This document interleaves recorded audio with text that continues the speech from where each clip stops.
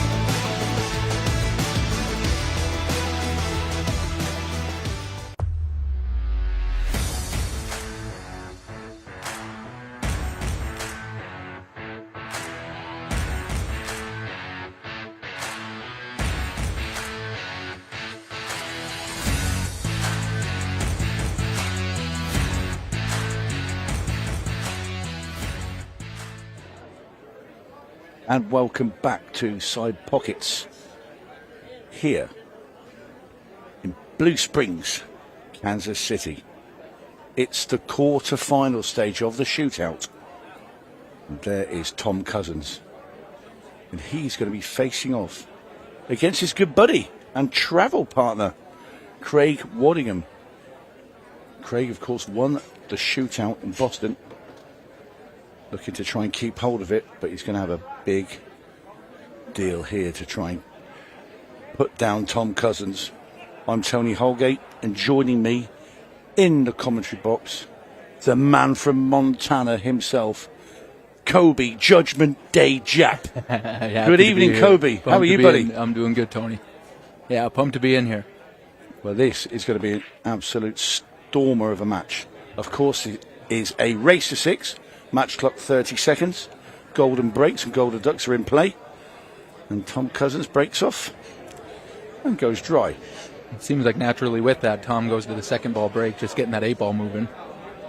He hit that one a little weird, though. Had a little bit of arm movement, but, I mean, they broke good. Well, you had a bit of a game last night, didn't you, in this? Did. Yeah, you and Dennis Hatch? Yeah, that was as up and down emotionally as a match can be, you know, with going back and seeing if the 5 seconds was added onto his time, and then, you know, I thought that I had won, and then, you know, they come back and review it. But yeah, it was awesome, super fun. It was the funnest match I've ever lost, which is kind of weird to say. Yeah, and he went and did it all over again today. He did, yeah. Unbelievable. Him against Johnny Archer. If anybody did not see that game earlier today, it is a must-watch. It's absolutely incredible. So Craig Waddingham, first opportunity on the stripes. Yeah, and a good one it is. You get rid of this 9 out the way, that clears the path to the 8 later on, should he get that far. We think he will. Yeah, and be a little stretched out here on the 11, but... Which is your preferred route around these balls then, Kobe? I mean, he's kind of straight on the 11, so you might see him like draw in between the 7 and 6. If he can get anywhere, towards that right side and play the 13 in the side, which he didn't want to nudge there, but he's all right. He ends up with 13 in the corner, can roll up, play 15 or 10, then 15. Kind of in perfect shape here.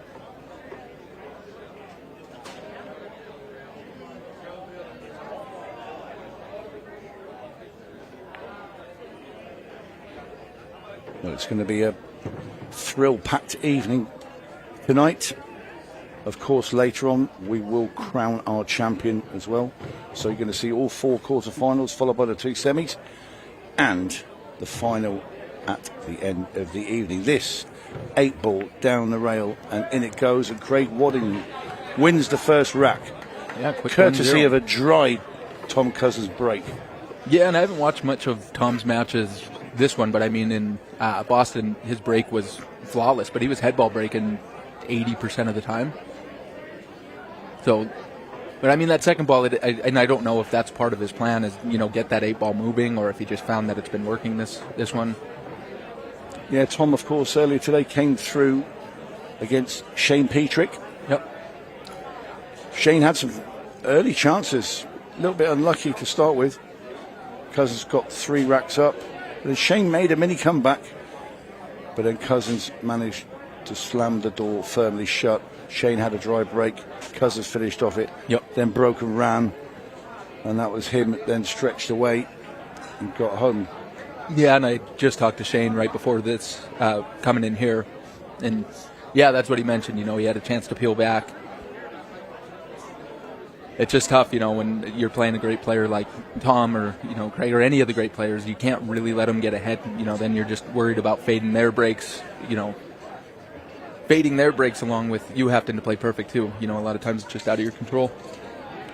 Craig Waddingham, of course, he came through against Joe Prince in the first match this morning. A little bit untidy affair, but Craig did finish strongly. Yeah, it looked like it started off pretty scrappy on both sides.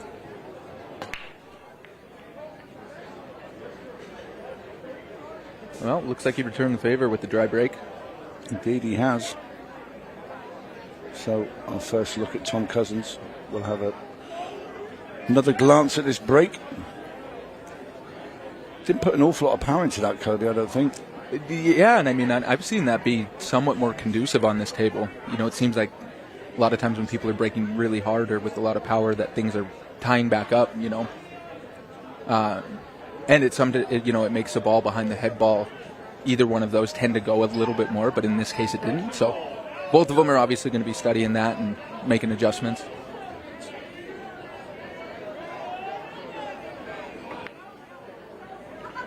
Well, Cousins misses the 9 up the rail and made a little untidy cluster there as well.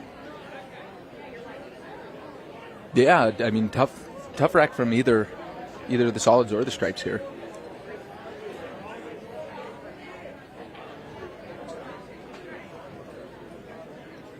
I mean, he almost has to take stripes. If you play the 1 ball now, you're taking away kind of the only ball that you can use to break out that 2.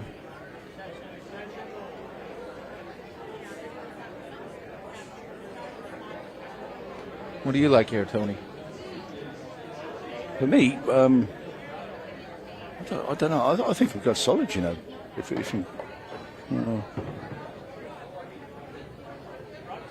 it's one of those. It's all about that little cluster at the top. Right, and I mean, with that shot, where were you at? I mean, it'd be hard to really break into those and produce shape from it. You're not really going to generate too much power drawn from that rail. But if he has a look here and he can avoid the scratch, I mean, it does open up. Yeah, good shot there, especially if that. I don't know if that 12 ball does pass the 15, but it does look like he can maybe play it inside.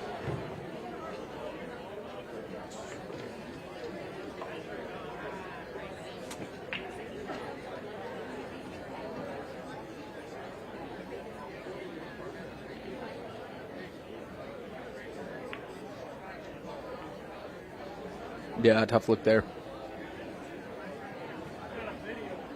There was a few matches last night, like Ashley and Declan's match, were just a lot of scrappy, not a lot of run-outs. Some time-consuming racks for sure. Well, this one looks like it's not going to finish anytime soon. 14 and a 3 clogged down at the bottom of the table.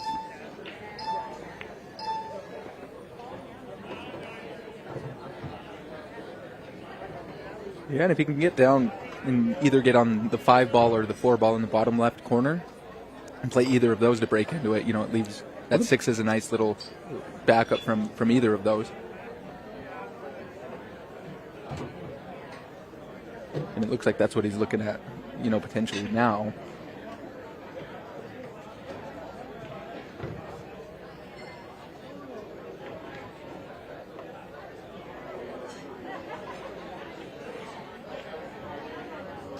Yeah, I like playing the 7, getting, any angle on that 4 ball in the bottom left. I think he wanted a little bit more. Or does he just roll down and play the combo? Yeah, but he's got to get that 6 ball out as well when he does play that combo. But yeah, I think he can force it. Yeah, and if he gets straight in on it, he can shoot stop or and he played the shot that I originally thought. And I just didn't think he had the angle to where he had to kind of force the angle, draw it over versus it just being natural. Yeah, I'm a little surprised he didn't roll up and play the combo.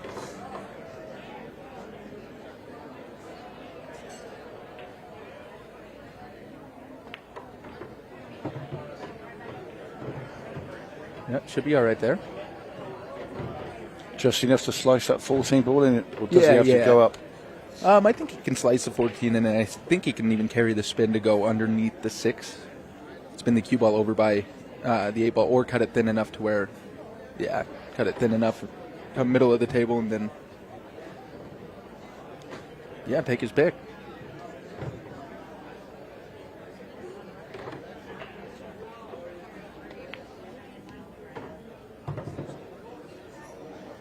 Well, this is the start that Craig would have wanted.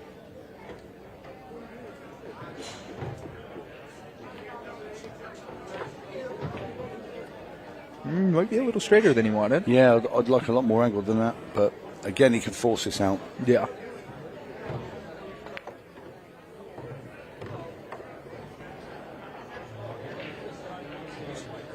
Big shot here.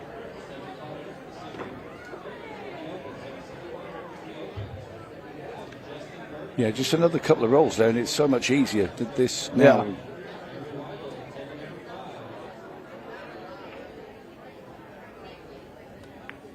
Brilliant. Great pot there. Great pot from Wadingham. 2 racks up. And those are big ones, and just with the momentum and the confidence, you don't get huge amount of chances like that. And if you squander them by missing easy outs, then it really starts to get you mentally for sure. So to get those in is huge and puts a lot of pressure on Tom. Here's that scratch again from Cousins, trying to force the cue ball past the 6 into 14. He's clipped that and then clipped off the 10 and scratched. Yeah, and like you mentioned, he might have been worried about playing the combo, getting the 6 out of there. But I just think with where the 5 was, it was kind of a no-brainer to get shape.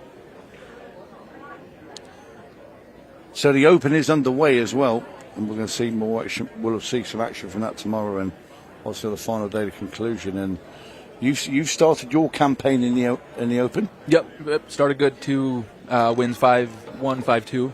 So there's 6 people in each group, so 3 more matches still to play. I have one coming up here in a couple hours. Perfect start though, Kobe. Yeah. Yeah, and it's, the outside tables there quite a bit different than this one, so a little bit of adjusting. Yeah, I was just about to ask you that. What's the difference in speed? Significant. Yeah.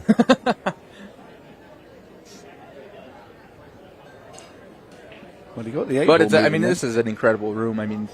The food is excellent. The people that run the place are wonderful. Yeah, but I couldn't say it enough. Bill and his staff here at Side Pockets are just unbelievable. Yeah.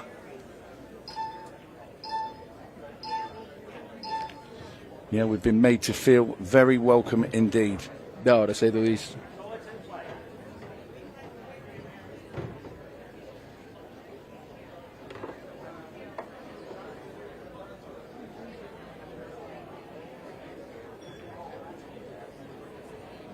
Yeah, about perfect there.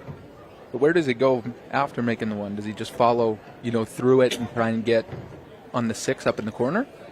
Does it just, that 4 is going to want to push towards, the left-hand side, those group of balls. Power in and push the 4 into the red and back out again, as well as make the 1? Yeah, I didn't. And drawing off of that, it's just always going to slide. I liked elevating and either punching through it or level with a lot of top. And just trying to make sure and spin up and make sure you get on the 6, because you have a chance to get on other balls, depending on where the 4 broke into those, but you're always going to have a better shot at the 6. But he's still all right. Make this pot. Yeah, great shot there. Yeah, he's in real good shape now.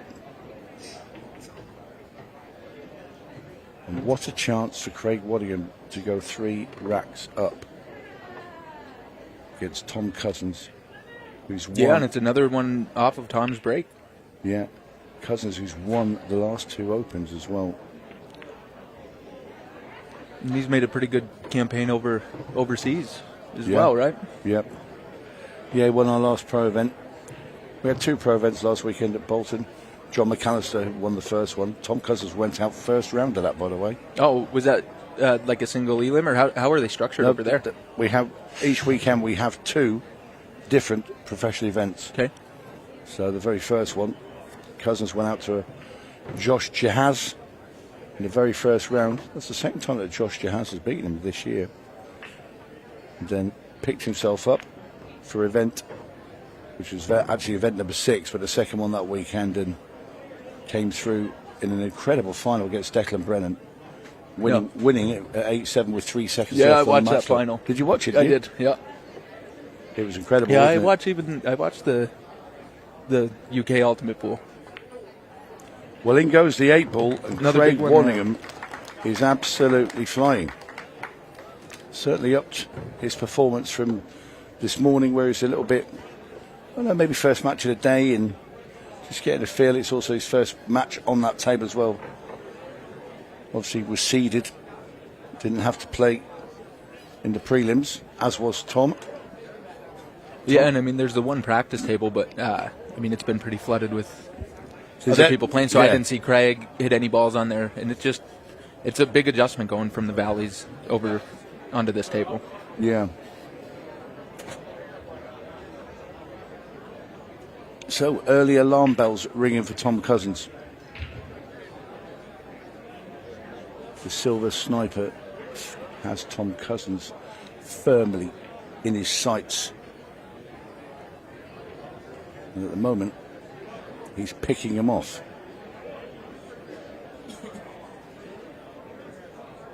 Cousins, though, as ever, unflustered.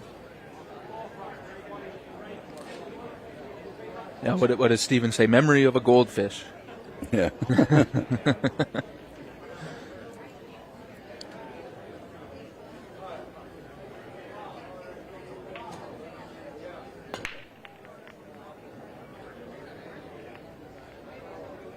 Well, and he did manage to get a couple balls down, but those ones that typically, go towards those side pockets, as you see, they're going towards it, but the balls in the back of the rack are coming from the back, and they come up and hit them really often. And definitely a few issues here.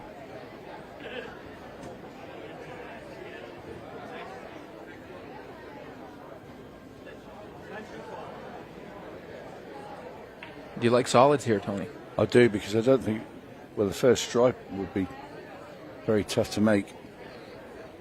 But like you say, there's nothing particularly easy here. I'm going to try and cut the one down into the corner to start off.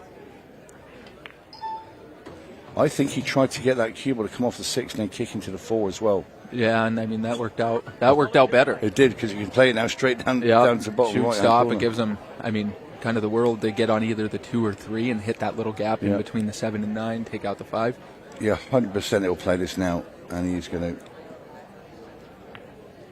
That was a Yeah, it really makes getting on that 5 ball a whole lot easier, getting where he did for sure. Yeah.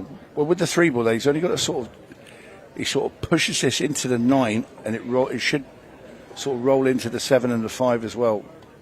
Oh, no. Yeah, and see, that's what I was looking at. If he has that little gap. He can get through. Yeah. Well. Tiny gap. Yeah, and that's what I like there. Just roll forward, play the 7 in the side. Nothing complicated. No, getting a good angle on the 3 here is somewhat important just to make sure you can get down to the 6, but he can get... Yeah, that's about perfect. Wadingham in full flow. Well, you would have never predicted this scoreline before the match started. Did he miscue? He did miscue there.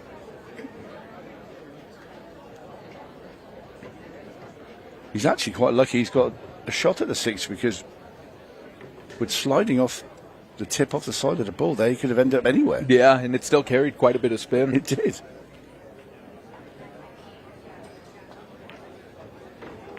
Ooh. Oh.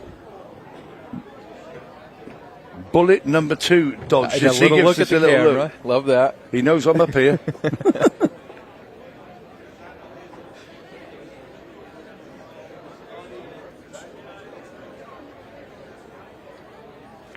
Yeah, it's wild. Pool is a game of millimeters.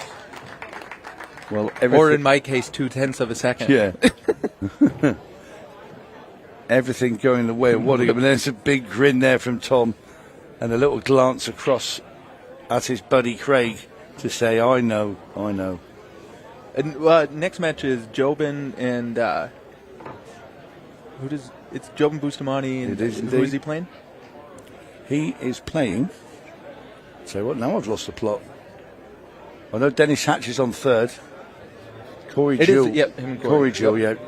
And then it's followed by Shane Thompson, Dennis Hatch, and then our last quarter-final will be Justin Bergman and David Matlock. And as if by magic, there it is. The Eric Charlton Corey Duel match, that was a fun one. Eric was up 4-1, and nothing beats the Johnny Archer Dennis Hatch match today. Yeah, that was just incredible. Pure box office, and I will say it again: if you can go and watch that match, do it, because it's just pure theatre. Oh, absolutely. Pure theatre right to the very, very end. Yeah, Dennis is getting used to those by now. I know, it's incredible. I said to him earlier, I said, imagine if you could win the shootout and win every match on a 6 ball against the clock. Yeah. That would never been done, and if he did it would never be done again. Incredible. He's had 2, and I'll tell you what, how fast does he move around that table, Dennis Hatch? Yeah, super quick. Oh, incredible.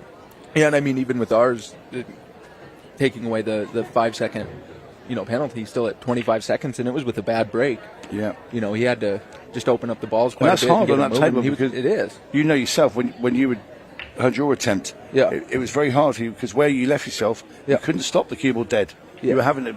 That's a nice way of saying that I play terrible patterns. By the way, thank you. No. Well, you don't have any time to think. Johnny Archer, right. When Johnny Archer played Dennis earlier, and he only walked around the table, but he had them all there.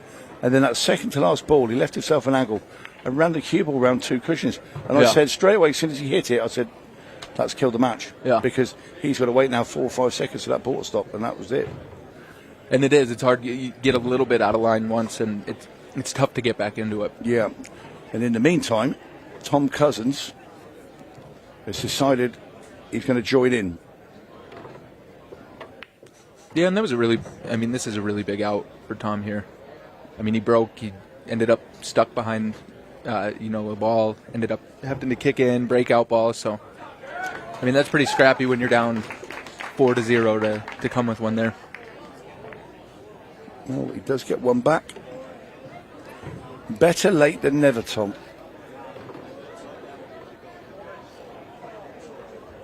And it will be Cousins to break as well. Craig's breaking, right? That was Tom who broke that when he switched it up. And Of course it was.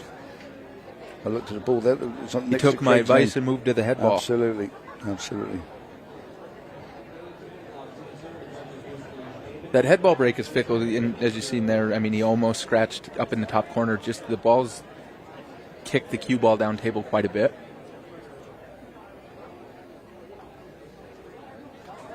Richard Rhodes, our referee, making sure the pack all touching. Not quite happy.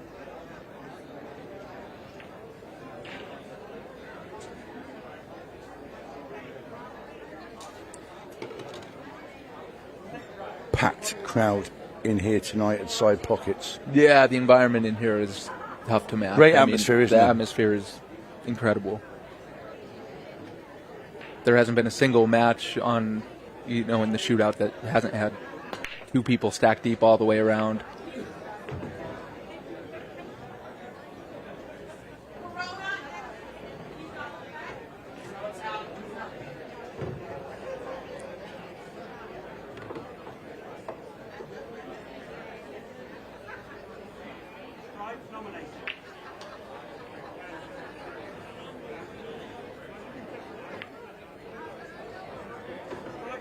Big chance here now, though, for Craig. Yeah, and that rule there is one I wasn't used to, where you have to, if it's somewhat close or there could be somewhere close, you have to nominate whether you're going at stripes or solids. Well, yeah, it does clear up any confusion for the referee of where you're going.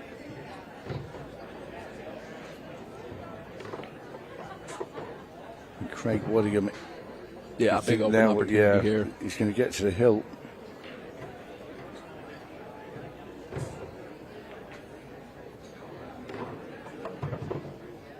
Queuing sublimely.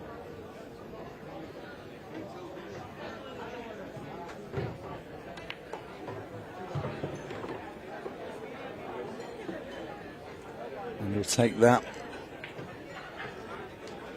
Craig Wadingham first to the hill. Now, if you're Tom, you can just hope to keep holding your serve and hope that there's mistakes. Well, I can't see one coming here. No.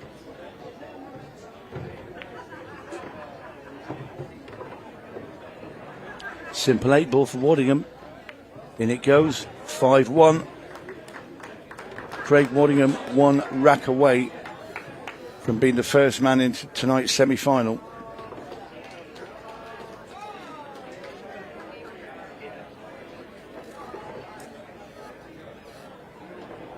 Playing very nicely indeed.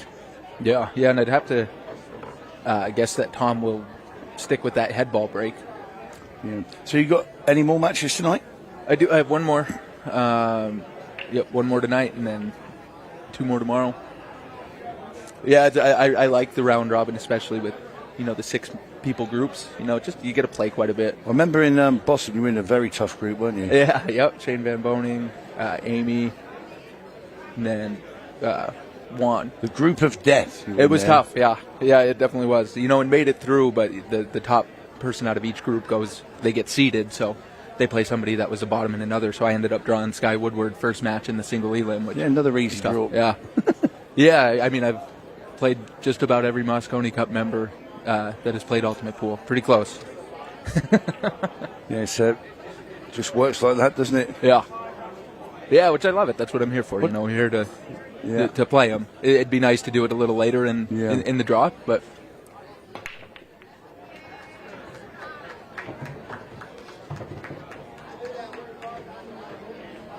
Well, one thing that I can tell you about Tom Cousins, he will not give up the ghost.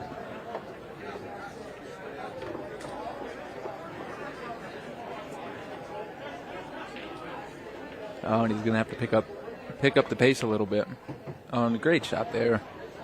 Lovely shot there from Cousins to remove the 8 ball out of the way of the 4, which is now already gone.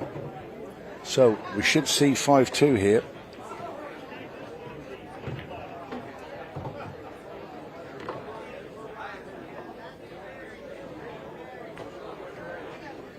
The time's not going to be an issue. No, Tom, this match has been really quick. It has, yeah. And I mean, if a break comes up where things are pretty congested. I mean, do you ever see players like Craig here, where if he's breaking next, do you ever see him somewhat breaking them a little bit messier, or trying to leave it a bit congested just to eat some of the time? Or is it better just to break them wide open and try and just run out and get the win? You see in the UK where they will switch to a cut break to try and make sure they, keep the cue ball on the table. And with the cut break, if you don't hit it particularly hard, you can get clusters of balls around then.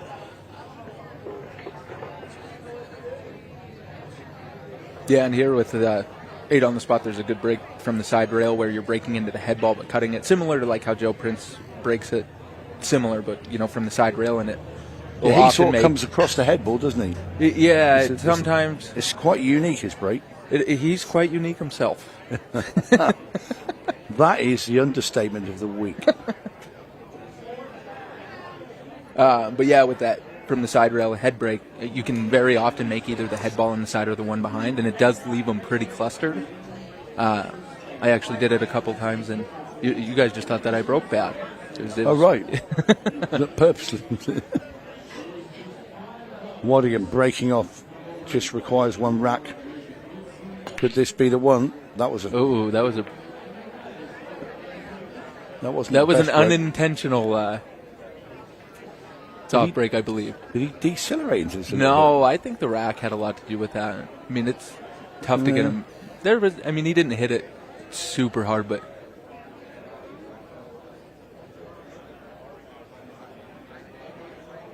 this is what Tom needed.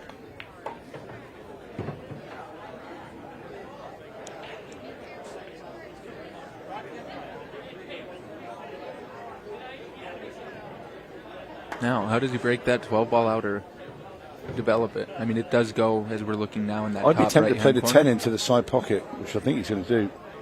Yeah, and try and run that 9 into it. Yep. Called perfectly. The 11 is now gone a bit sticky.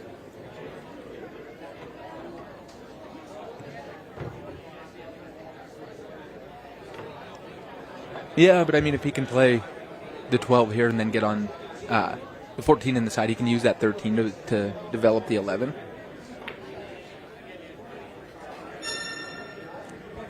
You hear that? And I'm not sure what he was trying to power through with there. Yeah, it's a strange one, that. But you hear that little chime. We are now down to 15 seconds a shot.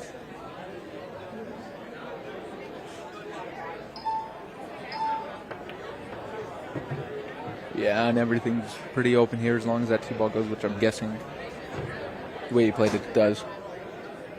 Well, if it doesn't, he'll have to play it cushion 8. And just drops in.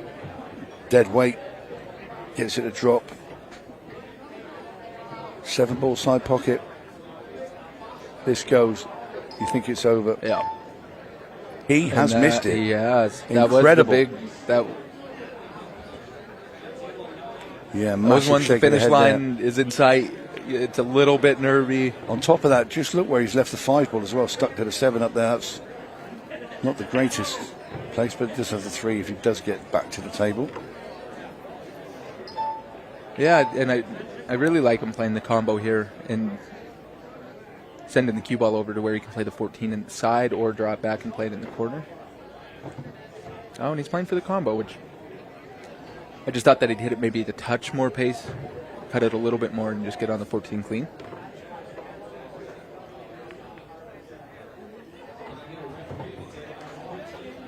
Well, there's still life in this one, Tony. So he's 5-3. Tom does break next as well.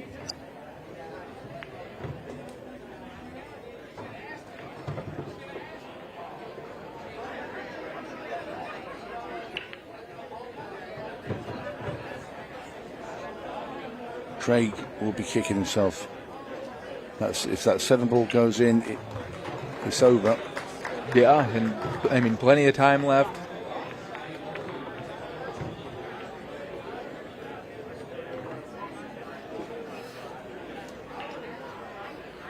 Has there been any other 6-ball shootouts?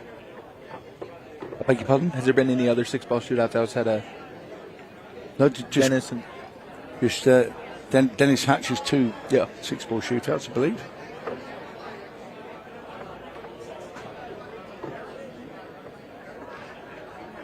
So Cousins will wind it up.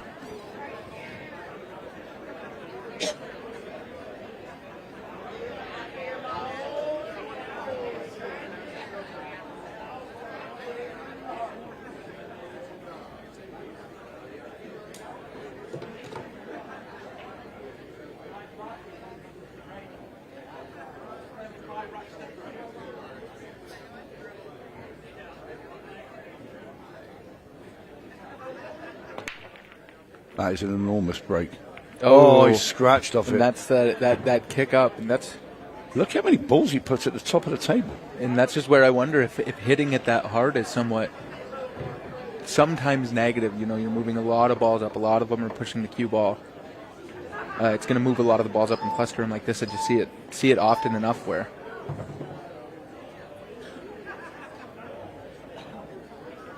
Well, he wasted a little time there, Craig, in going straight into that cluster.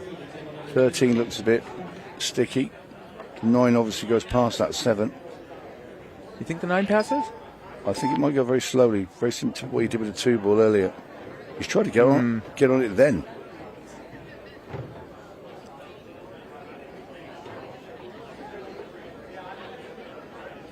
Well, and he has a good angle here just to roll up and play that 13 down.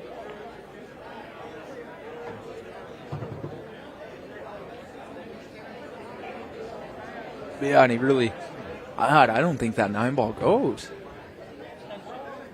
I mean, if it does, then he's in pretty good shape. He can roll up, get on the 10.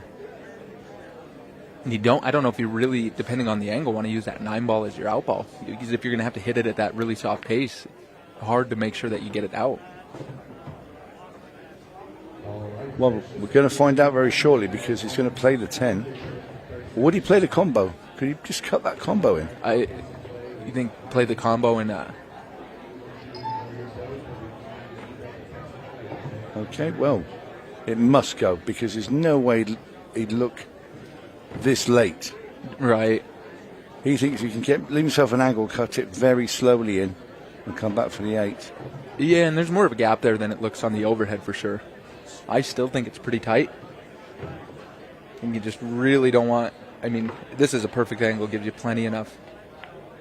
Oh, and it went all day. There you go, and this 8 is for the match for Craig Wadingham. Down it goes, and the Silver Sniper has shot down Tom Cousins. Top Cat is out. Wadingham is the first person through to tonight's semi-final. Great win there for Craig, and when we come back, we'll hear his thoughts.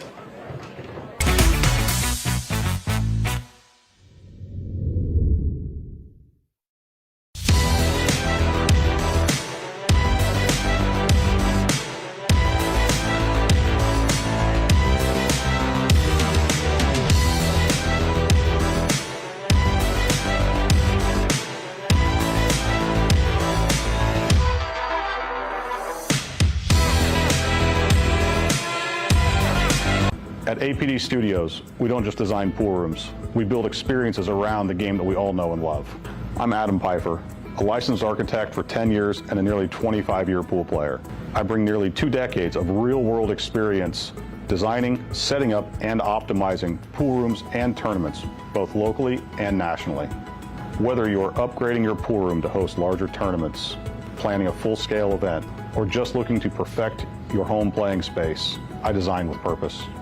From traffic flow and lighting to vendor zones and spectator comfort, every detail is considered, making it efficient for staff, welcoming for players and spectators alike, and compliant with local building codes. For residential spaces, I bring the same precision, crafting rooms that feel luxurious, play beautifully, and reflect a true passion for the game. At APD Studios, we design for more than just gameplay. We design for the future of your room.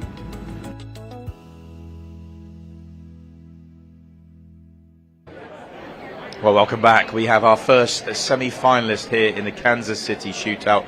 Craig, congratulations. You're starting to like this American game, and you won the title last time out, and here you are in the semi-finals again.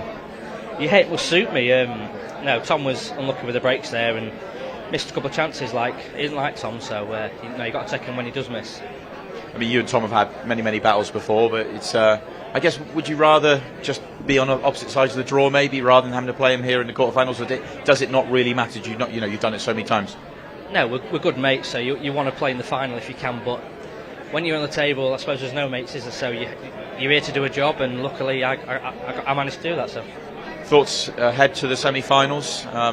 Obviously, the opportunity to go back-to-back in titles, 2 matches away now. That would be pretty special. Yeah, listen. If I break well, I've got a good chance to anybody. But no, I'm not bothered with Corey or Joven. So whoever wins, let's get it on. Sounds good to me, Craig. Best of luck when we see you back out here in an hour or so's time for the semi-finals. And we are going to move on. Let's find out who Craig will play in that semi-final. Join us after this short break.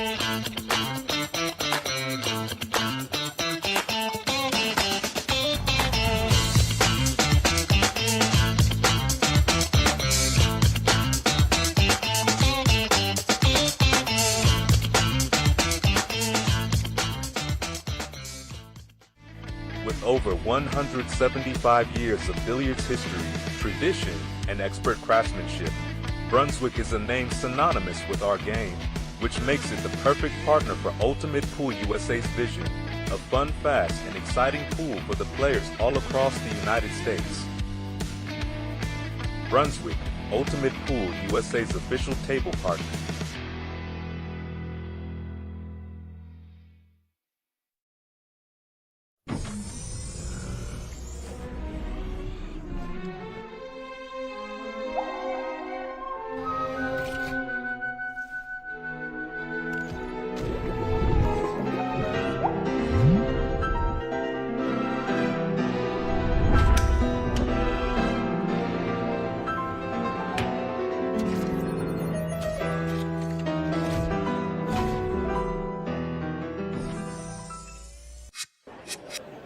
And welcome back to Side Pockets, Blue Springs, Kansas City. We are now on the second quarter-final. Joven Bustamante is going to be taking on Corey Duel. I'm Tony Holgate, and joined in the commentary box with me, we have pool royalty, the Scorpion himself, Johnny Archer. Welcome, sir. Thank you, sir. Thanks for having me. How are we? We're doing just fine. Surely good. How do you see this game going? I'm still in. How's my what now? No, how do you see this match going? Have you got a favourite here? Slow down just a little when you talk. Just Okay, a little bit, Johnny. because you're a little bit fast, and I don't understand much you say. You got to slow down just a little bit. How about this speed, Johnny? That's perfect. Excellent. I'm going to tell you something. I kind of pick, to be honest with you, I kind of pick Corey a little bit. Corey's he's tricky to beat in these type of formats. Really tricky to beat. Well, Joven Bustamante, whose break normally is lethal weapon. Yeah, that's good. Well, when you don't make one and you leave them open, boy, it's a bad deal. Corey opting for solids. Solids, yep. Okay. So how do you see this run out from here then, Johnny? Tell you what, I don't see too much wrong here. Got to get the 5 out here. Okay. Yeah. So he's going. Is that the 5 or the 3? 5, I think. Okay. Now you're going to have, if the 3 ball goes by the 4 ball, it's pretty elementary from here. Okay. Ooh, Corey's going all the way downtown. All right. Now he can probably shoot the 4 ball and come out for the 6 in the side.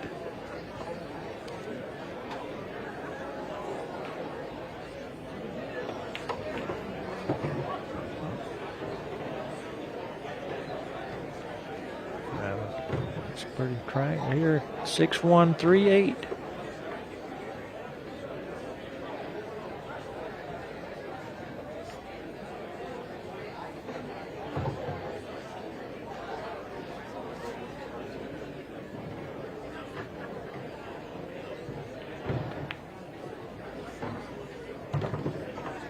Pretty solid stuff from Yep. Corey Duel.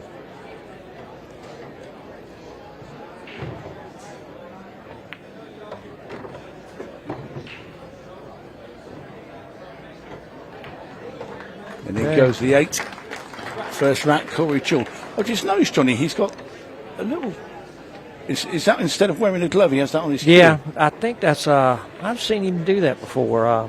It's I guess a little to make it where it slides through. So, like I said, instead of having a glove, he keeps that thing on, and then it just kind of slides through the cue. I guess that's what it's for. Yeah, Look at it. That is quite bizarre. it's something I've a little bit never different. seen that. Yeah, it's a little bit different, I believe. Corey is a little different though. So So anyway, Johnny, how did you enjoy running around the table with Dennis Hatch? Even though you didn't run, by the way. yeah, I couldn't run. I needed to get them right there together for me. I would have enjoyed it a little better if I'd have been a couple seconds quicker. Yeah. But you know, that was the first time I did it, and since I started coming, I watched a lot of them. I watched the guys do it, and I seen, okay, you know, you want to keep the balls down there and see. Have you noticed the ball that hurt me was the ball I shot last, the long one down there. Yep. If it stayed on this end, that's different. Okay, you need to keep all the balls on this half. But man, I tell you what, it was pretty fun though. No lie, now it was pretty fun. I think Dennis enjoyed himself. Oh, I'm sure. Yeah, he won, but No, he it was a good match. Good match. He was. I've never seen a man like that run around the table. Okay, there's Corey. Made him a ball, I think. Okay. Don't think there's any prizes for guessing what he might choose here. Yeah. Anything that's not a solid. Yeah, I got a feeling it's going to be a strike. Yeah. Because he's got the 15 over here, and his real tricky ball is the 14. Okay, the 14 there. But he's got the 15 at, he can float down and then take the 14 out over in between the 1 and 11. And then I think it all kind of lays open pretty easy from there. I believe he just can go down just a little bit, couple inches. Oh, he went a little far. Well, no, actually, no. It's still pretty good.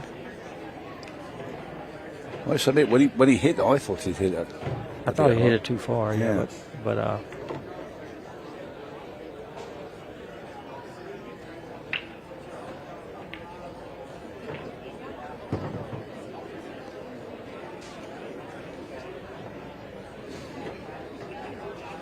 But the winner of this match, of course, will face off later tonight against Craig Wadingham. that'll be the semifinals. Will be the very first one. Yep. Okay. Corey Duffy. Yep. 13.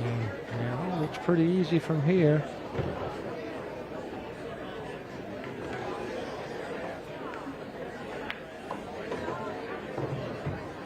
Corey cut that one pretty close now.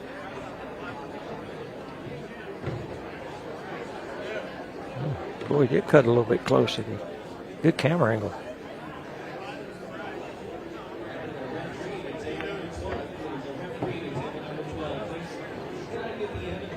Nicely done by Corey Duel. And this for rack number 2.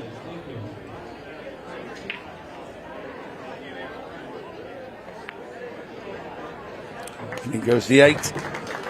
Once again, Corey going back to his chair with another rack under his belt.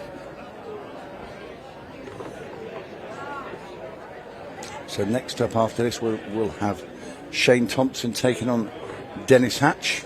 Oh, that'd be a good one. And then our last match in the quarterfinals will be Justin Bergman taking on Kansas City's very own David Matlock. To Matlock. Of course, this will be played out tonight to a winner. I'm sure Joven Bustamante wants a better break than he had the first one. Yeah, he's going to definitely need to run out here. Corey gets a shot and wins this game. Yeah, it's going to be hard for him to come back 3-0.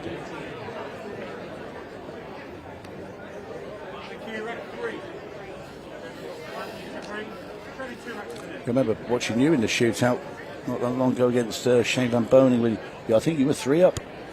I was. And you were I was up cruising. 3-0, and then I missed a ball to ball before the 8, and then that was like the last thing I had. Last chance I had, yeah. Okay. What we have here now? I think we're going to take the stripes. Leave. The 6 does go, though, don't it?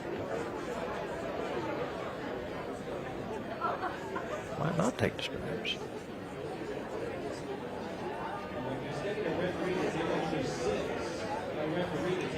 No, he's listening to you, Johnny. Okay.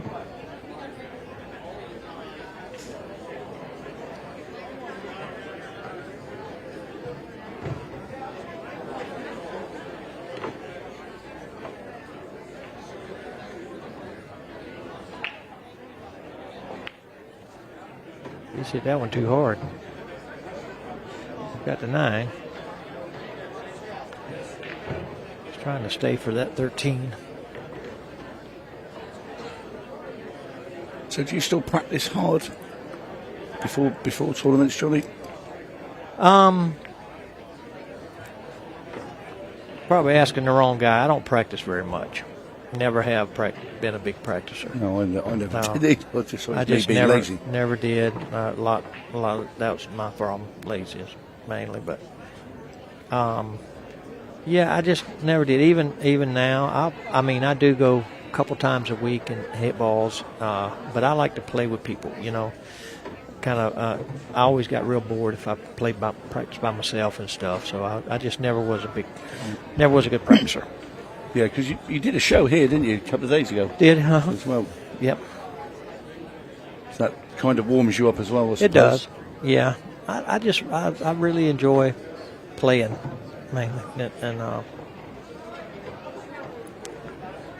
okay, this is going to be he's going to have to hit this ball pretty nice. It's got to go. No, it ain't either. Boy. Nice Boy, play he that hit well. it perfect. Boy, he hit it nice. Nothing to do here, just drop it in and play the 8 up the top.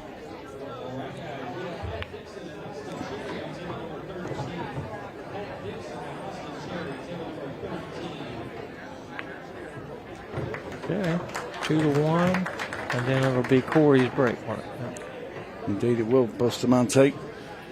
That'll make you feel a bit better.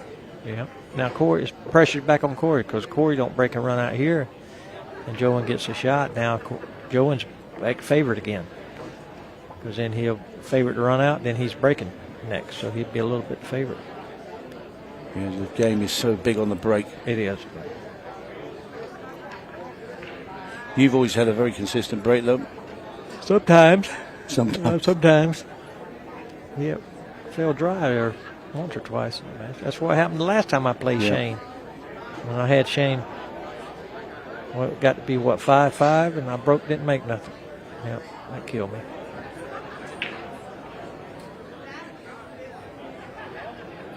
We still have the golden breaks in play. Of course, you've made a couple of those yourself. I have.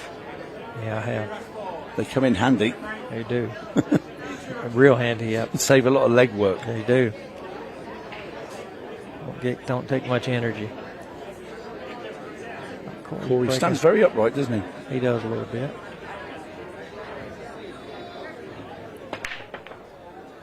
He got it by him. Okay. He's stuck with the solids, I believe, don't he? I don't think he can make a straight.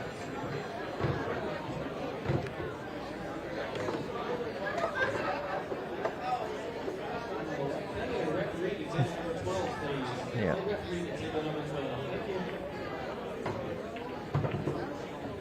Ooh, that 4 laid good for him here. Laid real good. Now he can shoot the 4, and he's got them other balls. Stop right there. He got them other balls, the 3 and the 7.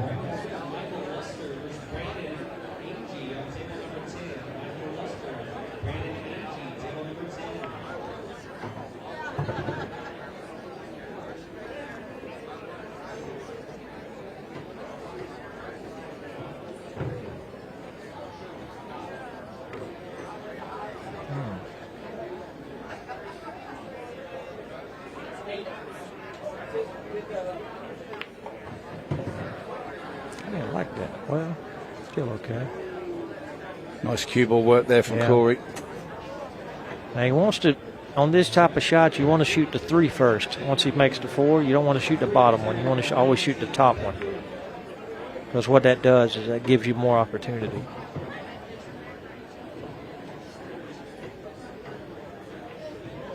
So if you have a choice, you want to shoot the highest one, the one up high up on the table.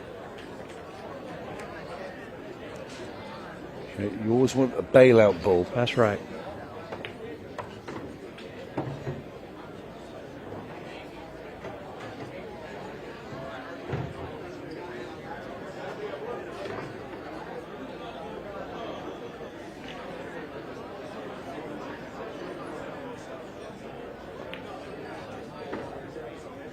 You still figured out what that thing's got? What that thing is Corey's got?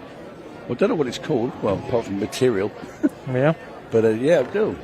I've just never ever seen anybody ever in any cue sports use something like that. Right. I'll tell you what, he's got close there with that. He got real close. He might have got too close. Matter of fact, he's looking at it a long time now. He might have to shoot this ball in the corner. He's trying to bend round. Yeah, he's doing a masse. Well, I'll tell you what, he could have. Another 1/4 inch there now. He had to do some damage. Yeah, 2 or 3 times he let the cue ball go a little bit, but his general control has been very good. Yeah.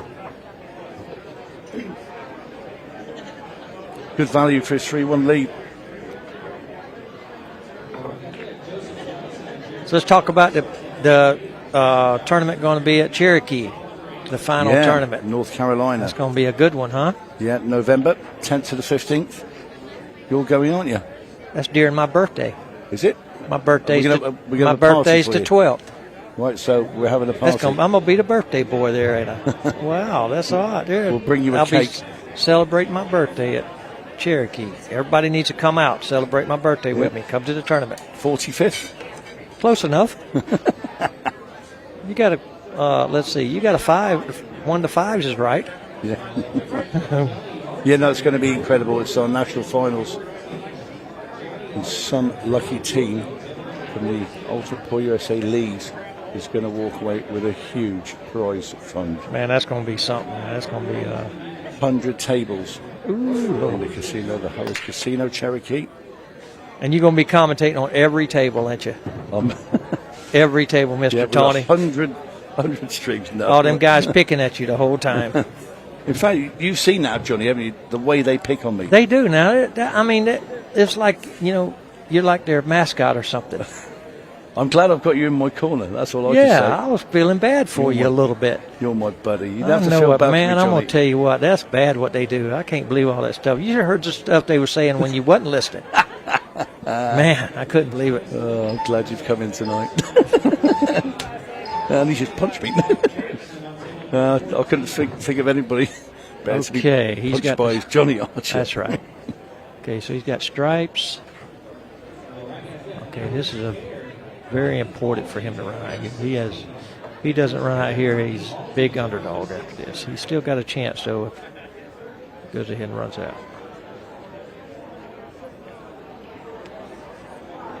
Okay. You started your campaign in the Open? considering. I don't know yet if I'm going to play, but. No, I mean, Yes, I have. I've played 2 matches so far. I won both. Yeah, so far so good. no more tonight, or One more tonight. Mm-hmm. Yeah, one more tonight.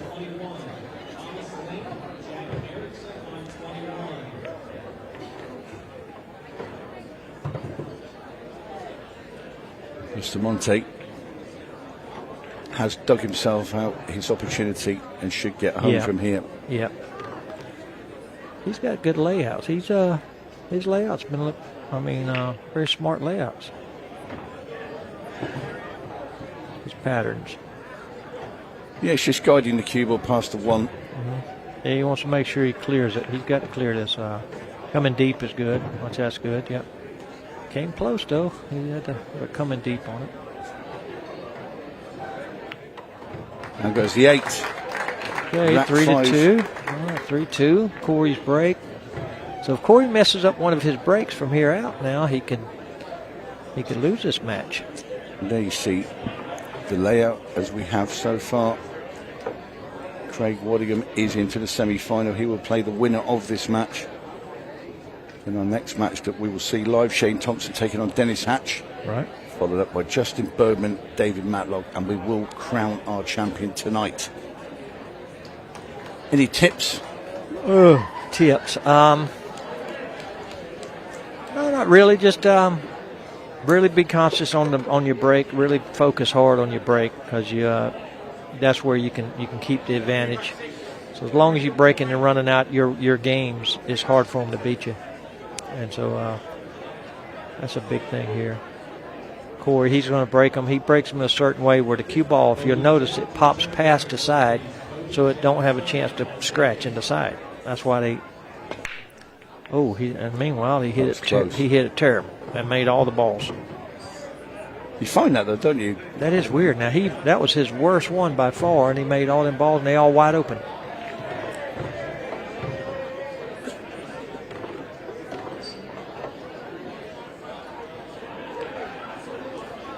Yeah, he's just trying to make one of them. Okay. Well, it's all opened up again. If the 8. I don't know if the 8 goes in the side. Looks like it might not go in the side. It might only goes in the corner. Yeah, I don't think that goes past that 9 ball. If it don't, he needs to leave one of these balls down here. He needs to leave a ball last where he can play the position that way. Yeah, no, you see anywhere sort of above the spot in that angle there, you leave yourself on the 8. I think you'll notice he's going to shoot the 2 and then take the 6-1, come down for these balls so he can play the 8 up in that corner. Yeah, smart thinking. Yep. He's leaving it. Yep.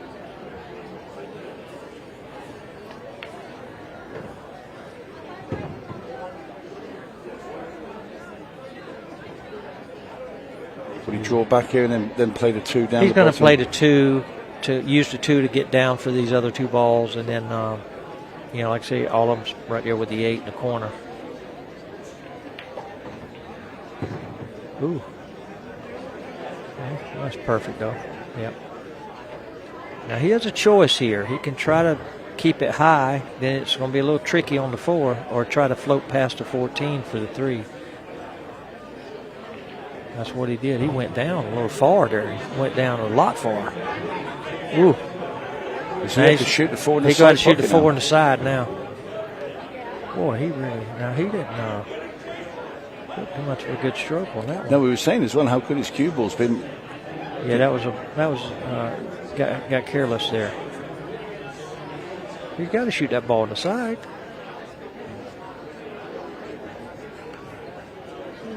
Slow that ball on the side and just take your shot.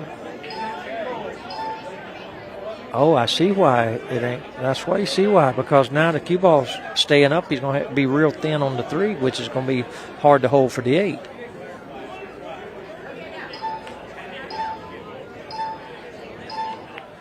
He played in the corner. Good play. And then got behind the 14. Oh. That was the right play.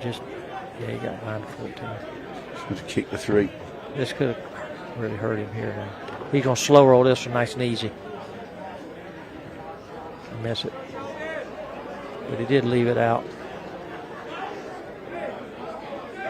I'm going to tell you what. Because of that careless one with the 2-ball. Right. I'm going to tell you what. I'd be apt to try to shoot the 9 and roll up, try to stop behind the 8 for the safety. I'd be looking at that right now. Yeah, I like that shot. Because the 14's a big ball. As long as the cue ball don't hit the 8 trying to get by it. As long as it gets by it, he's got the 8 and the 14 to block him. Either that, or you could play the 15 and try to go behind the 9-8 that way. Oh, I didn't like this. I just didn't like this at all. He's going to get away with it, but I just didn't like it. I'll be honest with you, I just didn't.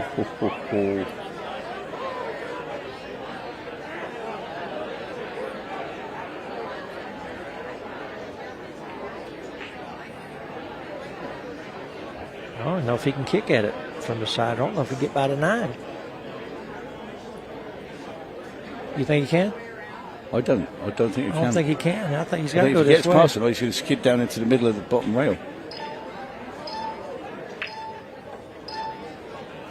That's got a shot. That's got a chance. Oh, that's got a chance. Very good effort there from Corey Duel. Now he's made him to where now he's got to shoot at something now. Yeah, you're not going to try and put him behind the. I don't think he's going to try to put him behind it this time. No. Not that thin.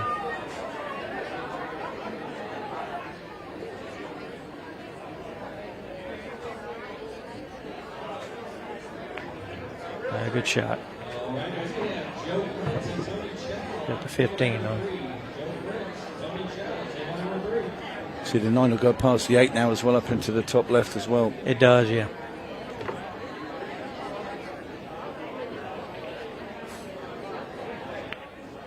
Boy. Wow. Well, that wiped his feet, didn't it? It did indeed.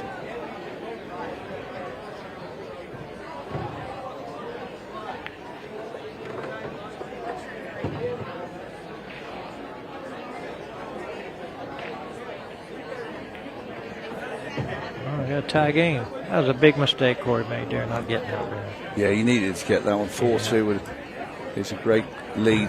Big lead, yeah. 4-2 is a big lead. When you've got sort of less than 12.5 minutes left, but it is 3 each. And it's Joven's break. That's the big thing.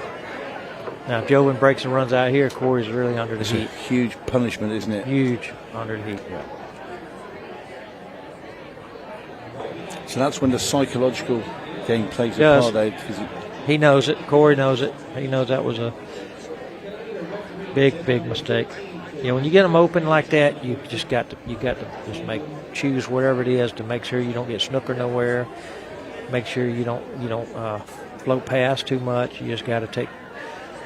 I believe I'd have slow rolled the ball and then shot that high ball. You know, he might have had a cut on it, but he could have slow rolled it in and still took a little bit of a cut on the 3. I think that's just, he would have had to shoot from the rail. It'd been froze, but still you'd shoot that shot, because you can't mess up. Yeah. As long as you make the ball. When I played position, I was always about just put me where if I make the ball, I win. Yeah. So if I have to take a long shot, a tougher cut or whatever, that's okay. Okay. All right. Plenty of shoulder into that one. Yeah, this could be trouble city for Corey here now. Oh, Lord. Look at solids. I think it is solid. You're right. The stripes, I like the stripes, except there's one ball down there I don't like where it lays. It's the 10. I don't like where the 10 lays. Yeah, you got to like the stripes here. Yeah. I meant solid, yeah. Solid. You got to like the solid.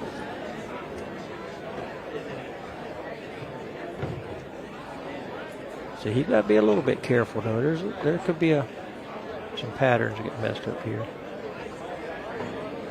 So he was trying to come back over just in case he could get for that ball on the side. What's your last ball here, Johnny? Which do you leave to get on the 8? My last ball's probably going to be the 4. My guess is. it's going to be the 4. Unless he can go ahead and shoot the. Oh, maybe not though. You know what? I believe I may have shot the 1, and whatever that the orange ball is, the 5, and then save the 2 to last, and then you can shoot them balls, and then you got the same shots you got right here, but you got that ball out of place. See, with that 5 right there, I'm telling you, it's a bad spot. It's not a good spot for it to be. He was on it dead straight into the side pocket. Yeah, he could have right stopped early. the 1 and just shot it right there and then shoot that same ball. I mean, see right here, if he only had the 2 left and he's got the 4, it's easy. Yeah. You just make the 4, you come off, you got the 2.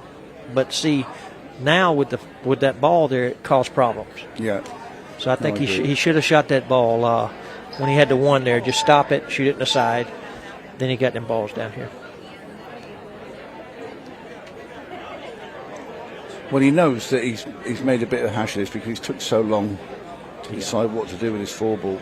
Okay, so he's going into this ball here. Watch out now. Okay. I think he got away with it. He did, because I'm sure he didn't mean to go smashing into that. Well, he was trying to hit it, but I think he thought he was going to come out more. Yeah.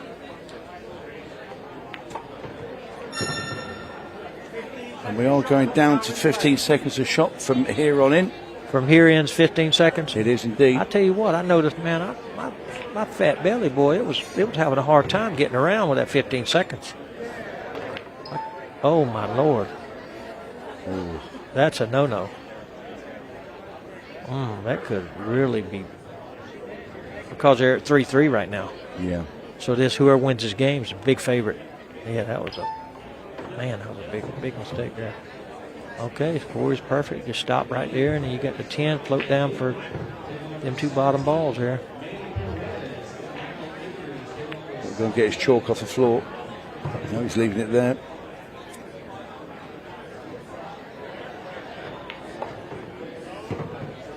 Now he gets his chalk.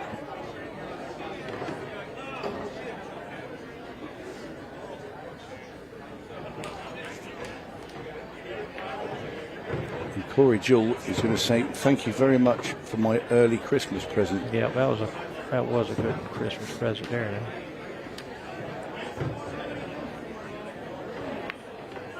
And down goes the 8. And Joven Bustamante will be hurting. Yep, and now it's Corey's break. Ooh, boy, that's a throwaway rack. Yep. That's a big mistake there. Another look. You're going to look at it. He just hits it left. Well, you win the rack. Not that 5 in, because you're not missing the 8 down there. No, you can slow roll it. You can do anything you want, really.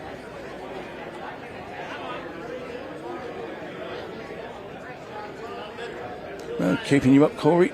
Yep. Corey's yawning. So excited.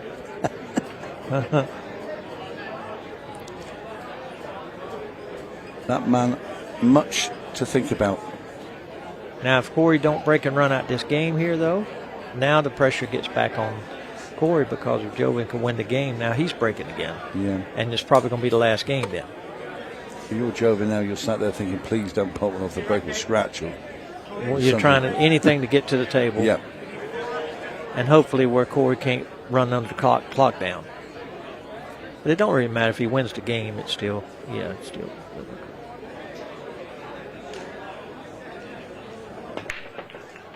Okay.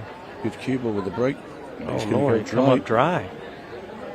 Oh, boy, that could change things now. That changes a lot. Okay. Wow, everything looks pretty easy here, don't it, Tony? It does indeed. The 10 ball. But it did last time, though, Johnny. That's true. Does the 10 ball go by the 6? Because, has he looked at it? I think it squeezes. I think it's... Well, and he's got this ball over here that he can set up good for it, so... Tell you what, I believe I'd have made sure I looked at it, though, because the solids are...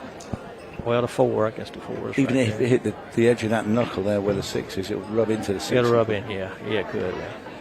The knuckle, you call it? The knuckle. The knuckle. But you're right, he hasn't gone round and had a proper look, has he? No, and he's done got where now he's got to play the 9.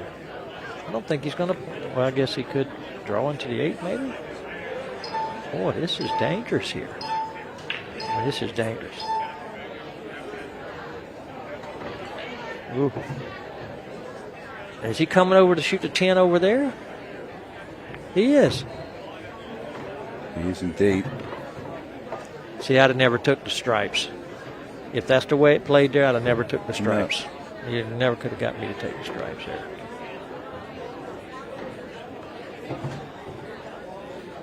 He's short of pace, ain't he? Lots of traffic to get through. Unless the 13 goes. Can he make the 13? Oh, he can make the 13. Okay. Oh. That makes things so much easier that he can get through. He's hit it too hard. He's going behind the 5, is he? He's hit it. No. Ooh, boy. Tony, you was pulling for that ball to snooker and everything. I heard you over there, man. Okay. That was a big one, though. Man. Straightforward 8 ball into the side. In it goes. We're locked at 4 racks each. 6.5 minutes left. Can you pick a winner? Now, I'll tell you something. If it goes to the shootout, I'll take Corey. Wow. For a $5 bet, me and you. Okay. I'm going to take Corey if it goes to a shootout. Okay, you're on. That means Corey has been watching that shootout, and he studied it. He has studied it, I'm telling you. And that's the type of guy he is he? Yes. Analyzes everything. He does.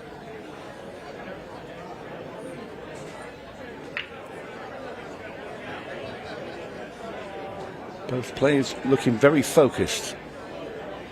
Wow, they both so. He missed an easy shot, and Corey didn't make nothing on the break. Wow, they both had opportunities for good momentum.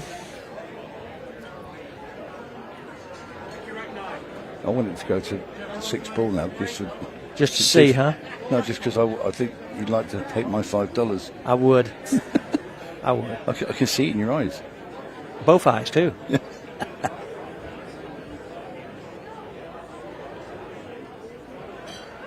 You're going to give this a good whop here now. Yeah. Oh, wait a minute. That looks dry. It does look dry. That's dry. Oh, my Lord. Boy, this is a tricky out, though. I don't see nothing easy from here. No, it looks. I see nothing easy from here. He's got to take the stripes. Yeah, you got the 7 and the 9 stuck together at the bottom of the table near the 8. Yeah. I wonder if he can get over there to it somehow. Oh, wait a minute. Corey drew the ball. I don't know if he was trying to do that. Oh, this might be okay, though. He might can go into this ball. Yeah. Or if not, just go one rail back over and hit him. Golly, Corey, I believe I'd shoot at him now. You ain't going to get much of a better shot to try to break them up. Unless the 9 goes. I guess if the 9 goes over here. I don't know if it does. It's close, ain't it? Position's tight there to get on it. I believe I'd have took a chance to go into him then. All right. Got that ball on the seat, but he's going to shoot that ball on the side.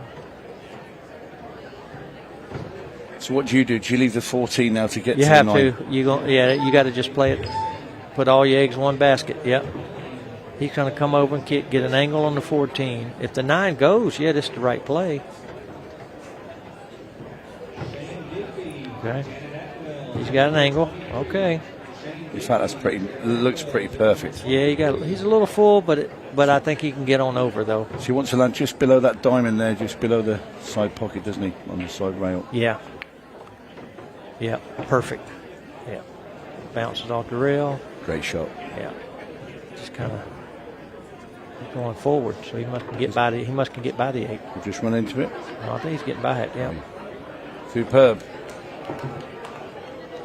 So they both didn't make something the last 2 breaks. Wow. That's a great out there from Corey Jewell. That's a right out. Yep. He's on the hill. One rack away.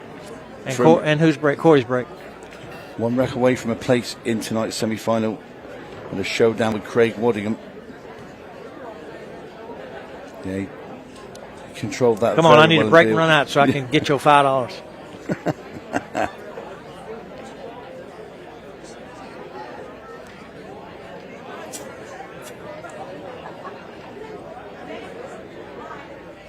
I thought Young Buck was coming here. Tom Jones. That's my buddy. Oh, Tom? Yeah, No. he's funny. Miss this one. I don't know if he's going to be in North Carolina, but Oh, he might not be there either. not Okay. sure. Yeah, I like Tom. He was funny. Yeah, I like Tom. He's good fun. A lot of high energy. He certainly has that.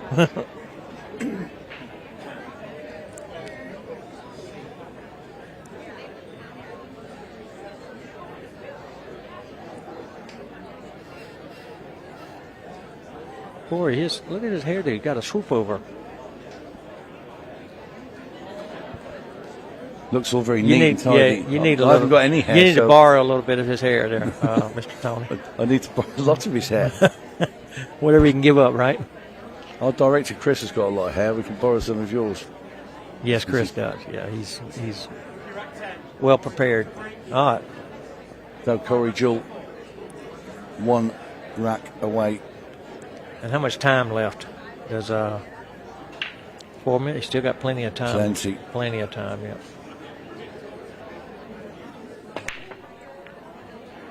Okay. Wow, dry Another again. dry. That's 3 in a row. That is 3 in a row. Wow. Now he don't need to get to. I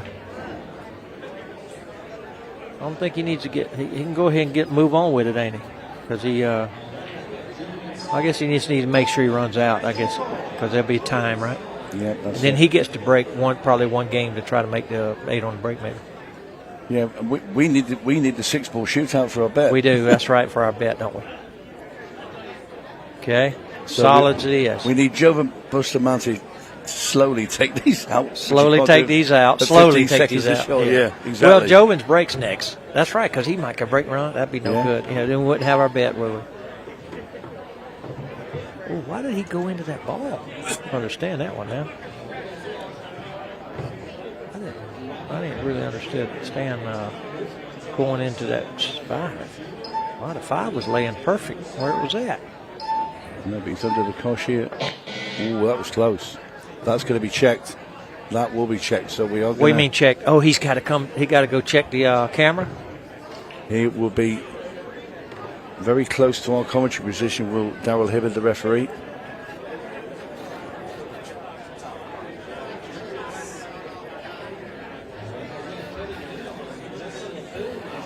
I can tell you, Darrell Hibbard has arrived in the commentary position next to all the technology. This was very, very close. It was hard for me to judge. I think it's good, yeah. It's good, ain't it? Yeah, I think it's good, right? That looked like the signal to say it was okay. It was okay. I thought it looked like when I was watching the shot clock thing, it looked like he hit just in time. So, a relieved Joven Bustamante comes back to the table. I'm telling you what, this is not easy. He has got in a really, really hard position here. Well, oh no, he can. Well, you better hurry up and shoot again. That was definitely okay. Oi. Okay. Now he needs to follow up and try to get a little bit full on the ball where he can draw it past that strike ball. That's pretty good, yeah. Now he hit this ball full. See, he don't want to cut this ball straight in the hole. He wants to hit the ball full so he can get it in between them balls. See how he hit it a little bit full? Very good. Okay. I think we're going to get our. We might get our bet here. That's right. But there's still over 2 minutes left. That is true. We got a long time yet. Yeah. It's going in the side pocket with this. In goes the 8. And we are hill, 5 racks each. 2 minutes 12, and we go to the final rack. Bustamante will have the break as he switches cues. Ready. You think they're going to get this game finished? Yes. You think they are? I think it will finish, and we won't get our bet. We won't get our shootout, will we? No, I don't think. Well, we need a pretty scrappy rack here. We need them to tie the up. Balls go all messy. We need the balls tied up. Yeah, we do.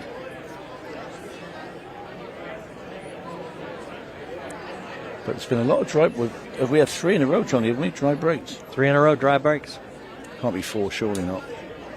You wouldn't think so.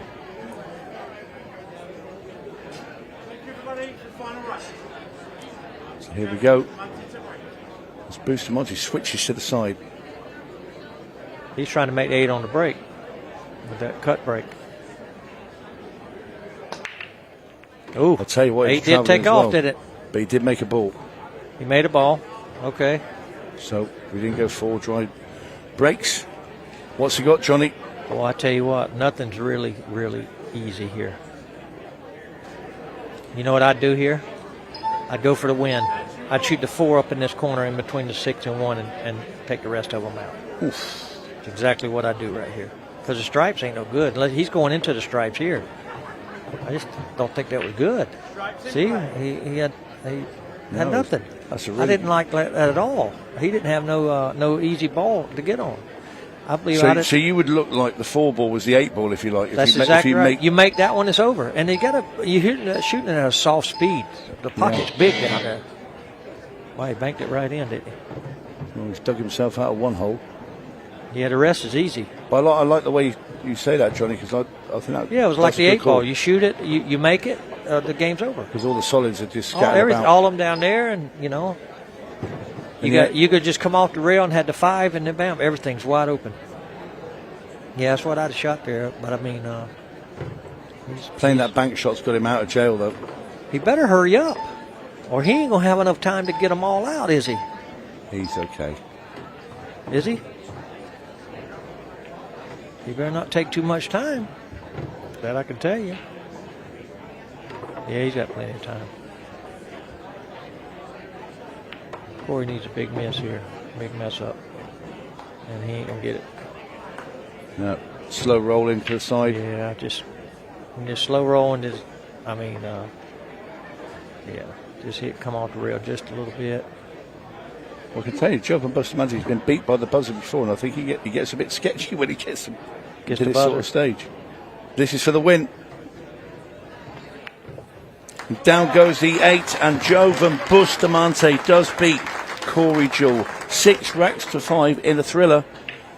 And it will be Joven Bustamante who will go through to tonight's semi-final, and he will face off later against Craig Wadingham. In just a second, when we come back, we will have a word with Joven.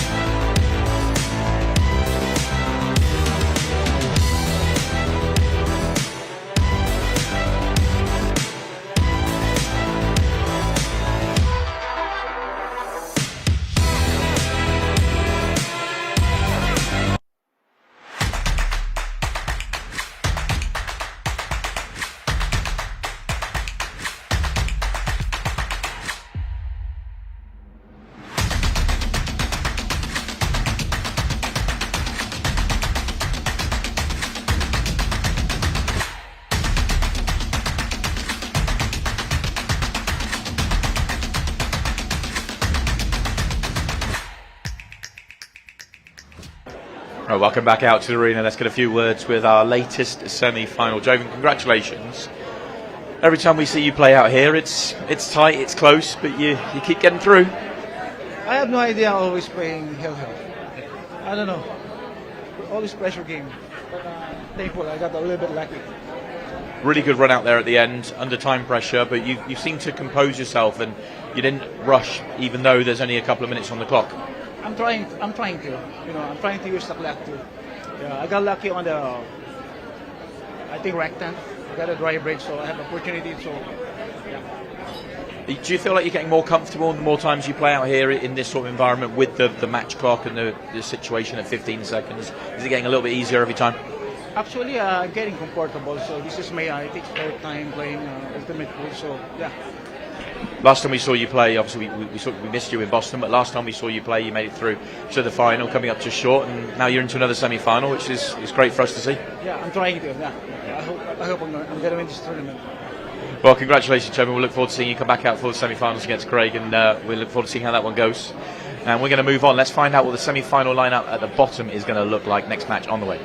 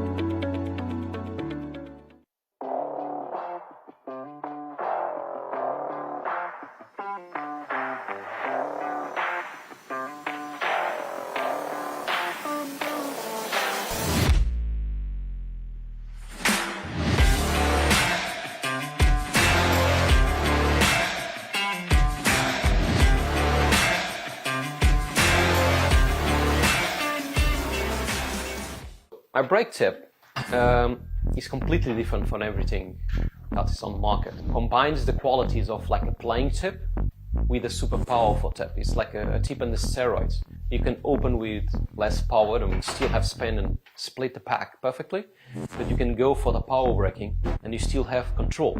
You just need to know how to do it. A lot of players that they told me that because they use so less power on braking, they can focus on accuracy. And the rack always splits the way they want. And because they are not using the power, they keep that accuracy and its reliability. I believe that when you're going to buy something, you need to believe on it and buy it perfectly. And on my side, what I believe is, if I'm going to offer you something, it needs to be better than I was expecting before buying itself. The increases, it's fantastic, it's super good. And they are consistent, they still have power or more power than the normal tips, and they last. And that's what I want. It really feeds me on. When people say thanks and they like the product and they are happy, I feel joy to myself. It's not really just proud, it's just joy. I feel happy. And welcome back to our third quarterfinal here at Side Pockets, Blue Springs, in the Kansas City Shootout. Shane Thompson from England beat Skylar Woodward earlier today. He's taking on the running man, Dennis Hatch. He's won both his matches in 6-ball shootouts in fine style, and it has been box office. I'm Tony Holgate, and I can welcome back my good friend Mike DeMarco from Ship to Cash. How are you? Tony, having a great job, great time out here. You guys have been doing a great job in the booth. I've been listening in. And we've got another great match here. Shane Thompson, Dennis Hatch. And I'll tell you, the odds are in favor of a shootout here, solely because Dennis Hatch is in this match. The running man.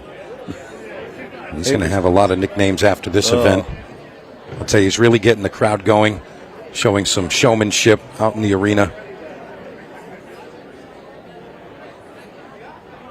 Meanwhile, Shane Thompson takes this first rack on. I'll tell you, it doesn't look like he's got many issues, but it's not really a pretty rack. You see what I mean? The balls are open. They do have pockets, but... Yeah, he's going to have to take the 2. Come back into the 15 and try and hold the cue ball. And I'm going to go ahead and say we hope that 5-ball passes, but he's always got that 1 ball to look at. He's going to take a peek at what he's got for options here. Yeah, you can take the 1. If you can bring the 1 into the middle of the table, just to the right of the spot, that would be pretty good position. He's come up a bit higher than I thought he would, but he's okay.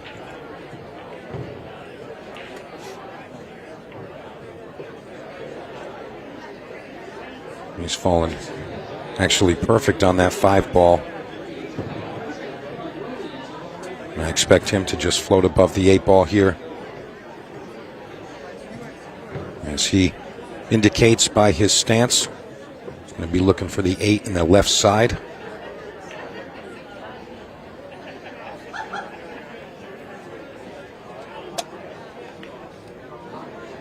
And change of plans there, Tony.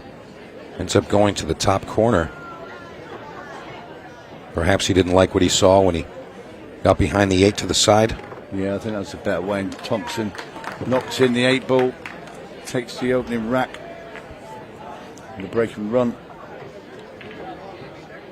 Now we've got a great lineup to continue the shootout here at the Kansas City Open. And right now,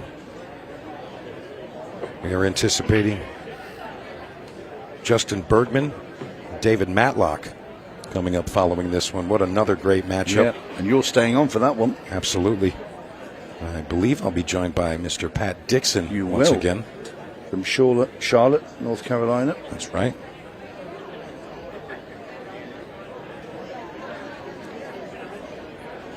And the good news is our director stopped smashing the rim up as well, which is handy for the side of us. Got the Wizard of Oz back here, pushing buttons like a madman and delivering this high-quality broadcast to you folks. Mashing? I call it what you will. He's delivering on his end, too. All right, to the break. Dennis Hatch flies into the side pocket with the cue ball. Nice. Not the break you want there. Bounced its way into that side pocket as well. He kind of gave it a home run swing. He did. The cue ball directly into that side pocket. It didn't even have a chance to stay on. And that's not the way you want to start this match. So Shane Thompson going to gladly accept the ball in hand. And he's declaring to shoot at the stripes. And I agree with that. 8 ball sitting almost dead center table. Yeah, we'll be getting rid of that 14 ball very quickly. I'm not going to leave that one there till last. So I think it's going to go in the side pocket now. Not now, I can see the 11 ball up there. Looks like my blind spot. That was me. I think I blocked it on you, Tony. My fault. Nice control there, right between the 1 and the 2. And he falls perfect on this 14. I don't think he takes it this shot. I'd be surprised. He's going to surprise me.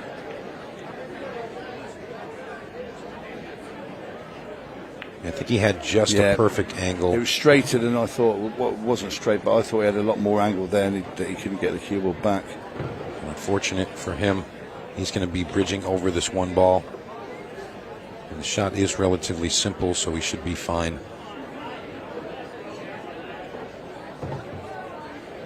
Still looking okay here. Got to be careful where that 4 ball is situated. Sometimes a player will overdraw the shot, and he does not. So this is looking perfect. Yeah, and he can just roll the cue ball into the 7. The cue ball will push the 7 to the side. Cue ball will go on past that spot on the table, and then have a long 8 ball into the top right. Great call there, Tony. And Shane Thompson looking to take a 2-0 lead in this quarterfinal matchup. In goes the 8. 2 racks that are good. Shane Thompson. And he is going to be getting the break in this next rack. So yeah, Dennis Hatch, all he's done is have 1 break, which bounced its way into the side pocket. That was a few eye drops. What if he's got contact lenses? Whatever it is, I'm sure it's going to help. Or at least we hope. But to be fair, Dennis Hatch was down quite a bit in his previous match. Yeah. Tore back, got on even ground with Mr. Archer, and ended up winning again in a shootout. But he came out guns blazing with his back against the wall and really just found a way to get there. So Dennis seems to just find a way to get there.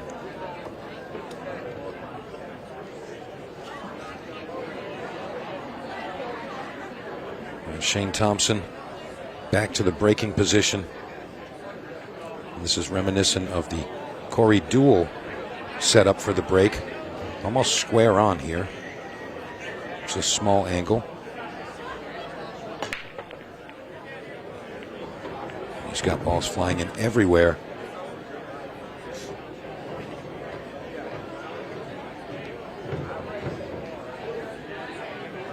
Well, the first glance is striped purely because the two balls not great where it is, I suppose, but you can get on it. But the opening shot here. A back cut on the 12. Ooh. And he doesn't let it to fall. And how quick was Dennis Hatch out of his seat? Like a jack in a box. The man is on springs. Yeah, he leaped right out of his chair. Dennis ready to attack. Yeah, very keen to get his hand on the table in this quarterfinal. The hatchet man doing what he does best. The running man. He was earlier. Oh, most definitely. Played that nice, left that little angle so the cue ball just goes past the 3 so he can play the 15 straight after this. Nice management of that 15 as he plays that combination. Like to get over to the right hand side of the table and play a combination, probably with the 9 and the 14. He's going to use a bit of that monster stroke that he has. Or he can get straight onto the 14. Great shot. It's like once you think he's got a little something to deal with, he comes with something really special. We saw Dennis dig himself out of a couple of tricky shots earlier today. Had a couple of kicks, very tight positional shots. Banks, he's done all of them today. Absolutely. We've had a full array of exhibition shots and then 6-ball shootouts. Dennis Hatch has been the box office man of the day. He's going to claw one back.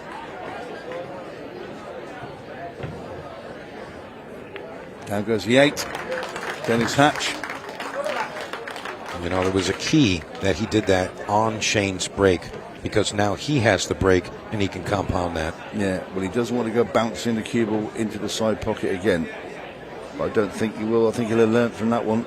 He'll maybe change from where he broke. I'd like to see him approach the break similar to how Mr. Thompson was hitting it. And it's reminiscent of a 10-ball break, trying to get those second 2 balls to fly into the side pockets. And Dennis definitely wants to hit the break hard.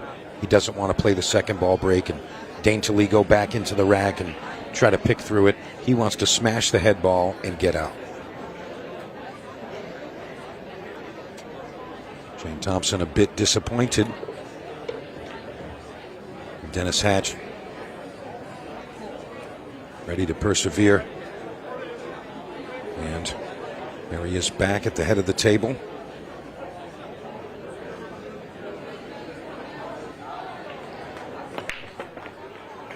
Three ball square into the side pocket. This is tough.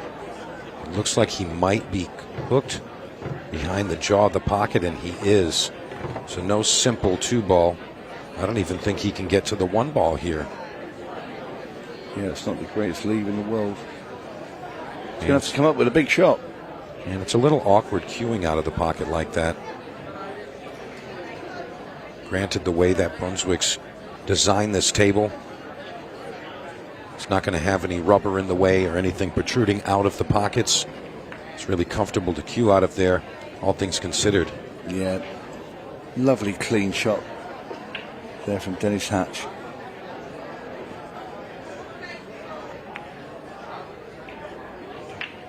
Wow, that was a bit wide, but the table accepts it. He played a 12 next.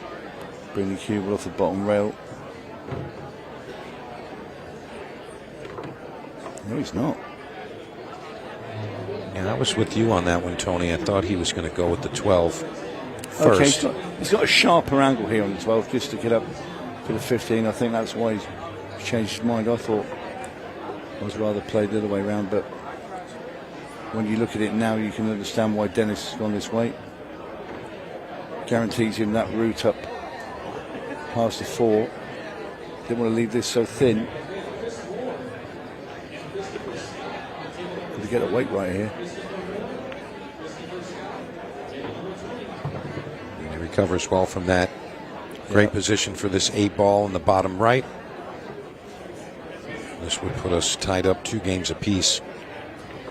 And just like that, Dennis Hatch returns on even keel, 2 games apiece. Yeah, very nicely done there by Dennis.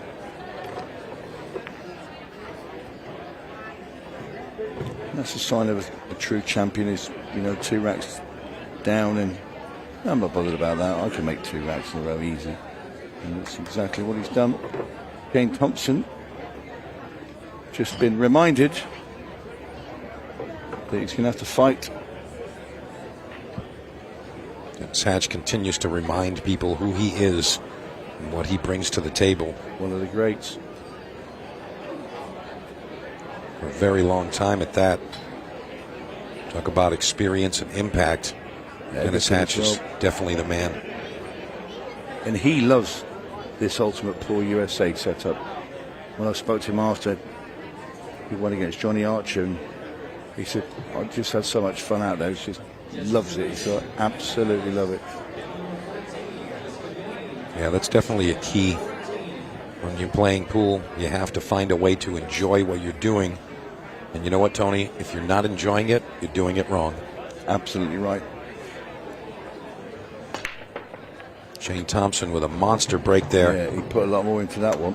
Cue ball squats in the top area of the table. It looks like he's going to have. He's shaking his head. I was going to say, what reward has he got for that break? Well, he's still at the table. And that's kind of like waking up every day, Tony. Yeah. Can't complain if you're at the table. Just got a chip in a chair. Do the best you can with the opportunity. That's right.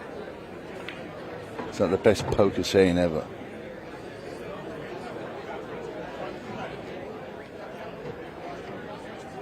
When I used to play, I had a chip and no hair.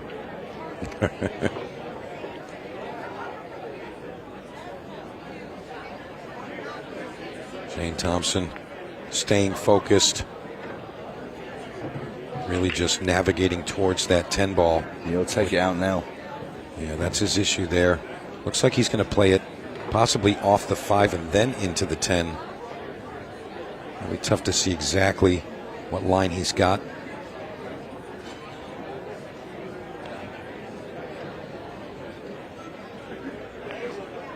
Right, he could cleanly get there, and I think he's done well with that. Yeah, I don't think he could play that any better.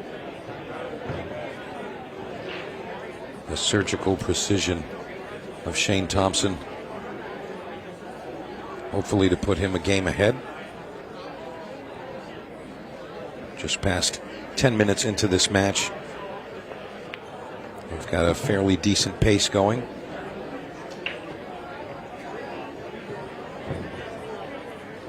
Now remember, this will get one of these 2 players into our semifinals, Final 4.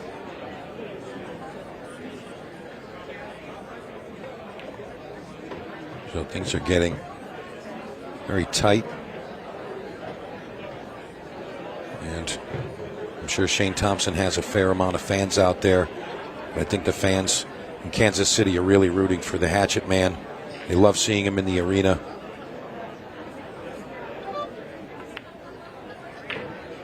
Shane Thompson staying very focused.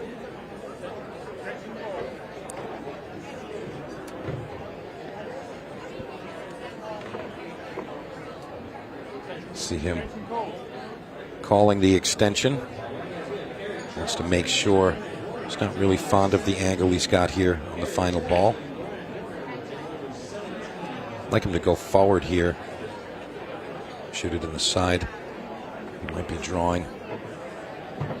And he goes directly over the 8 ball. Less than ideal, but still manageable. I like him to make this one.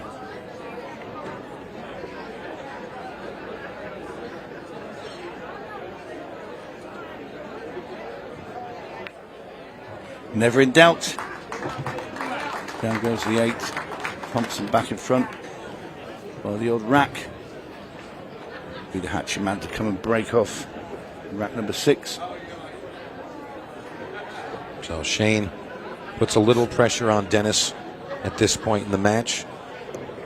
Dennis knows he needs to hold serve here. Can't allow Shane to get to the table. If Dennis can put a point up here, he's still got a chance. You got to make sure they don't break this pattern. Remember, alternate break. You need to make sure that you're holding that serve.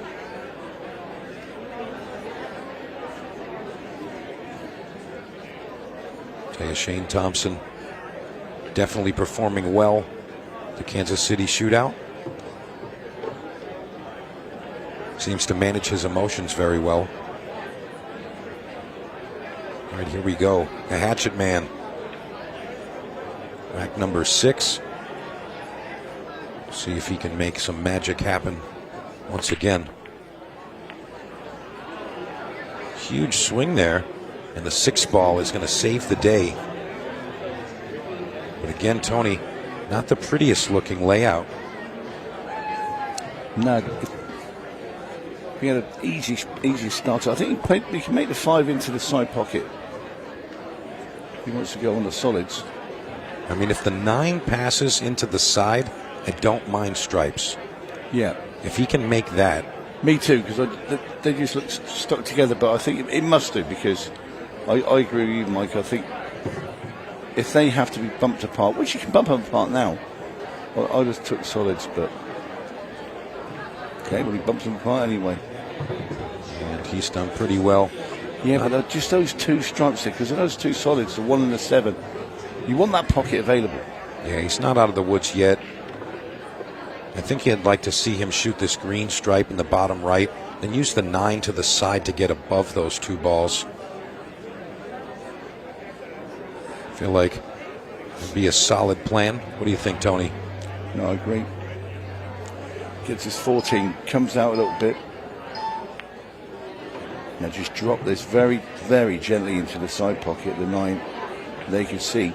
If he can get a cue ball just short of the 1 ball, so half a ball's width away from the 1 ball would be perfect to play the 15 into the side pocket. Or even contact it for... Is he okay? He's not too bad, actually. Yeah, he's okay. And the 15 does go to the left side pocket from our perspective there. So Dennis coming with a nice shot there. And I've noticed Dennis is very comfortable holding the cue ball with other object balls to stall it. Yeah. And he's got a thin cut and he needs to stay down table. He's done that quite a few times. Pumps off the top rail here. That's okay. It's got a tiny angle. You can just get the cue ball away from the rail now. Should have a very back. Yeah, he'll have a pretty straight 8 ball down into the bottom right corner. We're going to go level once again. And if we exchange 4 more racks each, or sorry, 2 more racks each, we never know. Could we see Dennis Hatch play a 3rd 6-ball shootout in a row? Unheard of in shootout. Yeah, it's definitely a rarity. And don't forget, folks, right after this, we're going to come with Justin Bergman and David Matlock. It's going to be another clash. Yep, and I'll tell you what, the home crowd are going to be up for it with David Matlock playing. Yeah, this is... he's the Kansas City boy. Yeah, this is his home turf, and you can see he's got a ton of support. So... Yeah, well, he overcame Chase Stumfall in the last round, and also he's from Kansas City as well. So 2 locals. That was a clash of eras. And it was the elder statesman that won through. He still got it. There's Dave Matlock. And it doesn't look like he's going to be getting rid of it anytime soon. No. That man is super strong. Yeah, dismiss him at your peril. All right, fair break here. 9-ball's got the 3-ball blocking the natural pocket, but there's space underneath, and the 13 is right there. Not sure how he feels about the solids. And he's going right at that 7-ball. So, really, just that green 6 to manage. I think he can just drop beneath the 8.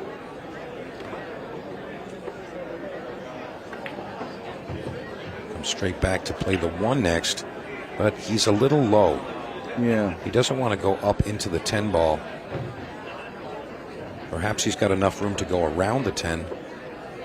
But what about if he pots the 1, then he plays, is it the 4-ball that's on the rail? Yeah, he's got the 4-ball on the left rail. Now then leave yourself an angle sort of just above the 2. Play it with run your left hand side, and then you play to get on the 6 and the 3. If you drop in the gap there, you can choose which one you play. He uses the 10 So ball to stall. if you could land the cue ball, let's say just nudge into the 9. So you leave an angle on this 2-ball to go to nudge into the 9. He's gone over there now. We're going to say, hey, while we're here. Yeah, but exploring the 6 to the side pocket. Yeah. But if you remember Shane's previous match, he hit the point of the side pocket twice. He did. I just think if he had gone the way I said there with off of 2, you could not fail to go out. Not saying he's not going to go out here. You know, we're talking about one of the world's best players. I just think this is trickier. And he's got a steep angle here. I think he's got to come now with the side and get towards the middle bag.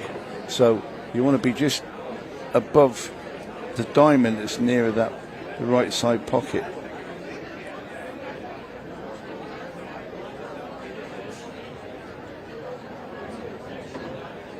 He's done great with that one, Tony. Straight into the 6. 8-ball to the left side. Sorry, to the right side. And that should put him once again in the lead.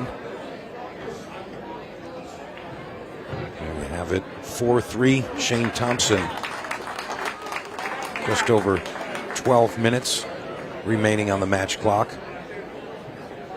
So if they can kind of exchange racks into that 10-minute mark, I'd love to see them on even ground as that 15-second shot clock starts. Really get the pace kicked in. Again, Shane Thompson not showing any emotion.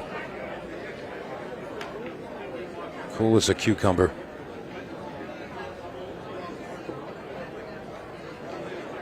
And this man, as Tony likes to call him, the running man.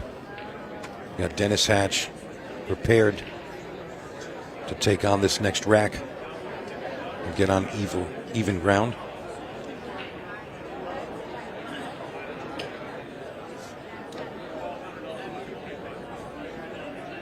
Little cue stick maintenance. Yeah, it's just a bit sticky. Never a bad idea.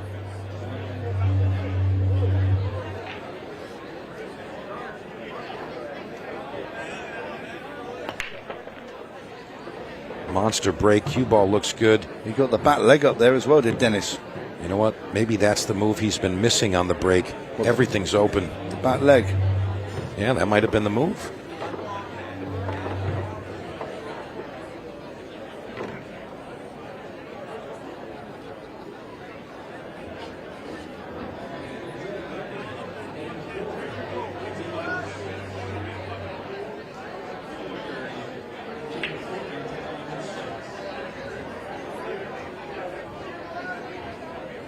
Sounds like one of the microphones is playing up there in the background.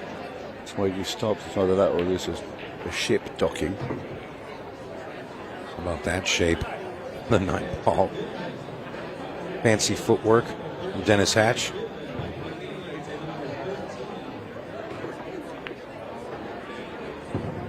I don't think he intended to hit that 7, but nonetheless, he's still looking okay.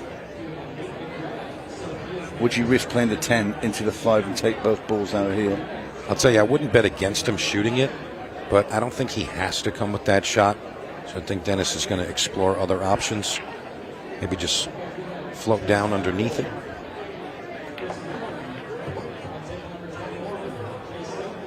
And he was trying to get on that 14 to the side, I think. He attempted to play it. I think I might have played it. Well, now I think he's going to shoot that. I don't think he likes the back cut. Prove me wrong, Hatchet Man. He tried to take out the 5-ball in that shot there with the back cut. It looks like the pool gods are telling Dennis Hatch, you have to shoot this shot to win the game. It was certainly easier 2 shots ago. Most definitely. And the last shot as well.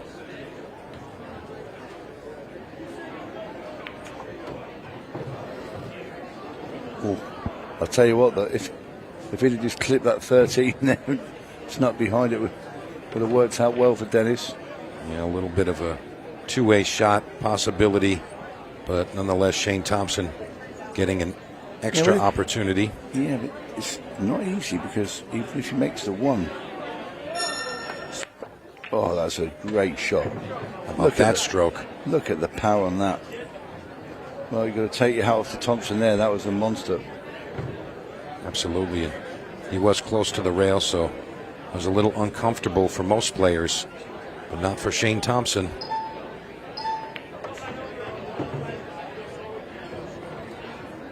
Very nice here. Just runs it in, and 8-ball will go down in the bottom left-hand corner.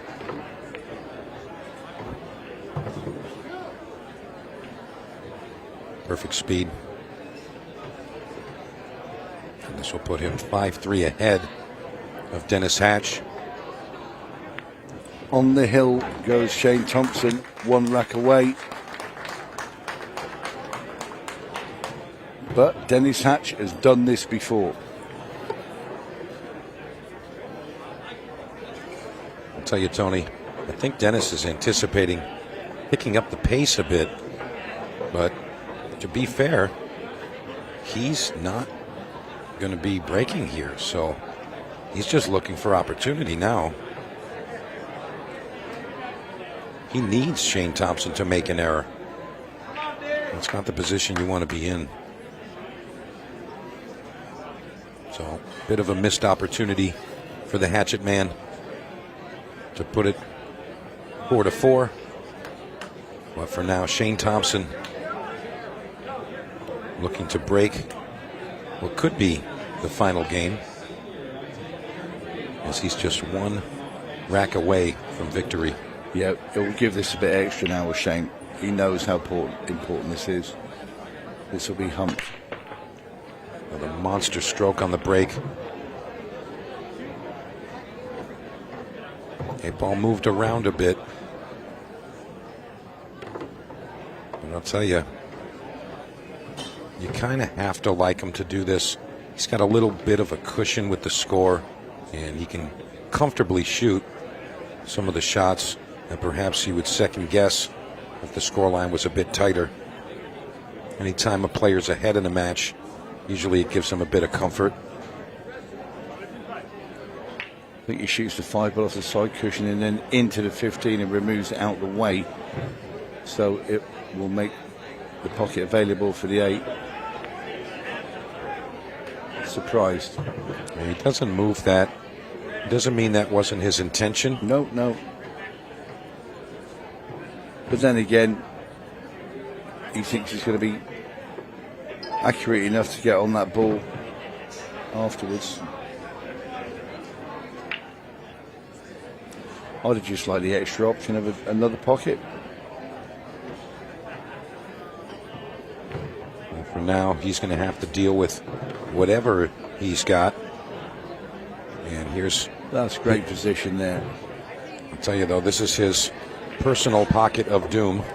Well, he's going to go up into the top left. I really believe he's going to cut this and try and get that cubit over for the 8.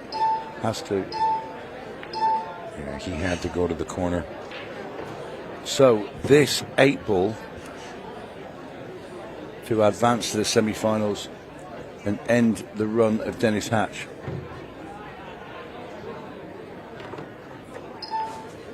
And in it goes, and Shane Thompson, a very, very commanding display from the man from Somerset, England. He will go through to the semi-finals later tonight. Defeats Dennis Hatch 6 strikes to 3. And when we come back, we should hear from him.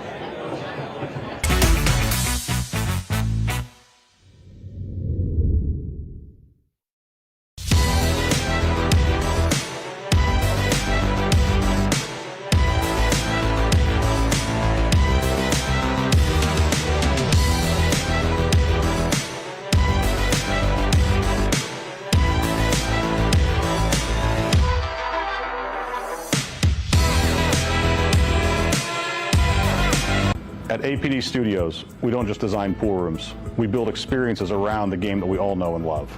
I'm Adam Pfeiffer, a licensed architect for 10 years and a nearly 25-year pool player. I bring nearly 2 decades of real-world experience designing, setting up, and optimizing pool rooms and tournaments, both locally and nationally. Whether you're upgrading your pool room to host larger tournaments, planning a full-scale event, or just looking to perfect your home playing space, I design with purpose. From traffic flow and lighting to vendor zones and spectator comfort, every detail is considered, making it efficient for staff, welcoming for players and spectators alike, and compliant with local building codes. For residential spaces, I bring the same precision, crafting rooms that feel luxurious, play beautifully, and reflect a true passion for the game. At APD Studios, we design for more than just gameplay. We design for the future of your room.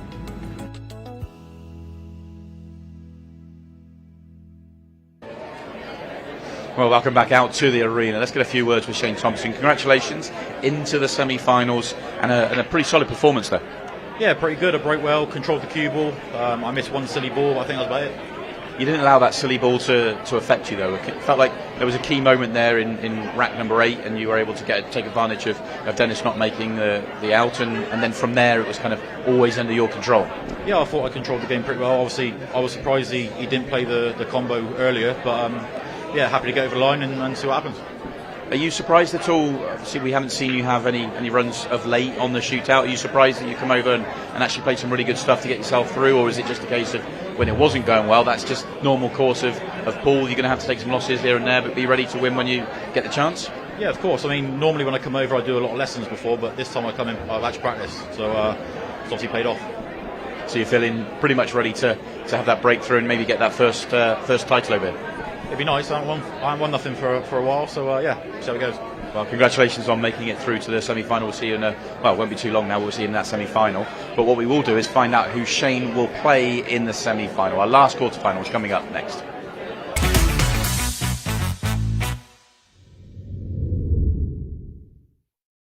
Hi, I'm Scott Ryan, Ultimate Pool USA CEO, and I'm here to tell you that Ultimate Pool USA is capturing the hearts and minds of so many pool players across the United States. To the players, league operators and supporters, you are the reason we do this. We thank you. As we approach the end of our first season, I'm delighted to announce that our monster prize pool, including that groundbreaking $100,000 first prize, is ready to pay out at our nationals. You heard us right.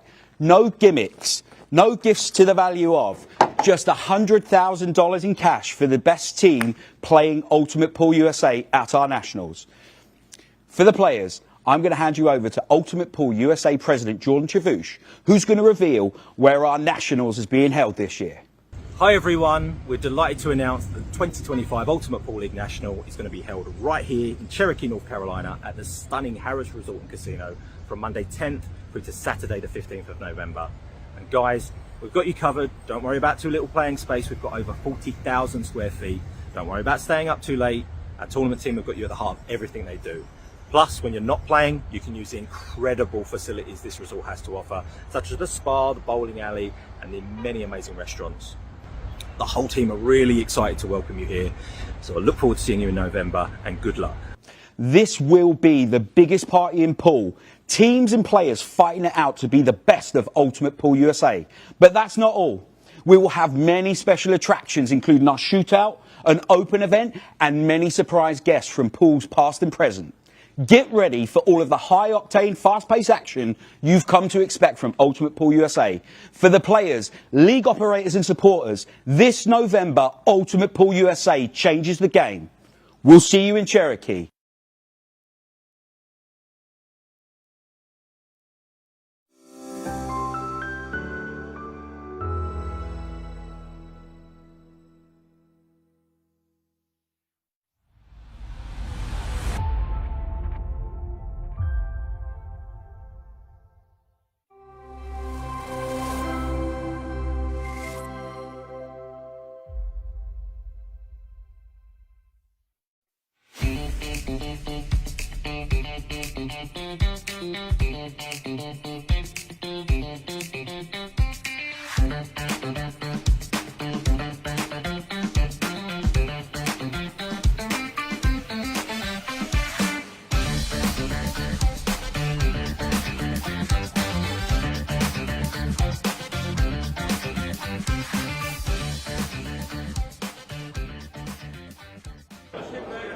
All right, folks, we are back for the last of the quarterfinal matchups here at the Kansas City Open Shootout. We've got Justin Bergman and David Matlock, the hometown hero, trying to take out the iceberg. I am Mike DeMarco from Ship the Cash. I'm here with Mr. Pat Dixon. Pat, what do you think about this one here? I keep saying it every time I get a chance to get in the booth, man. It's two juggernauts going at it. I'm blessed to be here. Can't wait for it.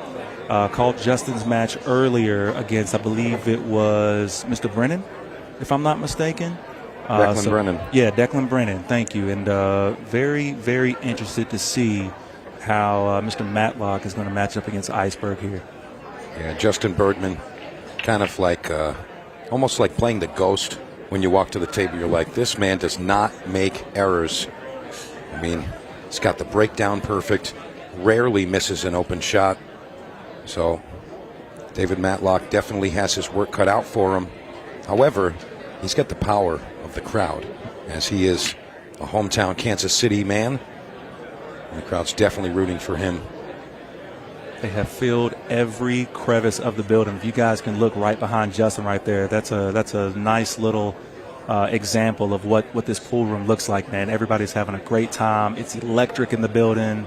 Staff is doing an amazing job keeping up with everybody. I'm hearing nothing but good times, laughing, and everybody's just really enjoying it.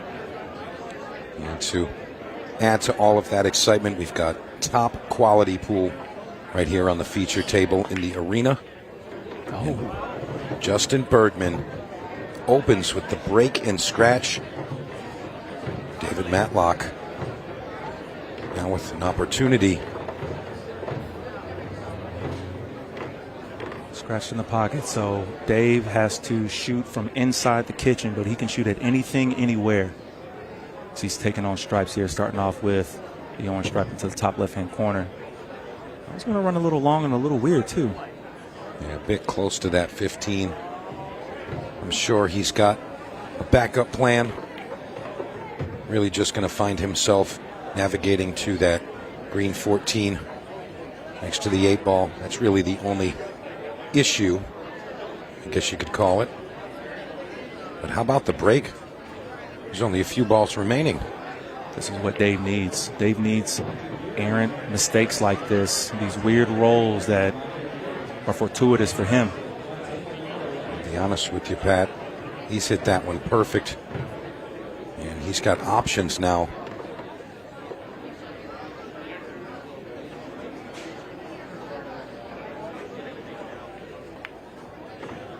Pulls that cue ball back very nicely. I wanted to get a good look at that 8, and it looks like it could definitely go by the 6 and slide onto that top right-hand corner pocket.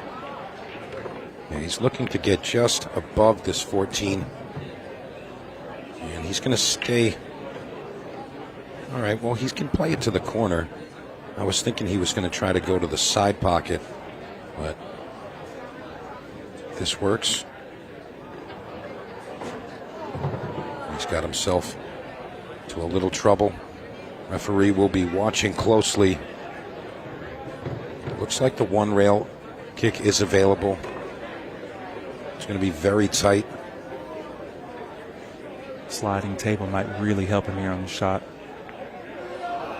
Just like David that. Matlock secures rack number 1 in fancy fashion. I tell you, that crowd is definitely behind him. You can hear that roar coming Absolutely. through. Yeah, that's something special about these regional events with Ultimate Pool USA. You know, the crowd is always turning up and showing the support, enjoying the show. I definitely say they are the focus, but I think probably the most underrated part about every event is the crowd. I was saw my first one live at Arizona, the Arizona Open earlier in the year. fell in love, and that crowd down there is just like the one here. Everybody was just really engaged with what was going on, rooting for the hometown heroes.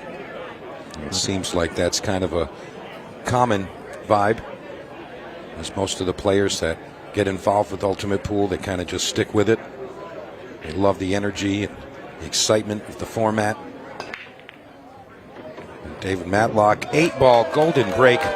It's exactly what that hometown crowd wanted to see. He comes out 2-0, and Justin Bergman's only had one break shot. This is what we need. This is what Mr. Matlock needs. You know, he got a great role for himself. Justin Bergman scratching on that opening break that he had. Now he's getting a nice golden break here, up 2-0 in the blink of an eye. Let's see if Justin can get back to basics for himself here. Have a nice solid break, drop the ball, and keep that cue ball on the table. I'll be honest with you, it doesn't look like Justin's phased. I'm sure he's been in worse positions before, many times, and somehow just always finds some way to get it done. He's been one of the biggest names and top players in the United States for quite some time.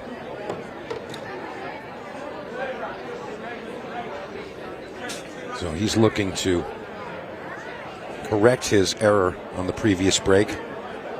But I'll tell you, he doesn't make errors very often. I'm sure he's going to come with something much better here. 8-ball flies out of the rack. Are we going to have a dry break?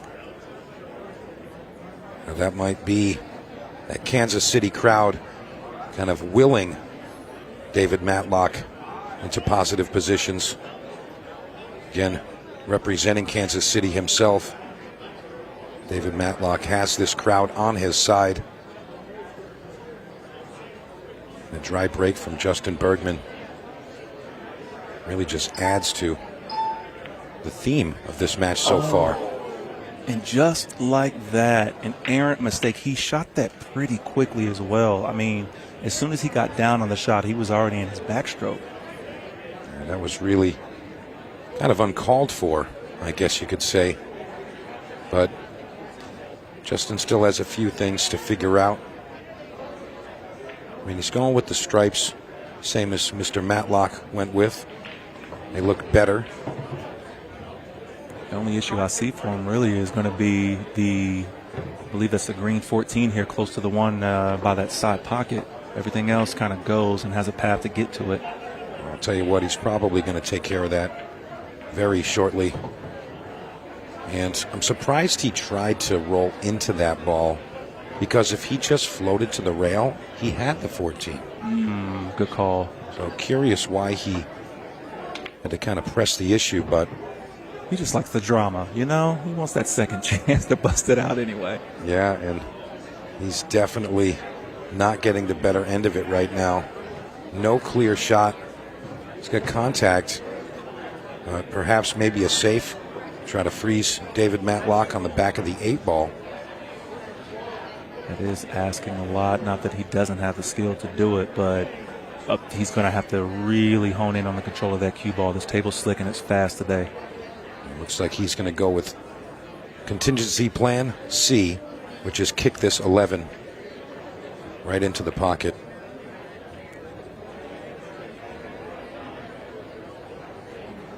Oh, boy. Yeah, that was rough. It looked like he was trying to hit that second rail before the 11, and it just kind of nipped that ball in just away, and scratches behind it. So David Matlock really getting some positive rolls, we'll call it, and added opportunities. Starting to push more balls towards the top of the table as well. Really the one ball's the only thing left on the bottom half. He's got the rest of his 5 sitting at the top, and everything has a pocket, a few pockets to go to. It's a very nice position here to kind of make a choice. He's going to run a little long, but he's okay. Looks like he just wants to nip draw this one. Very nice. Friendly bump on that 7, not going to hurt him at all. It's kind of freezes, well, not freezes, but locks that 2 up from being able to go in there right now. But the 2 can go on the side here. Yeah, he's got a nice plan here. Everything's wide open and available. Doesn't need to move the cue ball too much for any of these. So you got to like David Matlock to go up 3-0 in this quarterfinal. Got a little bit out of line here, to be honest with you. Just that inch. Not that I don't favor him. Slides over really nicely to recover there. Perfect shape. Ladies and gentlemen, David Matlock, Kansas City, showing you why he's got the persona that he does. No nonsense. And delivers the 8-ball. 3-0 to David Matlock. Currently over Justin Bergman. And there you see we're just moments away from getting to our semifinal matchups. Craig Wadingham and Joven Bustamante will be the next one. And then our winner here takes on Shane Thompson in the other semifinal. And what a road it's been getting here, Pat. I want to give a big shout out to Dennis Hatch too, man. He's having an incredible weekend so far, playing really well, closing out these shootouts, winning by tenths of a second. He's having a lot of fun, and it's showing up in his game. So shout out to him for a really good shootout. Absolutely. Dennis has been kind of a showman here at the Kansas City Open, and something tells me it's not the last we'll see of Dennis Hatch on this featured table. Who do you like getting to the finals? Sorry to jump over you there. Well, I mean, there's a lot of players that can get the job done, but you have to look at the top two. You got Declan Brennan and Tom Cousins. You have to look at those two.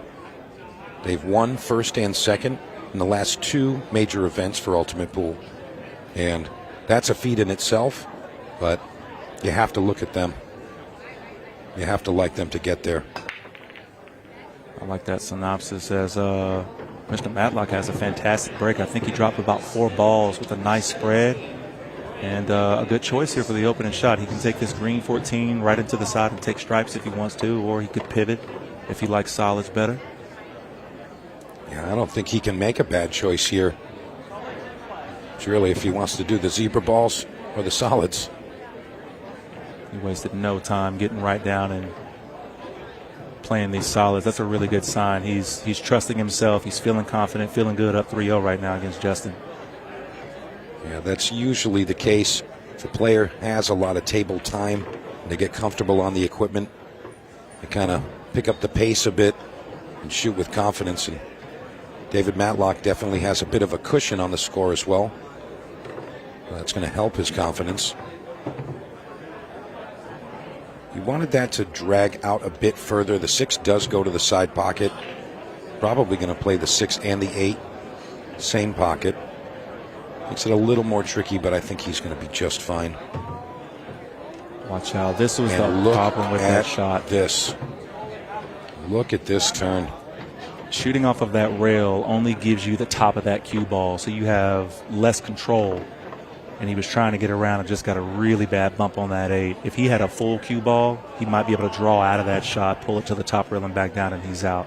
You know, I got to be honest, I didn't like him going forward on that shot. I thought he would try to hold the ball, maybe some right spin, perhaps try to dig a bit. But, of course, when the players are at the table, they have the best perspective on what's available. As Justin Bergman picks up his pace, as he knows that clock will come into play if he's going to have a shot at this one. Like we were talking about earlier, you made a great point about the experience being on the TV table, just an understanding, even though we're at 22 minutes, so what, I'm down 3-0, I got to pick up the pace and close this gap. That's right. And he is going to get the job done here. 3-1 now, as Justin Bergman is going to get a swing at the break once more. And he hasn't really had great success, as we've seen in the past. But again, the iceberg, unfazed. It's going to be a moment to keep in mind as well if we see a momentum shift going into this next rack. Just a little bit loose with the cue ball, a little bit out of line from Dave. Going to give Justin ball in hand when you were up 3-0. Now it's 3-1. A little bit more pressure when that shark gets a little bit closer to you in those waters. And Bergman approaches the table. Mike, I think he needs a break and run right here. And I think he's thinking that himself. Perhaps a golden break. I'll tell you, nobody gets that 8-ball moving like Justin Bergman. He's really got that break down. And so far in this match, it's been a little off, but I don't think that will last too long. You see the cue ball was heading straight at the 8-ball. Doesn't happen. Came up dry again. That might be the most emotion I've ever seen him exude. You know, I got to agree with you, Pat. I mean, you don't get a name like Iceberg for nothing. But again, David Matlock with the support of his local crowd. Nice attempt to get that breakout. He had the right angle for it, the right shot. Gonna have to try again here later on, though. Really, one of a couple of problems. Maybe this 4-ball down here is presenting a problem for that 9. If he can play the 14 right now off of the back of the 4, that would solve a lot of issues here.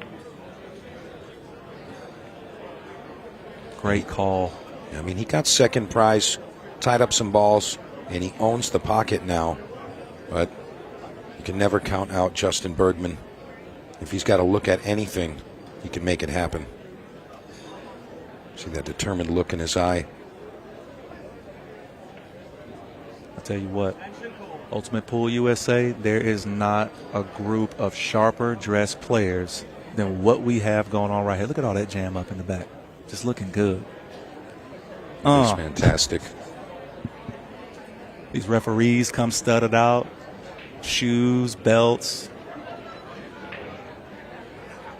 Justin goes with a defensive shot here, but he's left David Matlock the 13. And that would actually help solve an issue with that 12. So perhaps that wasn't the greatest attempt.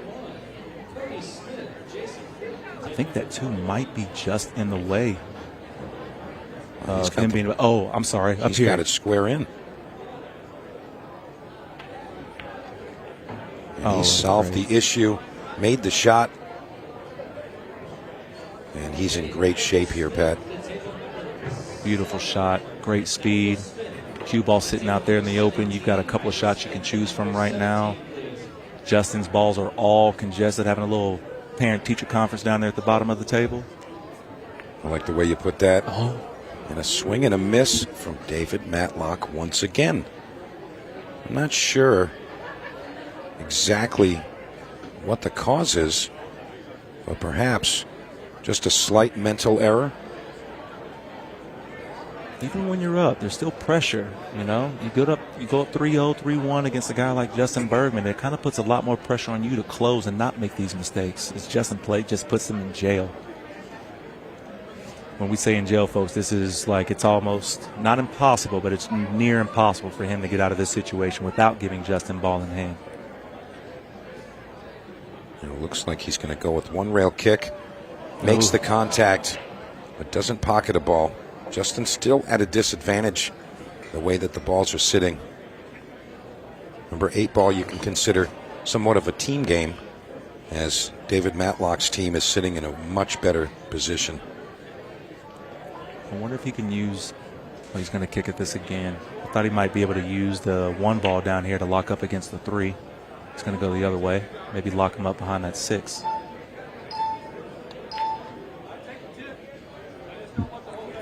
He plays a bank, tries to get up table, and perhaps a bit of one pocket strategy, trying to triple up that combo to the corner. But the 5-ball stopped that attempt. Combination coming up. And he makes them both. Talk about a pure hit. Great shot there by Dave. Way to lock right back in.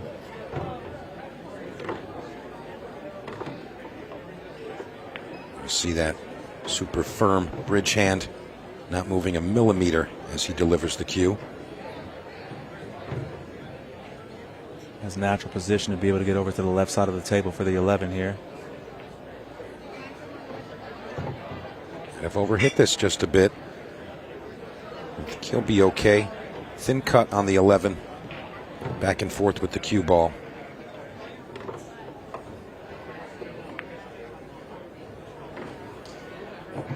great speed control from David Matlock. He's going to go 4-1 ahead. And he is going to be our breaker in rack number 6. I held my breath on that last shot before the 8. I saw that little bit of an overcut. But a great shot there by Dave. He's playing so well. He always plays so well. He's so consistent. You know, little mistakes here and there, but overall, solid player. He gets this look in his face. Looks like a lion on the savannah. I can see stalking that. a gazelle. And then he just jumps on him. Don't forget, following this one, our first semifinal matchup, Craig Wadingham and Joven Bustamante will be your next matchup. So, still plenty of high-quality pool coming up. It's just Bergman sits there awaiting his next turn. And all he can do is hope for David Matlock to give him that chance. Yeah, he started off with one elbow back there, Justin Bergman did. Now he's got both elbows up there on the desk. A little bit more frustration. I thought that shot earlier that you mentioned that was more of a one pocket, it seemed like a frustration shot the way that he just kind of kicked at it or tried to bank it. I think that if he didn't have the cue ball contact to 5, he would have tripled him up. And I think he would have had a tricky shot there, David. But nonetheless, this is where we are now. And Mr. Matlock really just running great in this matchup.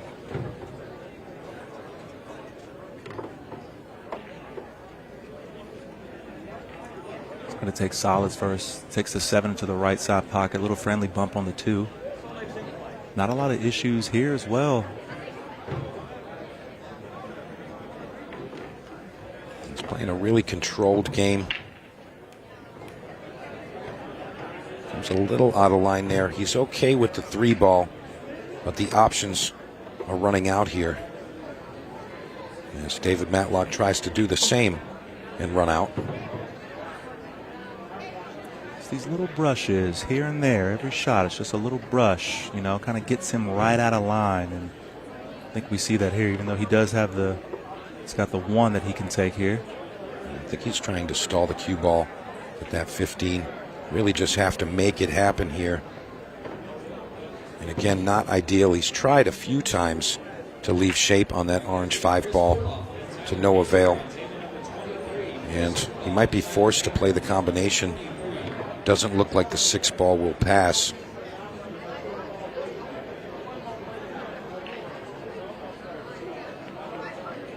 Great shot. He's really leaning on his shot making right now. And it's working out for him. Working hard for sure. As he's really jacked up over this ball. He's got to be careful he doesn't foul. Oh, he rattles the 6. So tough when you have the cue over like that, and then you're trying to get some action on the cue ball to pull it back to get position. And that's going to be a foul.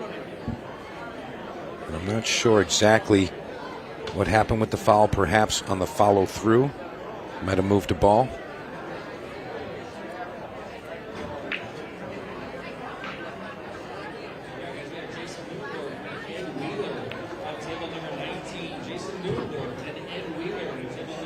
I didn't get to see it move, but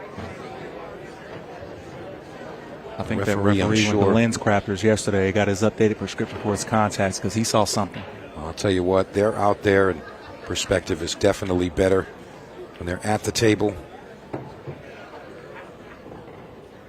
But Justin Bergman still up against it as he's down 4-1, and the clock is ticking. 14 minutes on the clock currently. So 120 seconds away.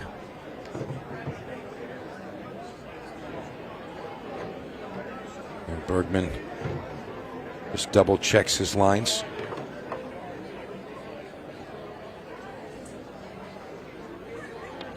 That's something to hold on to, all you league players out there watching this. Justin Bergman, one of the top, if not the top player in the country in Ultimate Pool or anywhere really, he still gets up and he's going to check his lines. He's not just going to get down and shoot every time. He's going to double check and see where he needs to be. He gets right down on this 10. Soft position to the 8.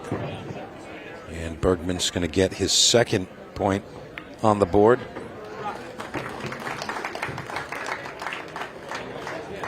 He'll get a chance to add one, as he will have the break.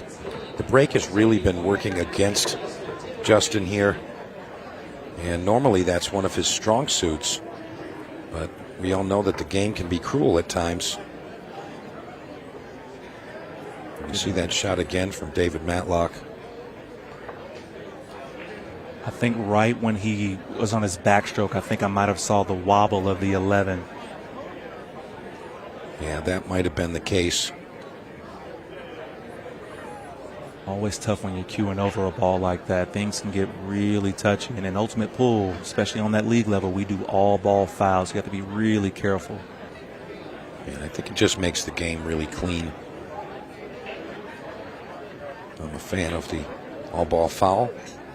I love anything that makes me feel like a professional. You know, I watch it all the time on YouTube. That's all I do is watch pool all day, every day. So to be able to have a league locally that makes me feel like a professional, I got the shot clock, I'm playing the match clock, it's all ball fouls, I'm held to the same standard, you know, makes me want to play. It's really the greatest infrastructure that I've seen in recent times, and Bergman with a light adjustment on the cue. 8 ball. Ooh. Narrowly avoiding the golden break there. And look how everything just kind of shifted all the way over here towards that right side pocket. We've got 3 solids, 2 to 3 stripes over there as well.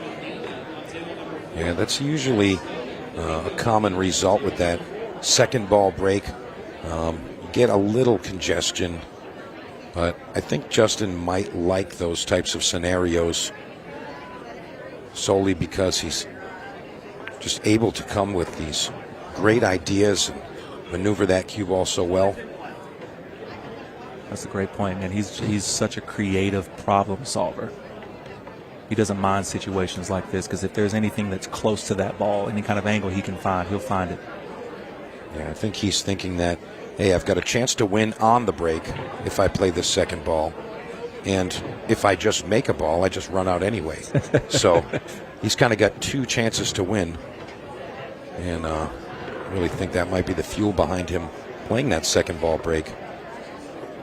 Of course, a lot of the other players might be just the aggressive style where they just want to smash and grab that head ball break.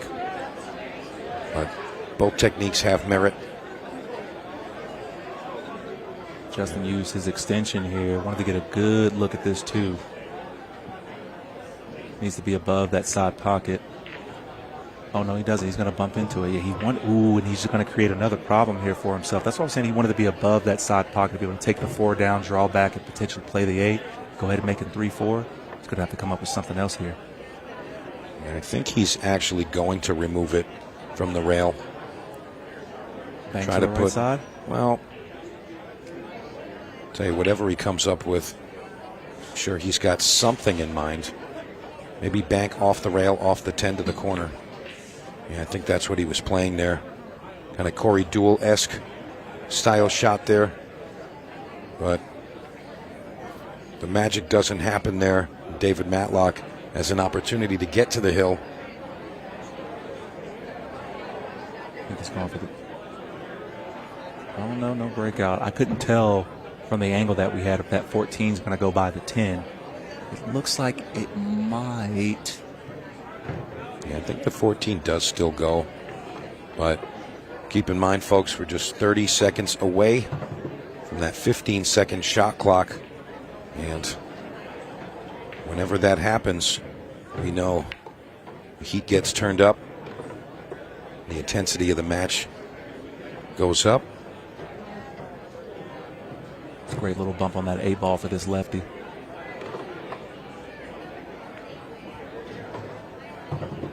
Avoids contact on the 8. Looking pretty good here, Pat. Simple shot on the 11, 15 to the side. It's his to lose. He's able to get underneath this 15. This is much better.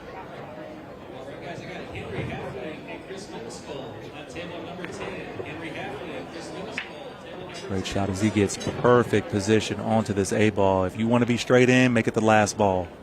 Dave Matlock does just that as he gets to the hill. 5-2 now, ahead of Justin Bergman. And again, we are under the 10-minute mark on that match clock, so 15-second shot clock from here on out. And the Iceberg just waits. This is going to get real interesting because that 15-second shot clock is really going to come into play here. I want to see how Dave is going to respond to that. Being on the hill, the pressure's on you to close out this last rack against the best player in the field, arguably, you know? I think this crowd is really looking for Justin to stay in his chair. As you see a lot of the locals that have seen Mr. Matlock over the years, really looking for their local champion to be hoisted up. And here we go. Rack 8. Matlock on the hill. It's a cue ball. It's going to go right into the drink. Well, we're going to see Justin Bergman running around the table. And he knows he's got to make these things happen very quickly. He's got to average just under 3 minutes per rack.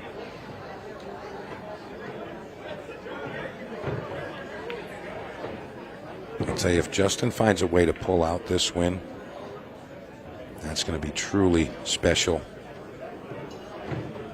But remember, David will have an additional break there.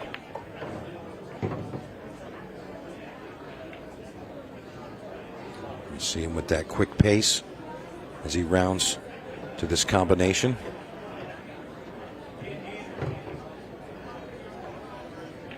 Nice speed there. Give yourself another shot here to be able to line up on that 11. Yeah, Justin doesn't have any issues with this table here. Stop shot. 11 rolls forward. 8 ball to the side. May draw it. And he's perfect. And he was able to finish that run out in just about 1 minute's time. So don't have a dog in the race, but if you're Dave Matlock, you definitely didn't want this match to get to 10 minutes. You wanted to finish this before you have to start sprinting around this table. At that added pressure that you're going to have to put on yourself now, increase your heart rate. Can he control his nerves and close this match out against Iceberg?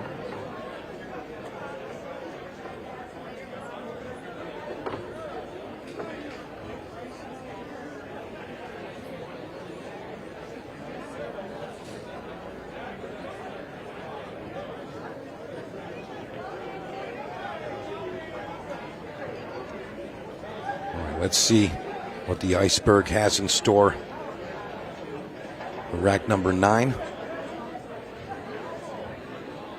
His break is starting to work a lot better here on the back half of this match too. Yeah, I think he's kind of just developed, you know, something of an adjustment. I mean, you can always try to repeat things. But again, we're not using a template. There can be slight imperfections in the racks.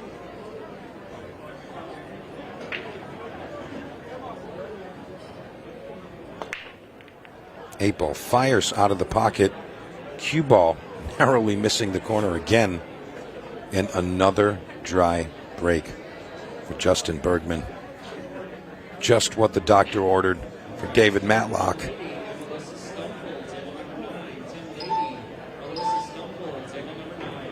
They've taken stripes here. It's just you just have to put the pieces of the puzzle together, but it's there. The run out is there. The 11, the 9. 9 goes to the top left hand corner after this. Nice little stop. Oh, make it to the side. Bump that 4 ball out of the way. This is that added pressure. He's already down to 10 seconds here as we're in the sub 10 minute mark. Smooth shot. Matlock 4 shots away from that 8 ball. This is where things can start getting weird here, Mike. Oh boy, had a lot of left-handing, or for his perspective, I think right, and that ball just threw right into the other object ball. Now Justin Bergman's back at the table. Yeah, missed opportunity there. I've seen that a few times from David Matlock in this match, and I'll be honest with you, he's still going to have another break in the match. So even if Justin Bergman can finish this one, Matlock's going to get another swing.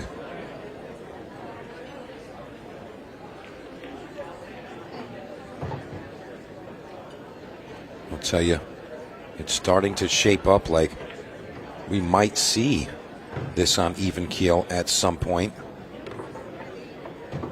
But again, it's all going to rest on David Matlock and his next break.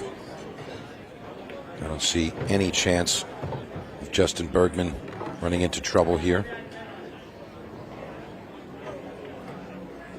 No, Got a really great pace, too. Unless he starts playing blindfolded here, I think he's going to get out for sure. He's on the spot. I might bet on him blindfolded, too. Such a super talent. The iceberg.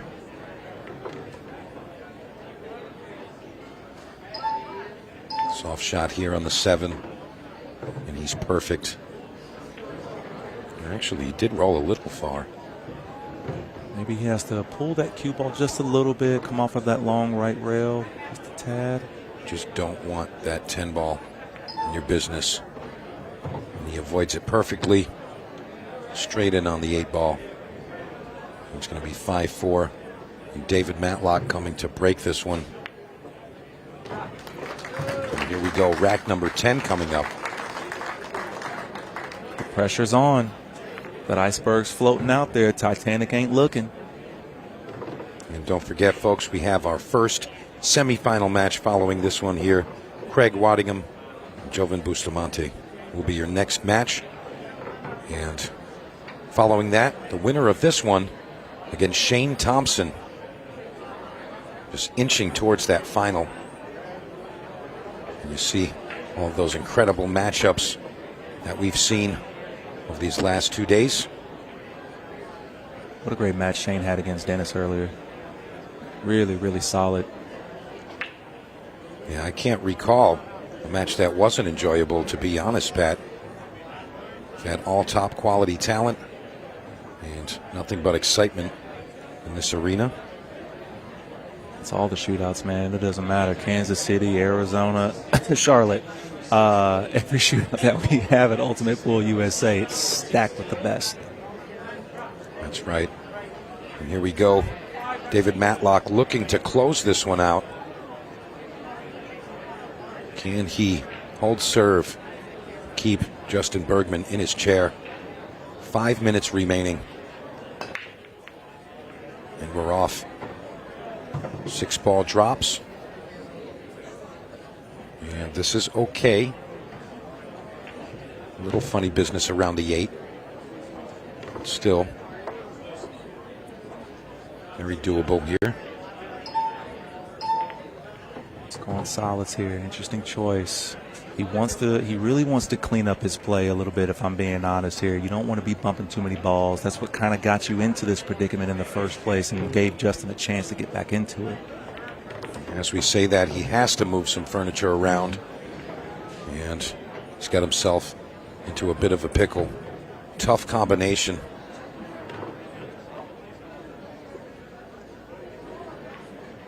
Plays at a great speed to sit there. Wow. Again, that's kind of the best he could do other than making the ball. You do want to take that pocket over. Justin using his extension early to try to figure this out. 15 seconds comes up really fast in a situation like this. Yes, it does. And if he is going to bump into anything here, he's got to be really careful. An 8 ball. All defense. Justin using his extreme cue ball control to his advantage. Really smart shot right there by Justin. not allowing the pressure of the match clock, the shot clock, and the score to make him make the wrong decision. David fires at the 3 to the side, but he plays it mindfully. And now Justin likely going to pocket this 4 and play safe. Move the 10 up, bump the 14 with the cue. Oh, he's able to stay right underneath both. David Matlock now finds himself in a really tough predicament. As you said earlier, Pat, moving furniture around can cause problems. And just like that, everything seems to be opened up for Justin here. And it's going to be ball in hand. What did he touch this time? Oh, he got contact with the green stripe. Wow. Just misjudged cue ball there. And Bergman picking up the pace as we come up on the 2.5 minute mark.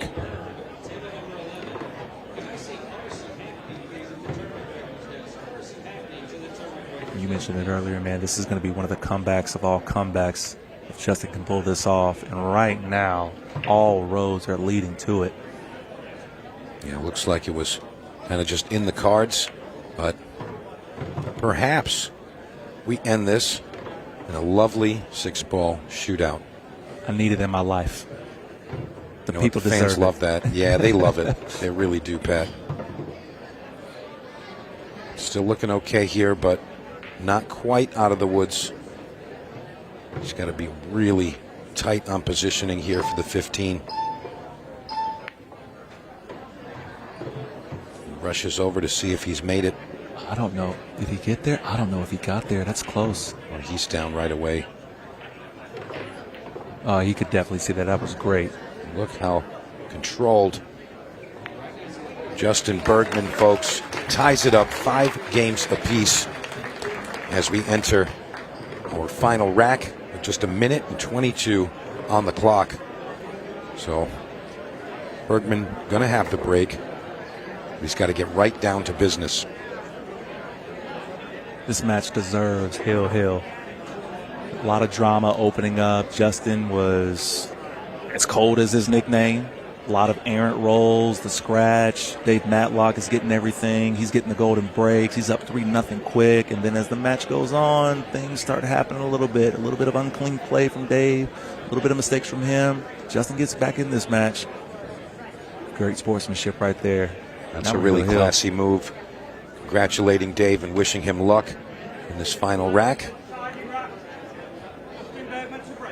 Mr. Bergman always coming with class. And here we go. Rack 11.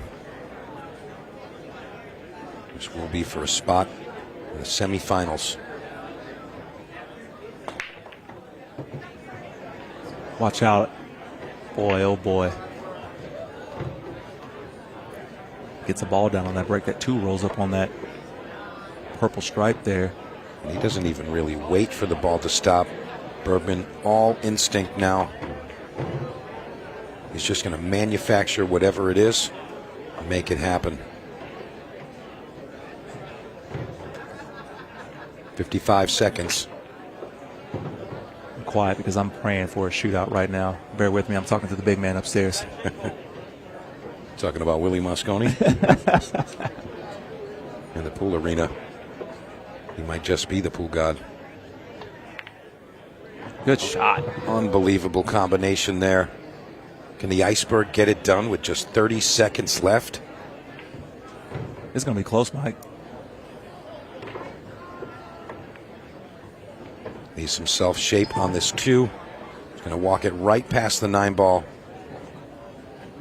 We're down about 15 seconds as well on the match clock. He's got to go. If Justin Bergman can make this happen. Oh, no. Looks like we are going to end up in a shootout. David Matlock going to appease us with a shot. But we all know what's about to happen. We got what we want, folks.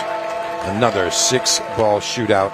The crowd letting you know they're thrilled with that result as they get to see their Kansas City hometown man, Mr. David Matlock, engage in the excitement of a 6-ball shootout. the most exciting thing in Q Sports, the 6-ball shootout with Ultimate Pool USA. We're doing a challenge down there at one of our venues in Rock Hill right now, the 6-ball challenge, where they can pay $5. Best time is going to get placed up on the leaderboard, and we're running that all the way through August 16th, which is our grand finals qualifier. Not to brag, but since you asked, Mike, yeah, I'm first and second on the board right now. That's all perfect. Right? I love to hear that. Sounds like a lot of fun. And Justin is asked what he wants to happen here. And what are we going to do? Oh, perhaps they didn't contact the rail in the right amount of time here. What's up?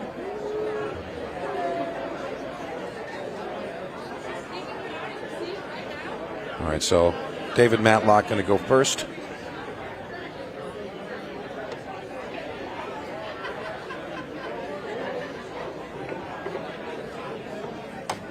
I'm on the edge of my seat here, folks. Everybody back down there in Charlotte, I know y'all got it up in sticks and stones right now. Stop the league play. Everybody watch this 6-ball shootout. This is going to be how it's done.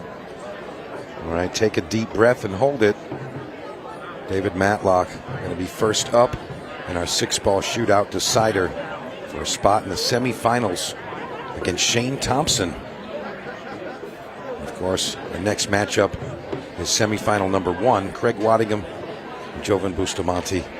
That will be your next matchup as David Matlock looks on and prepares.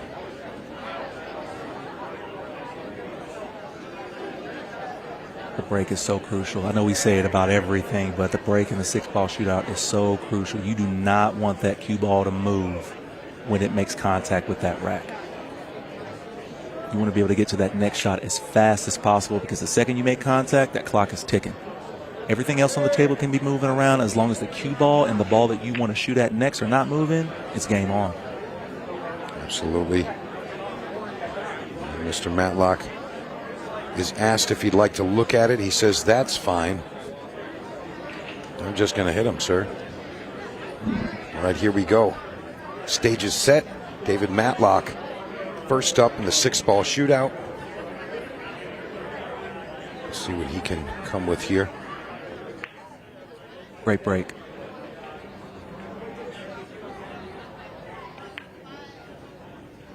And he's moving. He's moving. It's always a good idea to get that cue ball to stop very quickly. That was a moment right there. He was in between. He knew he needed that 6-ball before that 4. Yeah, that was the one. He's got to keep going. You never know what could happen with Justin. Got to stay in it. Yeah, you never know what can happen. Of course, a foul would be a 5-second penalty.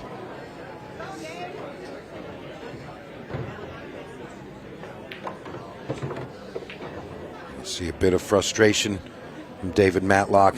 The miss on the 4 really put him in a tough spot. Final time to beat. Looks like 47 seconds and some change on top. It can all change so fast in that 6-ball shootout. It looked like he was on a flyer for just a minute, and then just one shot changed everything. I think the decision to shoot the 4 instead of rounding the table to the 6, but making split decisions under the gun can be really tough. And David Matlock can just wait and see if Justin Bergman makes some kind of massive error. Yes, 47 seconds is a bit much. You kind of have to like the iceberg from here. And as you mentioned, Pat, anything can happen in the 6-ball shootout. All right, here we go. Justin Bergman for a spot in the semifinal. Here we go.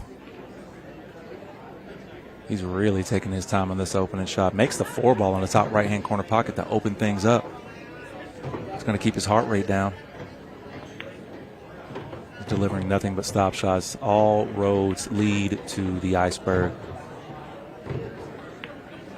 And Notice he's not letting that cue ball travel much.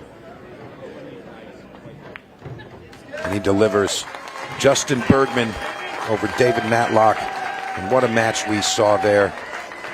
Matlock goes up super early, but Bergman finds a way to get it done. All right, be back in just a few with your first semifinal. Let's take a word with Mr. Justin Bergman.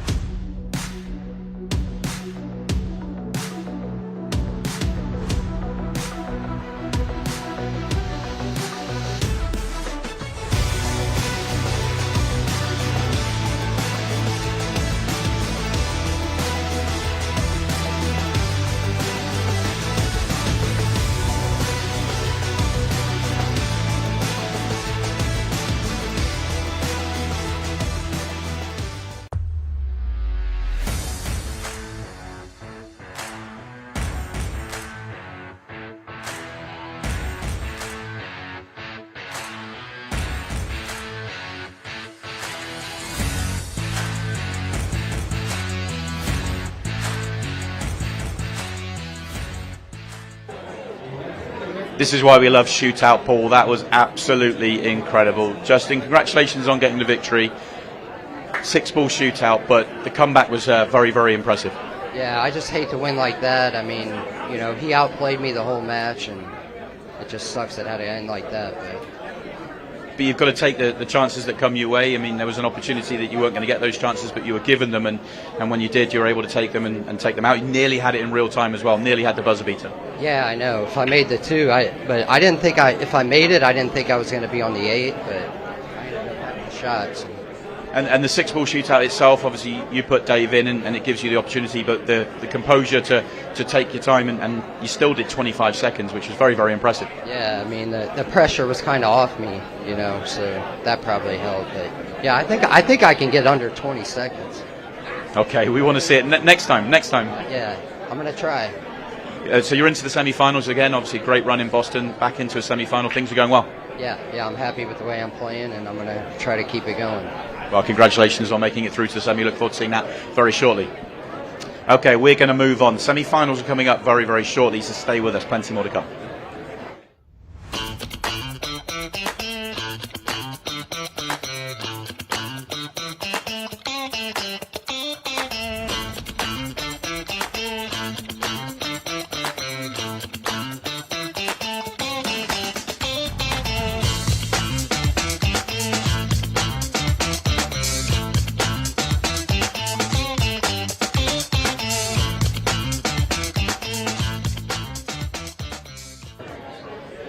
Well, welcome back down to the arena. I'm now with Nick Barron, and I've also got Bill Fickle, the owner and the president of Brunswick here.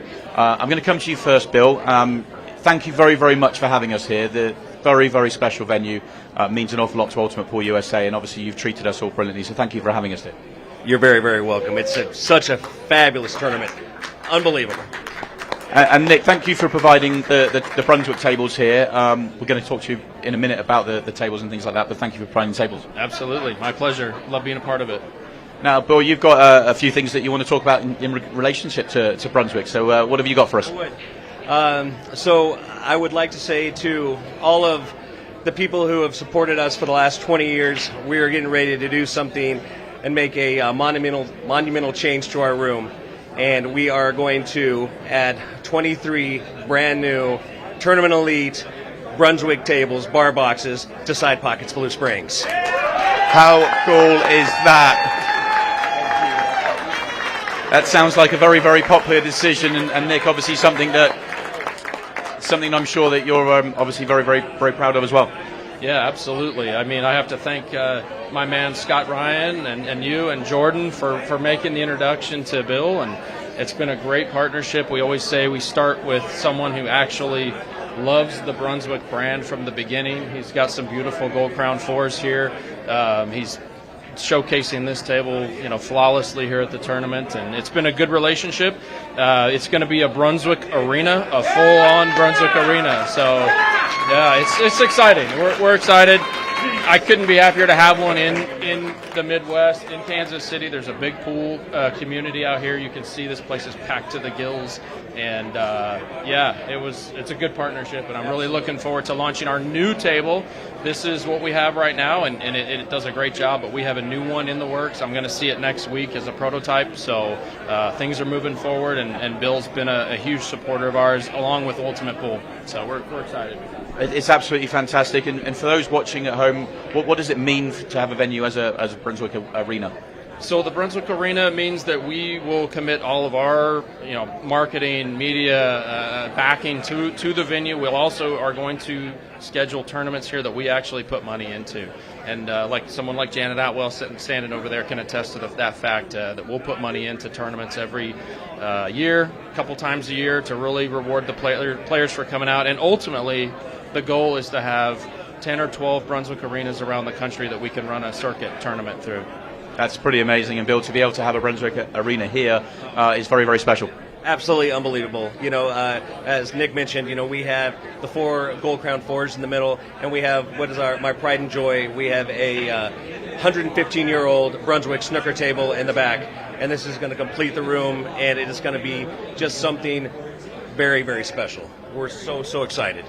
Absolutely brilliant. I mean, it's fantastic news. Thank you both for coming out and sharing that, and thank you for hosting us here. It's been absolutely fantastic. Thank you both, guys. Thank you. It really is incredible. This amazing venue is going Brunswick, and we'll be back after this break. Semi-finals up next.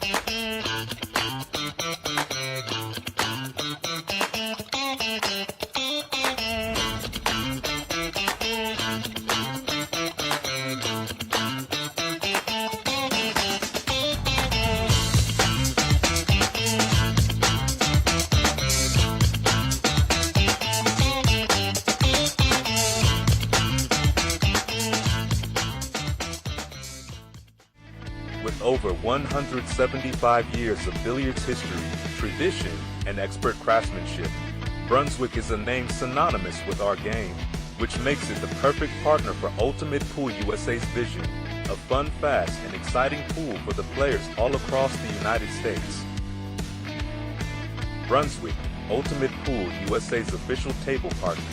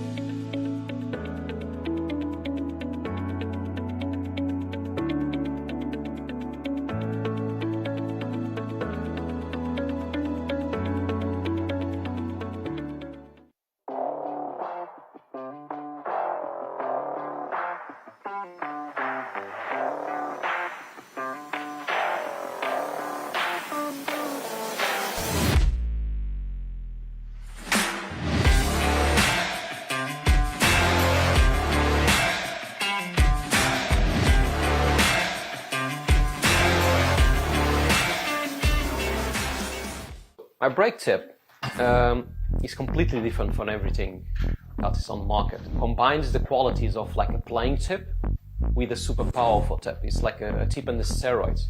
You can open with less power and still have spin and split the pack perfectly, but you can go for the power braking and you still have control.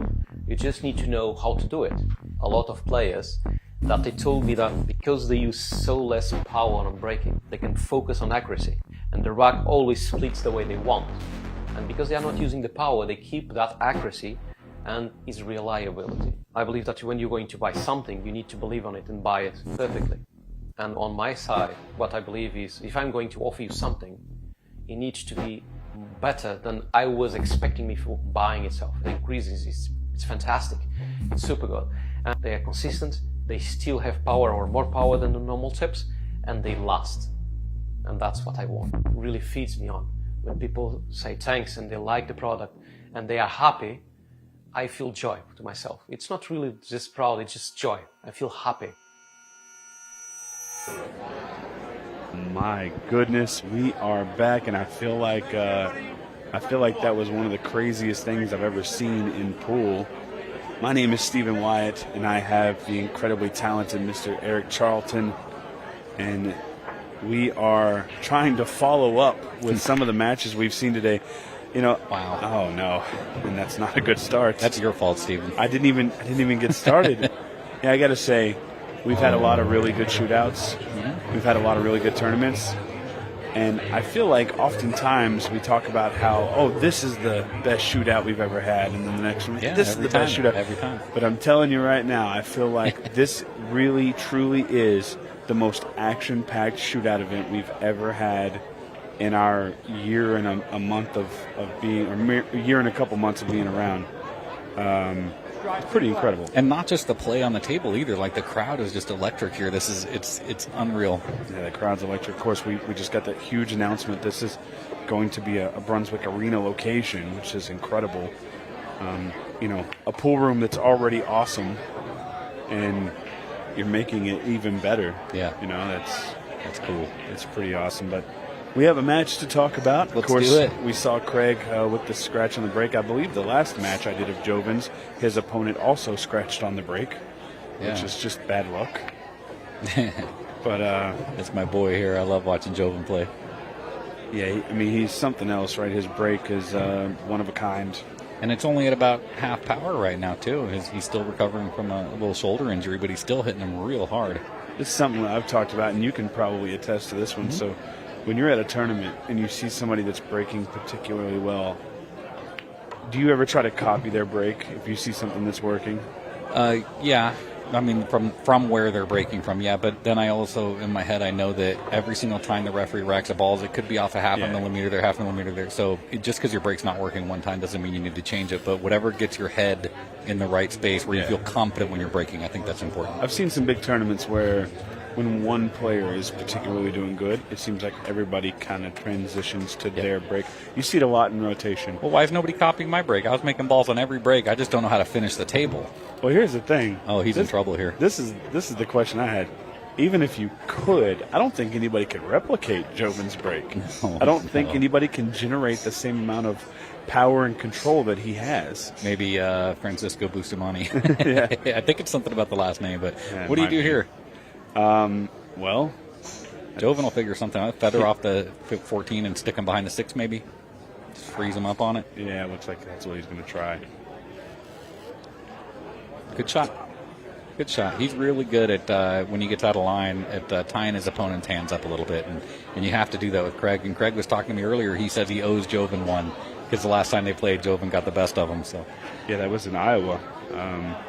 And, yeah, Joven got the best of him on that one, moving into, I think, the quarterfinals of the Open event. Mm-hmm. But Craig's doing his thing again. He gets stronger with every match, every time we're at a tournament. Well, I'll say something about some of these guys like Craig and Tom and even Joe Prince a little. Every time we see them come to America, we see them get just a little bit better at the American game. How about Declan? Yeah. Declan's playing light years ahead of the way he was out in Boston. Yeah. And it's just, you know, anytime you try a new game, you can be the best in the world at a similar game, but... Oh, no. I'm not sure he even wanted to make that, more so just leave the cue ball Kinda down block the here. pocket.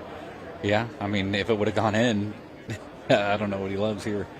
Well, I'll tell you, I'm looking for some kind of a return. It's a shame that Craig can't play like a loss of turn shot here. Yeah.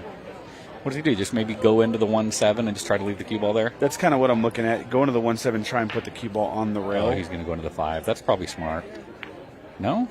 Oh, he's going for it. Let's go, Craig. Nah, I think he's playing the shot and was going to play the safety afterwards, but I think he bumped it. Yeah, he can't play that safe anymore. No. So he kind of hurt himself there. Yeah, he there's, did. There's still an opportunity here. He could cut the 2 into the side pocket. It's it's a little bit of a thin cut, but I feel like he can get in a situation where he can play another safety. Or here, maybe he can go into the balls here. That looks like the 1-7's pretty good in the corner from anywhere. Oh, the 1-7 does look really good. I wonder if it's absolutely dead, because it looks like it from this view. On these pockets, I'd like to think it's dead. Even if you brush the rail, you're going to get it in. But yeah, I mean, he's got problems with the 6 ball. I mean, he could try to get cute later on and try to get where his hand is and play it in the side pocket. Yeah, there it was. It was absolutely dead. He didn't quite get what he needed. Is there a safety option of any sort? Yeah. I mean, he can go off the 2. If he puts him on the top rail on the center diamond, I think he'd be okay. Here's a dumb one. Can you just cut it up on the top right? I mean, I know it's a crazy shot. I mean, that is a dumb one. Yeah, I think he could. I would never say that Craig can't make a shot. But here, I know what I'd be doing. It almost promotes the cue ball going around towards the 1 ball as well. It does. And it's I a game think he winner. might try this. Yeah, he's going to be aggressive. It's a game winner if you can get it. Nope. Just a little bit off. And well, look at the cue ball, though. I mean, that was a good shot. That was a really, really good shot. I don't know if he can play the combo. No, I don't think he can. I don't think he can kick off the side rail and make the 10. I don't think he can play the combo. I think he's got to kick into the 14 and try really to he'll let the cue ball go down towards the 10 and send the 14 over towards the bottom right.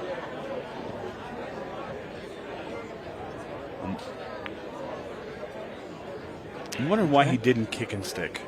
Yeah. Just because you leave the cue ball here, you can't make the 6, you can't make the 2, and you can't see the 1. Yeah, he doesn't love it. Look at him. He knows this is not a great spot.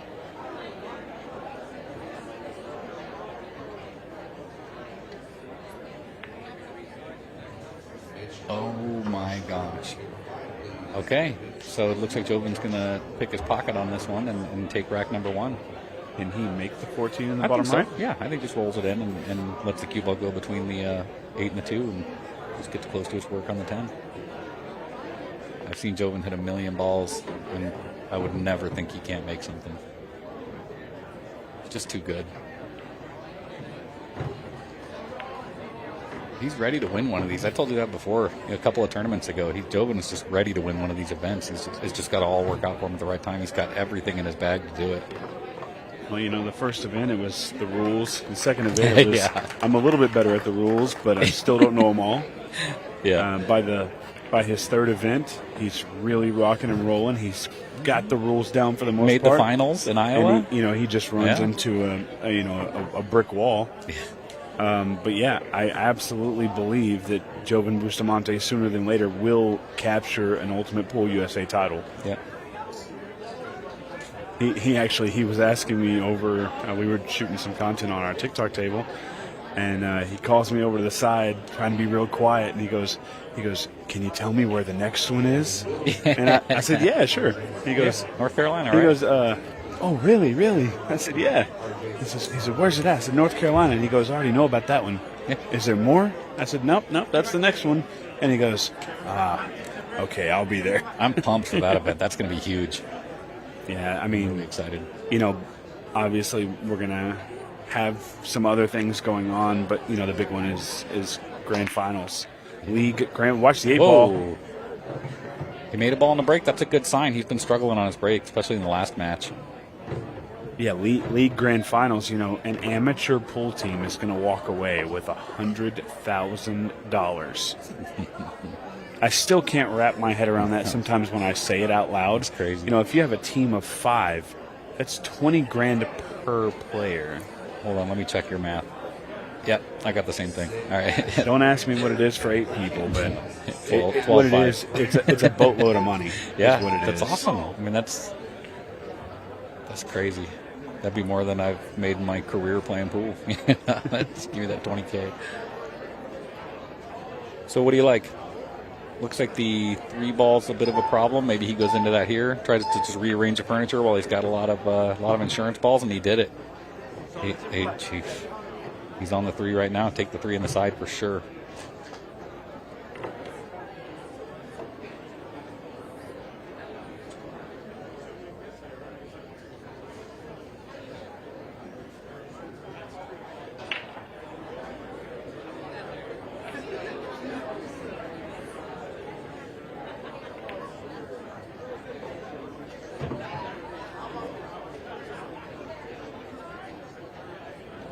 Looks like he's right where he needs to be. Just float the 7 in, 4 ball, 2 ball, 1 ball, and he's in business.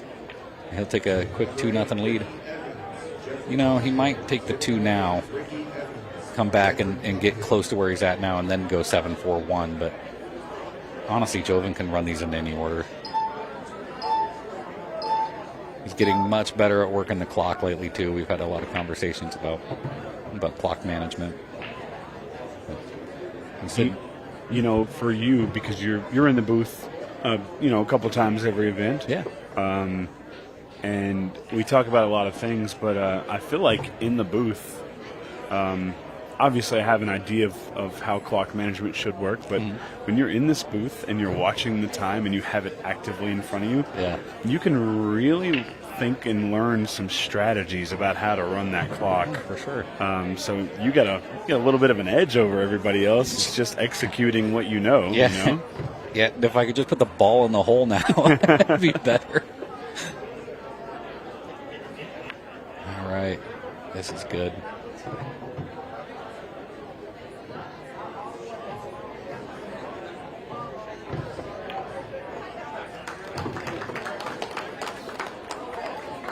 All right, we're out to a quick 2-0 lead, and I don't know if you're paying attention, we've already taken almost 10 minutes off the clock. That's a lot of time. Yeah, that's a lot for 2 racks. And I would love, I know the last person in the world that wants to see a 6-ball shootout is going to be Joven. When you got Craig Wadingham going against in a 6-ball shootout, and Joven's never done one, that would be a very interesting one to watch. We've talked about this before. The buzzer beater in Iowa that that really it's probably the greatest moment in Ultimate Pool USA history. Unfortunately for Joven, it was against him. Yep. But it's something that we kind of talked about, and no offense to Joven, but I promise you he wouldn't have wanted to go to a 6-ball with Joe Prince. I mean, it's not something he would have wanted for his first one. And I think second in line might be Craig. Yeah, I know. You definitely don't want to go to a 6-ball with this guy. You're talking about epic Ultimate Pool moments. That standing ovation we just had for Dave Matlock after that last match was incredible. I've never seen a standing ovation in pool. It's a fan favorite for sure. And it was, I mean, honestly, it was a little tug at the heartstrings. Yeah, but it was so cool to see everybody standing up and. You know, obviously you get the applause, but then the claps keep coming and somebody yells out, you know, good job, Matlock, and then the crowd erupts again. Yeah. It really was a magical moment. Yeah. Just a good dude. So, you got to go stripes here for sure, just because of where that 2-ball's at. I mean, I think he can run both of them, but yeah, he'll take this. So Craig broke dry.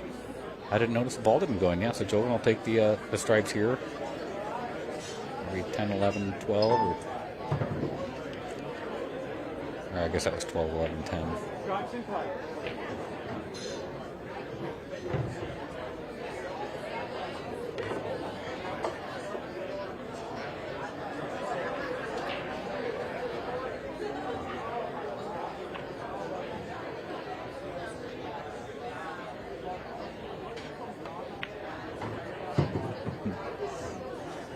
Just got a picture sent to me, and if you're friends with me on Facebook, I'm going to post it right now. But it was just before that match went to a 6-ball shootout, and it's probably one of the coolest pictures I've ever seen as far as the crowd around the arena.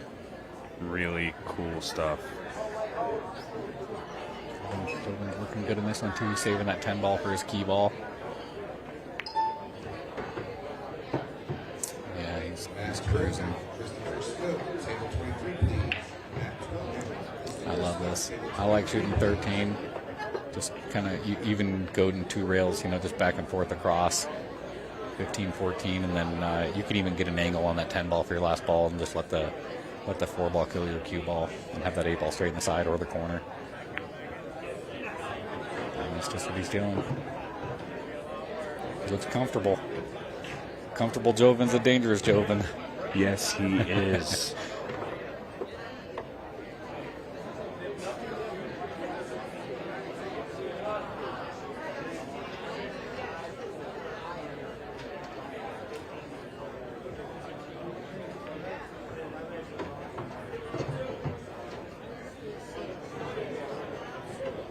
So he's got his choice here. He can just kind of just stun draw it up the table, up into the center of the table, or go forward. On these fast tables, I kind of like going forward. I don't have the control these guys have. That's lovely.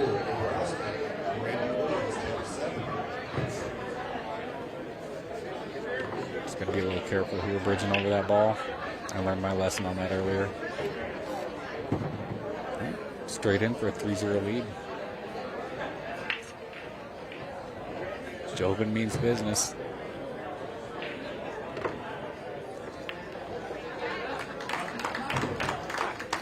All right, there we have it. Yeah, sorry, really quiet there, but not much to talk about. Joven really took advantage of the dry break. Yeah, pool's boring when you stay in line. I don't know why all these guys like playing it like this. I got to give them some lessons. Yeah, really been. This event's been wild, and this is only the first event. Obviously, we have the Open rocking and rolling. Speaking of, how are you in the Open? So yeah, I lost my first match in the Open against Jacob Martin. I guess he's a local. Plays really good. He played good against me. I don't want to make any excuses. We're playing on the same equipment, but the tables out here, the Valley tables, are a little different than what I'm used to. And all I had to do was make a couple mistakes, and he beat me pretty handily, 5-3. And then after that, I won my next 2 matches. Pretty clean. That's always good. Yeah. What do you think about the announcement? Obviously, the tables are a little bit different out on the outside tables. What do you think of the announcement of the Brunswick tables coming in here? That's awesome. I really like these Brunswick tables. I do. They really do play well. Yeah. A lot of people are going to, well, of course, you know this better than anybody. A lot of people are going to, the pockets aren't 3 7/8 inches.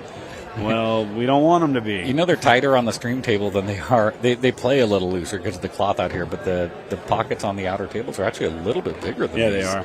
Yeah, and not the side pockets. Not the side pockets for sure. But, when the pockets are so tight that you can't play pool in a sense where you can't cheat any pocket whatsoever, it's not really pool anymore, because it's about creating angles and being able to manipulate that cue ball to make it dance the way you want to. And when you can't do that because the pockets are so tight, to me, I think it dulls the game out. Yeah, it's not ultimate pool anymore. I mean, this is supposed to be fast and furious and fun, and it's all of those things right now. So, yeah.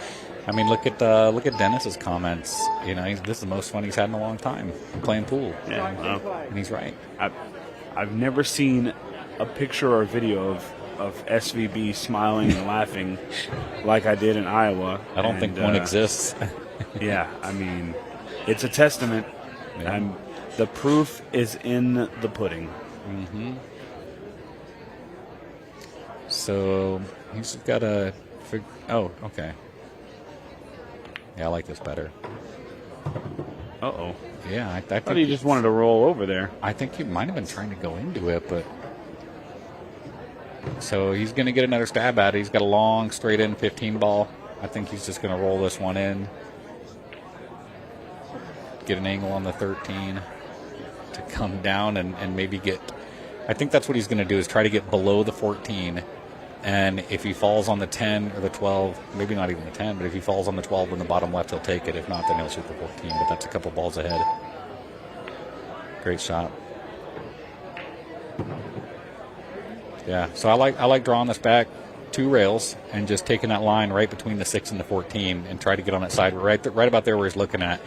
If he doesn't fall on the 12, he still has the 14, and then he can still try to work his way out of it. But he is running out of time to get his problem taken care of. And I think he can even make the 10-12 combo if he has to. It's definitely not at the angle that he wants it to be at. Oh, look here. No, it's going to go too far. Don't do it to him again. You always think you hit it perfect, and then it just goes a little farther. But here he is. You know, I mean, he's got 2 options. Well, he can stop it right there and take the 10-12 combo. Yeah, there's a little bit of space there. But then he's got more work to do. But I mean, he might, as good as he is, he might draw it back. And he's got just a little bit of angle that helps him hug to the rail. Yep. So exactly. Oh, what? Does this go on the side? Oh man, it doesn't look like it.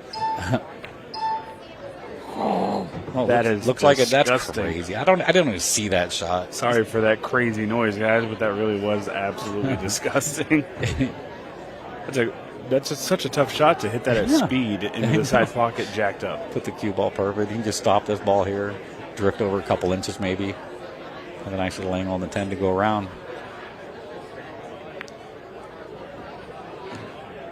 Yeah, and then poor Craig too, because he's sitting in the chair and he's thinking, maybe this is the rack I get up, and then Joven just comes with it.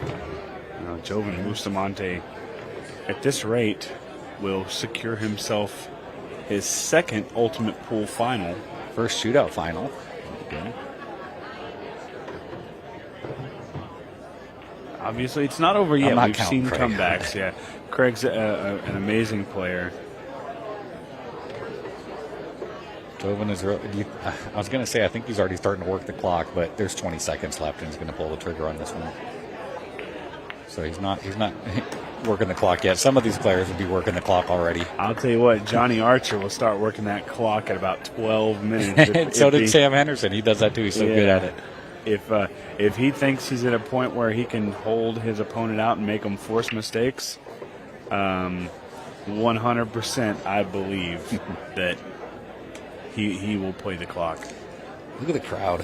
What are we, 5 deep stacked up around the arena here? Man, something really cool in that 6-ball that we just saw. I'm looking around, and there's actually a guy over in the corner behind, outside of camera view, stood up in a chair. Yeah. We've seen that once before in Iowa, but when you have 5 people in front of you all the way around the arena, if you want to watch and you want to watch live, that's what you have to do, right? Yeah, they keep panning around the crowd. I hope we don't have another Coldplay concert moment here. hope all the fans out there are being careful. Oh.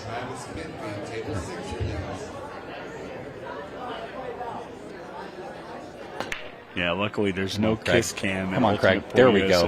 There we go. That's what he needed. He needed the ball on the break. Oh, did the 13 go? I can't see. I don't know. I feel like maybe his cue ball drifted a little bit more to where maybe that 13 is not accessible. Maybe. Cannot tell. Oh, and he's touching ball, right? No. Yeah, this is rough. So he's offhanded, jacked up over a ball, and he's got to take solids. But solids are okay here. The 8-ball does go in the side pocket. The 4 is the only real question I have, and it looks really tight. Yeah, he'll have an opportunity to get to it off that 3-ball if he wants. Like with his next shot, he can just roll this in and take the 3 and break it out if he has to. But I'm going to guess he's comfortable shooting it as it is. Yeah, he didn't leave himself a big angle on the 3-ball when he had the perfect chance to. Yeah. That tells me that this ball's got a lot more room. Oh, he's got it now if he needs it. He's good on it. The 6-ball's good insurance for him. I go into it. I just love crashing into balls. It's my style. Great shot. And look at this. Did he make this ball? ball? We got our answer, but he's fine here. Yeah. He just spins the 6-ball in there and just comes right back across. But you want to be above the 7, though. Yeah. Get above the 7 and then stun below, just below where the 8-ball is, and you got it in the side pocket. This match is far from over. He did that nice. And he got just enough angle to just be able to punch down. Yeah. Just drag it down a little bit. He's money. Great out by Craig. The skunk is off. Yep. I'm telling you. One dry break by Joven, and then we got a little 4-2 match with Craig breaking, and we got action. That's what it is.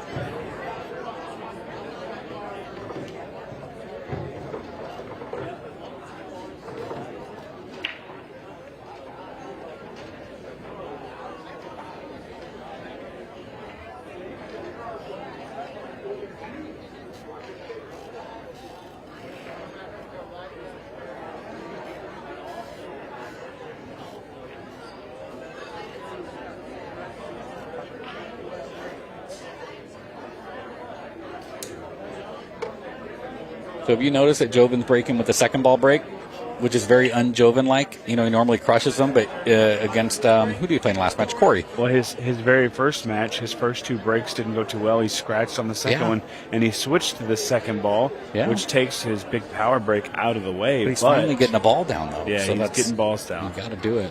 I said in the beginning, when we talked about this table is being a little bit stingy on the break. Yes. We were talking about, break and runs and stuff like that. Mm-hmm. Oh. And this table is being a little stingy on the break. Ball in hand. Look, Joven scratched. Wow. Okay, look at this. Pool momentum is a funny thing. Isn't it, though? Yeah. One tiny mistake. Yeah. I mean, we just that scratch on a break, we could be looking at 4-3 in no time. Absolutely.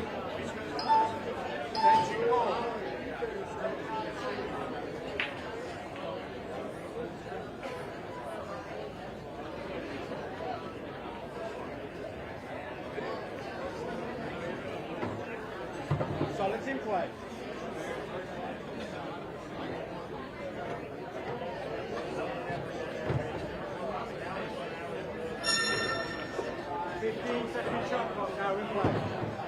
And there you hear it. The 10-minute mark has arrived. We are now under a 15-second shot clock right now.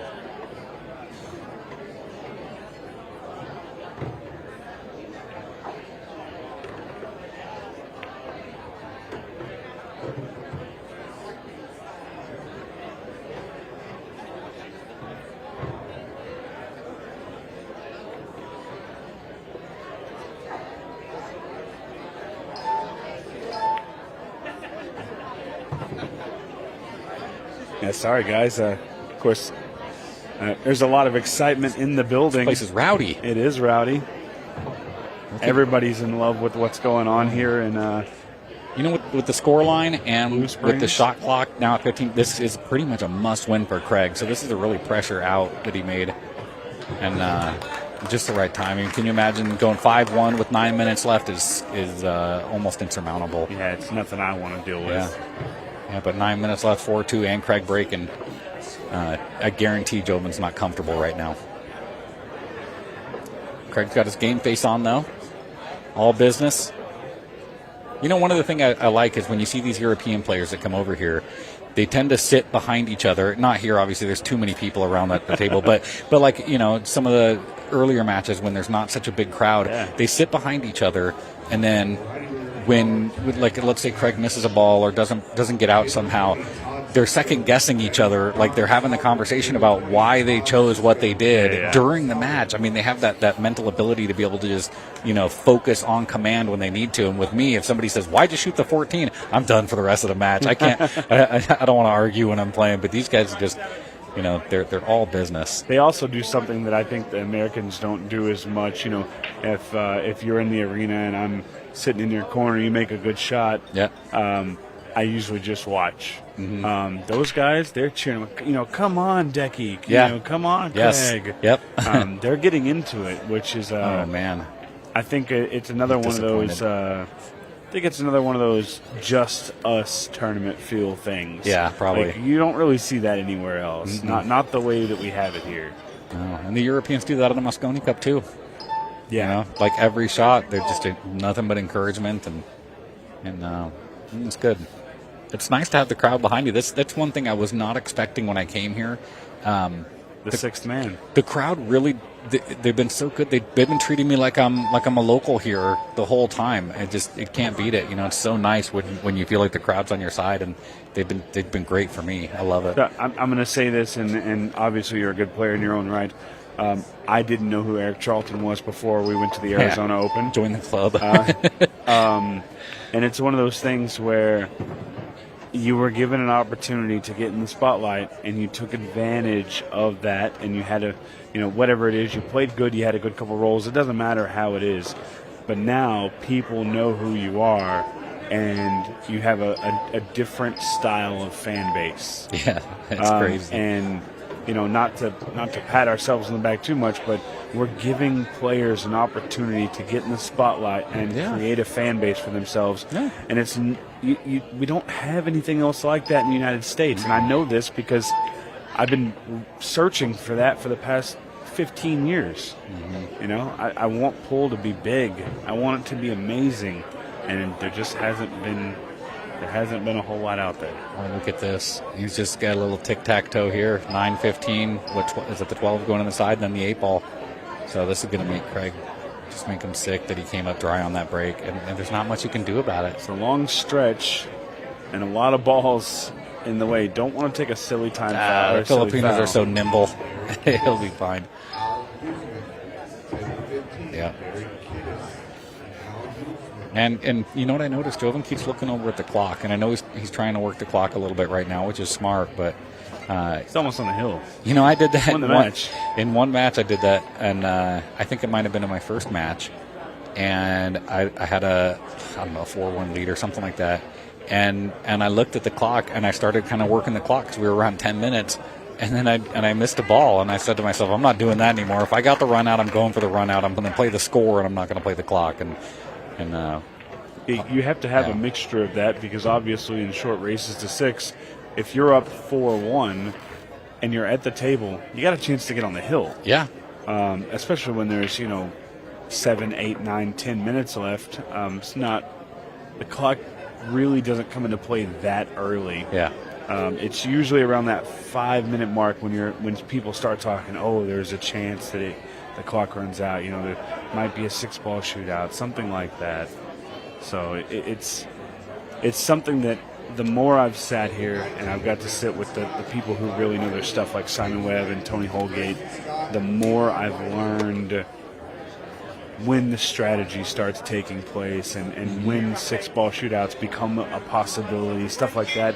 And I know you're getting to that point too now. I'm sure your first event you're like, there's 10 minutes left and it's tied. We're going to a 6-ball. Exactly. I thought the same thing. Yeah. But I've slowly learned, kind of how this works, and it's been a fun learning experience. Oh, he loves that break now. I can't believe that 9-ball didn't drop. Got a little bit of an issue there with the 14, but it does have a pocket, so if he wanted to take the stripes, he can. Yeah, I like the stripes here. The solids are a more accessible shot. Yeah, to start off, I'm not in love with that 1 ball over there, so I think he is definitely gonna. Well, we'll find out. No, he's going solids. I don't think he has much of a choice. Yeah, I think he got the ball and it's on the side rail, but he already knows what ball he's going to use to break it out. That 7 ball's not. I think the 1 ball goes in the side pocket. Oh, okay. I think. If he gets a 2 out of the way, maybe. Yeah, I don't love that 7 ball. So he's going to break him open right now using the 4 ball. I think it's all going to come down to that 7 ball, sliding it past that side pocket. That's Craig's hope here. And Joven's waiting for the beeps every shot. Well, that didn't come out perfect. It was funny, we saw Dennis Hatch do that earlier. He was down with the ball, and he had plenty of time to fire. I think it was Dennis, and he just... Oh, no, it was Dave. It's Dave Matlock. Now. Yeah. It was Dave Matlock. Yeah. He was just waiting on the beeps. I saw that. Okay, so it looks like they're going to check and see if that was a time foul. It's the second time they've had to check on Joven's shot and make sure it went off in time. You know what Craig's hoping for here for sure. Yeah, we'll get a look real quick. See what we see. First glance, I think it's okay. but obviously we want to make sure.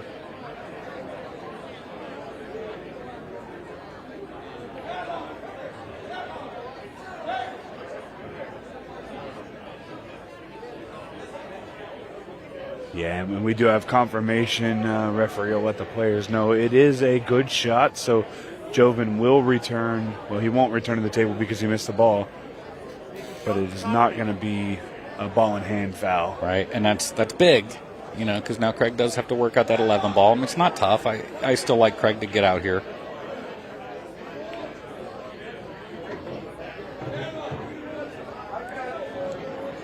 Do you think that 11 ball passes the one? He's just taking a look at, seeing if the 11 ball passes the one. If not, it goes down to the bottom left, maybe even in the side. Oh, Dave wow. Matlock behind us. Sorry, guys. Dave Matlock behind us having the time of his life. He was just part of the coolest thing I've ever seen in pool, getting that standing ovation. It really was a crazy moment.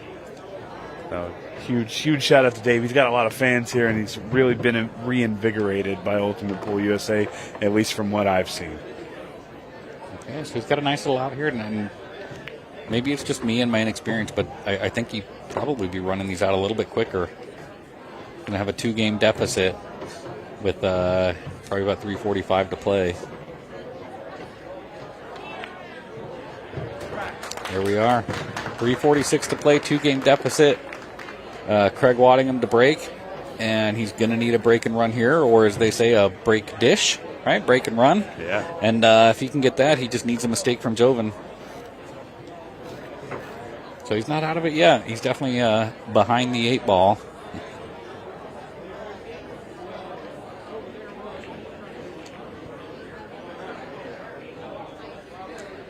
You see the guy in the background with the hat and the yellow shirt. I got a chance to chat with him earlier. He is such a pool fan.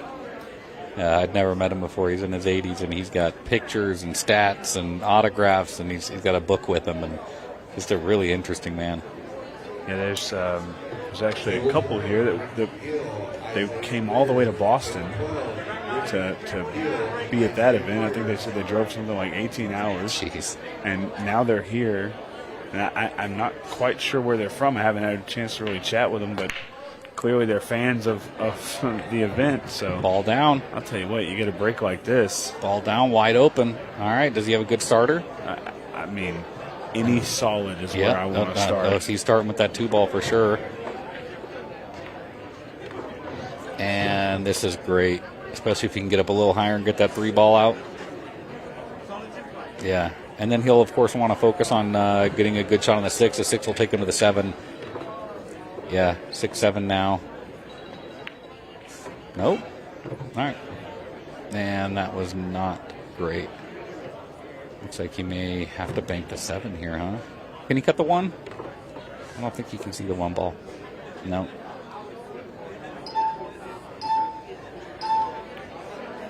Clutch. That was great. That was great. Yep. Now he's just got tic-tac-toe, and there'll be about 2:20 or so left on the clock when he finishes. He's out, and plenty of time if he can get back to the table. It's all going to be up to Joven. It's got a little interesting. I think he's going to nudge the 5 over. Yep. Okay. Not wasting his time. That's good. He knows where the match is. Mm-hmm. The Silver Sniper. Here we go. 5-4. Craig Wadingham really playing well. What did I say? 220. He wasn't. He was in the beginning. He was not playing very good in the beginning of this match, but he's starting to make a little bit of a comeback. He's breaking dry. Now he's getting the ball to go. And now it's not in his hands anymore. He's got to hope for a Joven Bustamante dry break. He's got to hope the balls are just sitting in front of the pocket. Yeah. And I think ideally for Craig, he wants to, if he has an opportunity at this table, he wants to run out and leave just enough time for him to break the next rack. Yep. Yeah, get that golden break for get the an win. Opportunity for a golden break, and if it doesn't fall, then you go to a 6-ball shootout.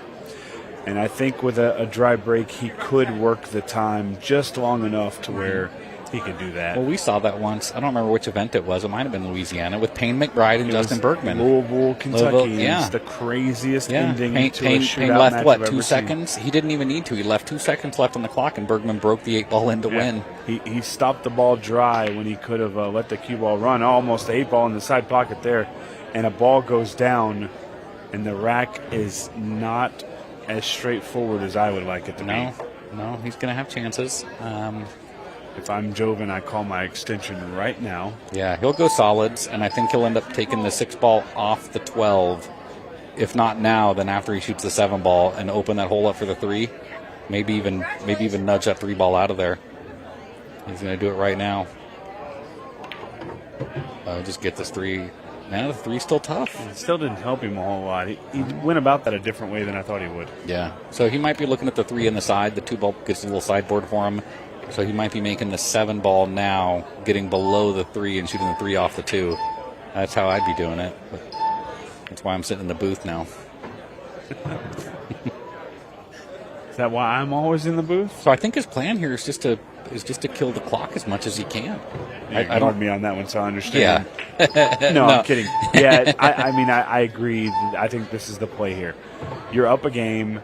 Oh, no. Yeah, I think if he would have just tried to run the table out, I think he would get out here. But I think he can still make a ball. He's going to try and leave Craig as little as possible. Getting a ball in the pocket here is the number one thing. And he did. Okay, yeah. Craig's heart probably just sank a little bit on that one. I think this one is done for. You take 10 seconds every shot to get down on the ball and another 3 to actually shoot it. Yeah. Yeah. I think the Silver Sniper is about to be retired. And I think Joven Bustamante is going to cement his place in his second Ultimate Pool final, because the man from the Philippines residing in Arizona is headed to his very first Ultimate Pool USA Shootout. Joven Bustamante. All right. Wow, what a great match that was. Joven shot incredible. We'll get a word with him in the arena with Simon Webb when we come back.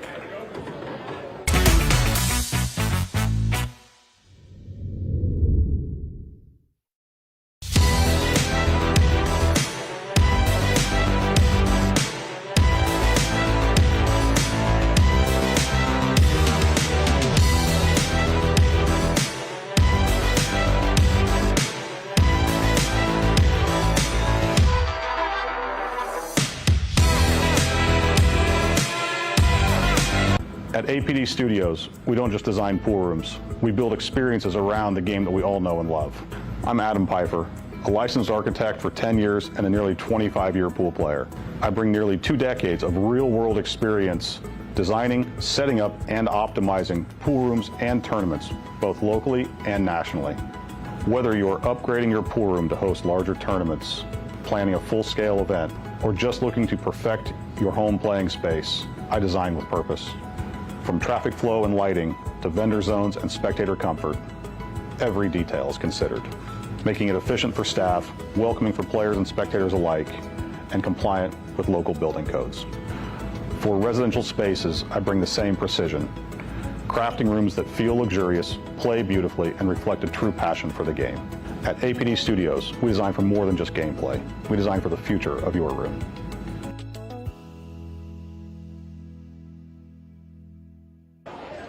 We have our first finalist here in Kansas City in the shootout. Joven, congratulations. Last time we saw you, you were in the final of the Open in Iowa, and now we see you back again. You're into another final. Very, very good. Yeah, I'm really excited. So I'm going to play finals again. So, yeah. And this time round, 6-4, still very, very close, but not the hill. You've been giving us those tight matches all the way. Yeah. He gave me a couple of mistakes, like a two drive break. So that's a big turnout. So okay, it's good.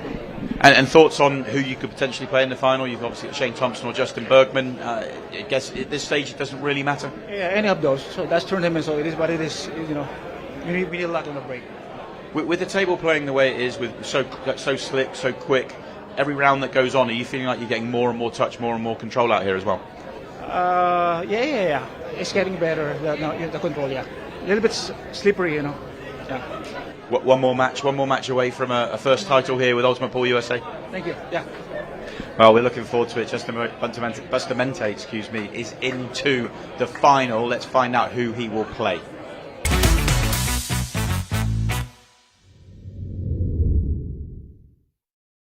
Hi, I'm Scott Ryan, Ultimate Pool USA CEO, and I'm here to tell you that Ultimate Pool USA is capturing the hearts and minds of so many pool players across the United States.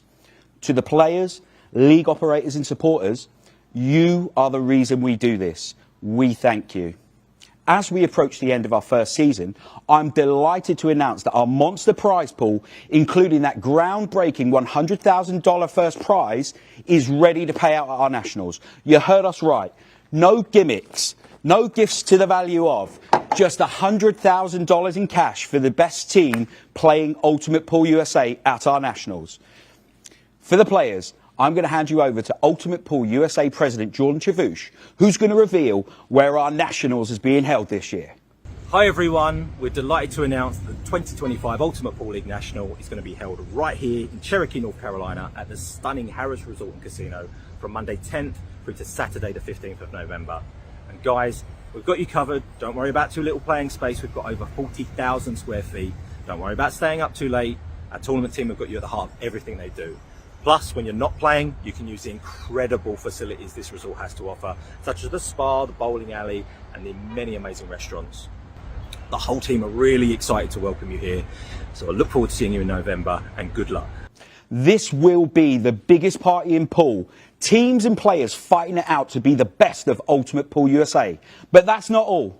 We will have many special attractions, including our shootout, an open event, and many surprise guests from pools past and present. Get ready for all of the high-octane, fast-paced action you've come to expect from Ultimate Pool USA. For the players, league operators and supporters, this November, Ultimate Pool USA changes the game. We'll see you in Cherokee.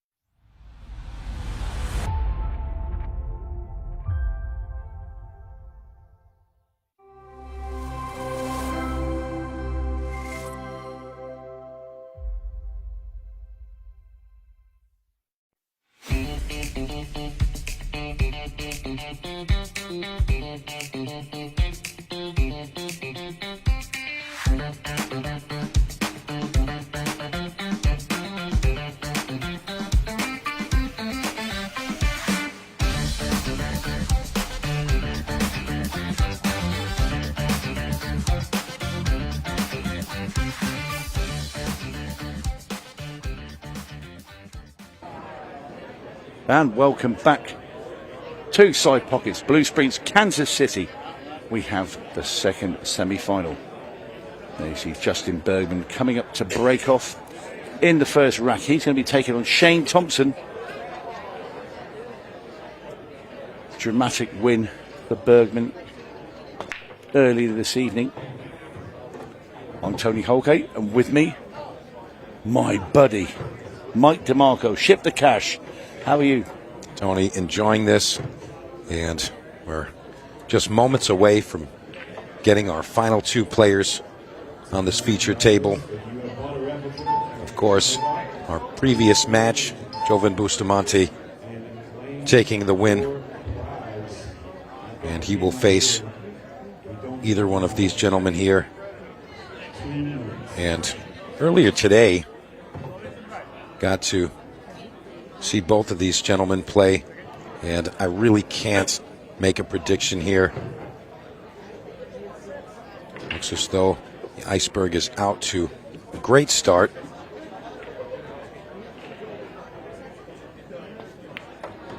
Now, early on in the match, really a time for the players to get their footing and get their comfort.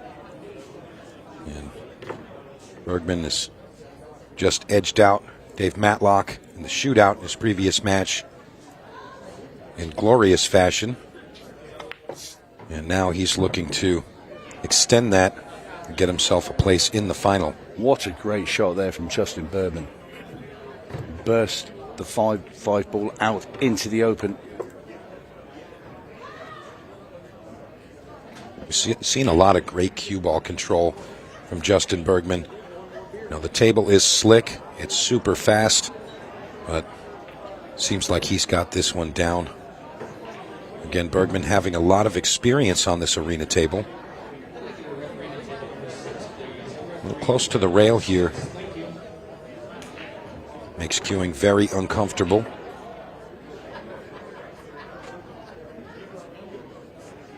Tricky little shot this with the 7. Oh, he played that really well. Not an issue for the Iceberg.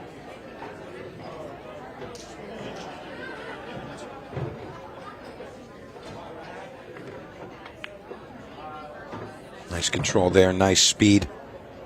I'll tell you what, this is a super finish. Yeah, what a run there. I'll tell you what, this is laying down a marker. Bergman dispatches the 8 ball, takes the opening rack, and he has brought his A game for this semi-final. Yeah, Justin, of course, having the Iceberg nickname, showing no emotion, just doing his job, and essentially another day at the office. Just gotta kick back, relax, and do what you do. As Shane Thompson looks for his first go at the table in this semifinal matchup. Well, Thompson's come through a tricky path. Skylar Woodward, followed by Dennis Hatch. Now all players absolutely earned their place in that final matchup. There's no easy draw, there's no light draw, and obviously as the bracket progresses, it's even more tough. Here we go, Shane Thompson. Head on break. 11 finds a home in the side. He's got a decent layout here, Tony. Yeah, I like the solids. I think I agree with you. Shane's going to agree with us as well. Everything available.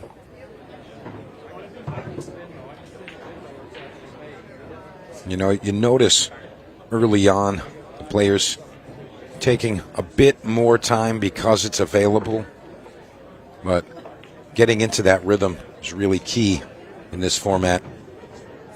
You don't want to get comfortable taking extra time, and as it heats up, having to change your rhythm. Now, both of these players very familiar with the arena.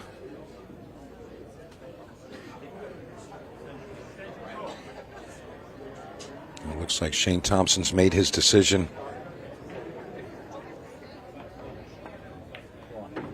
Swings it around the backside of the 5. Yeah, he wanted to take the 6, but he had a bad angle on it. Now he's perfect.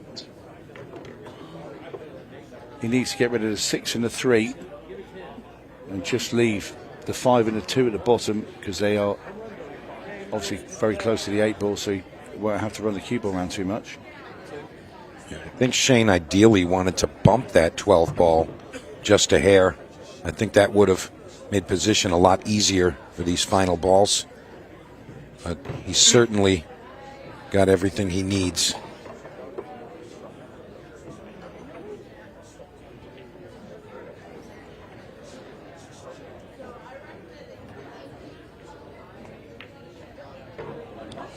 He's going to have this slowed down. That's gone too far. Oh. Shane Thompson loses the cue ball. And there's not even a simple kick here. No, it's not. He's in a really tough spot. Justin will be sat there now looking at his stripes, thinking there's nothing in the way.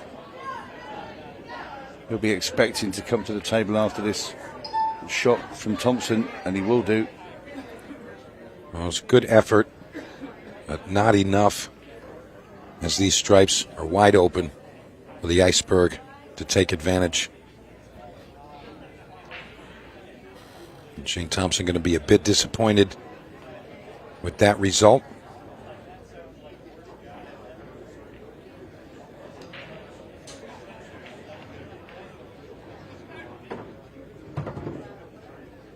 We're close to this 5-ball. Slightly less than ideal.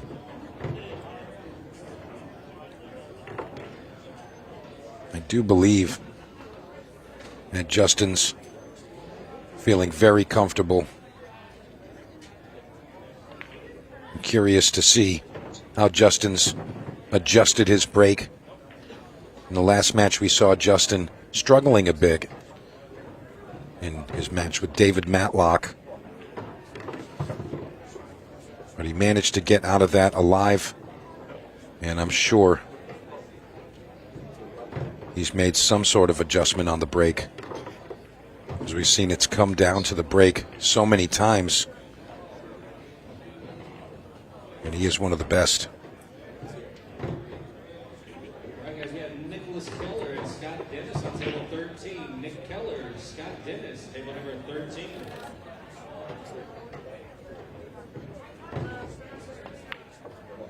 Bergman making quick work of these stripes. He's going to go up 2-0 in this semifinal matchup. Again, the room still packed with spectators. And Yeah, it's been amazing. There's so many people inside pockets tonight. It's been absolutely rammed full. And it's funny, Tony, they keep coming in. It's kind of curious. Where are they putting them? Well, I was going to try and count how many people are in here. I stopped at about 400. Yeah, that's what I'm saying. So, the Iceberg takes an early lead here. I'm sorry, ties it up. Oh, no, we had that right, yeah. I'm reading the screen here. We've got a 2-0 lead here from Justin Bergman, and he's going to come up with the break here. And let's see how it's looking at this point in the night. Again, Justin, a fan of the second ball break. Always gets that 8-ball moving. Looking for a square hit on that blue 2.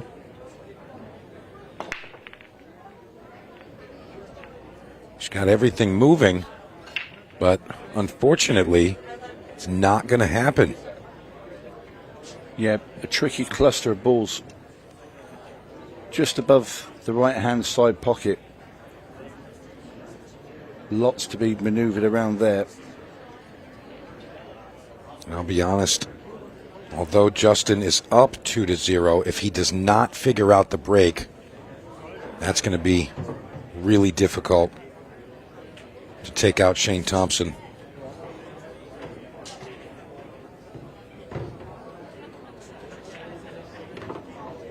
He's really just edging his way to those problem balls. Is he going to play this off the other ball? No, he's not. I thought for a minute he might play it off the 12 and try and bump everything out, but he can just pick them off. Yeah, he's actually fallen what looks to be perfect on the 4-ball to the side. Great cue ball control from Shane Thompson. And the 7 goes in either side pocket, so he can choose to stop with the 1 ball here, play it to the left side, or he can come back to it.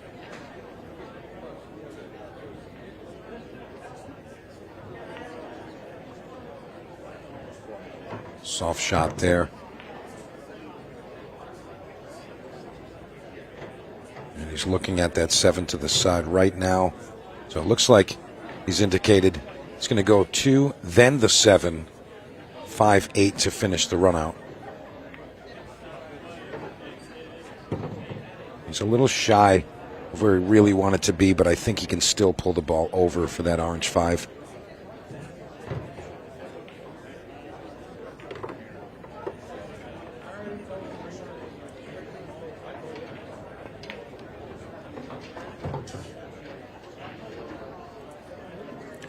He just had a look up to the sky there. He wanted to go another couple of rolls of the cue ball. He's still okay. Shane Thompson answering to the dry break from Justin Bergman. And this 8-ball will put us at 2-1. There you have it. Again, the winner of this match will go on to the final against Joven Bustamante. We just saw put on another great performance. What a talent. What a talent he is. Yeah, he played exceptionally well against Craig Wadingham in that first semi-final. And that's the bracket where Top Cat himself came from. So definitely Shane Thompson earning himself and Bergman earning themselves a spot against that man. So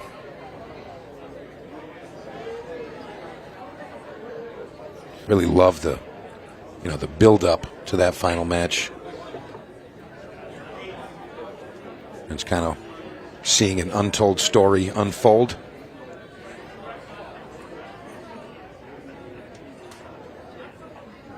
And Shane Thompson back to the break. Still going with that head ball. 2-ball to the side. 8-ball. Oh, 8-ball. he's made it. Golden break from Shane Thompson. Makes the 8 from the break. Thompson now 2 racks each. How about that turn, Tony? Yeah, look at that. Double kissed in by the 9. Shane showing no emotion, but he will be absolutely over the moon with that. Saves a lot of leg work. Yeah, his expression is basically saying, yeah, take that. How about that? So, pressure back on Justin. And again, we said it when he was up 2-0. Got to figure out that break because Shane Thompson is coming. Now, I've never seen Justin alternate and pivot to that head ball break. He's always stayed with what he knows and what he normally does. And, I mean, I'm kind of a fan of staying with the plan and know what you know. But Justin hasn't had success in his last 2 matches and just barely squeaked out his last one.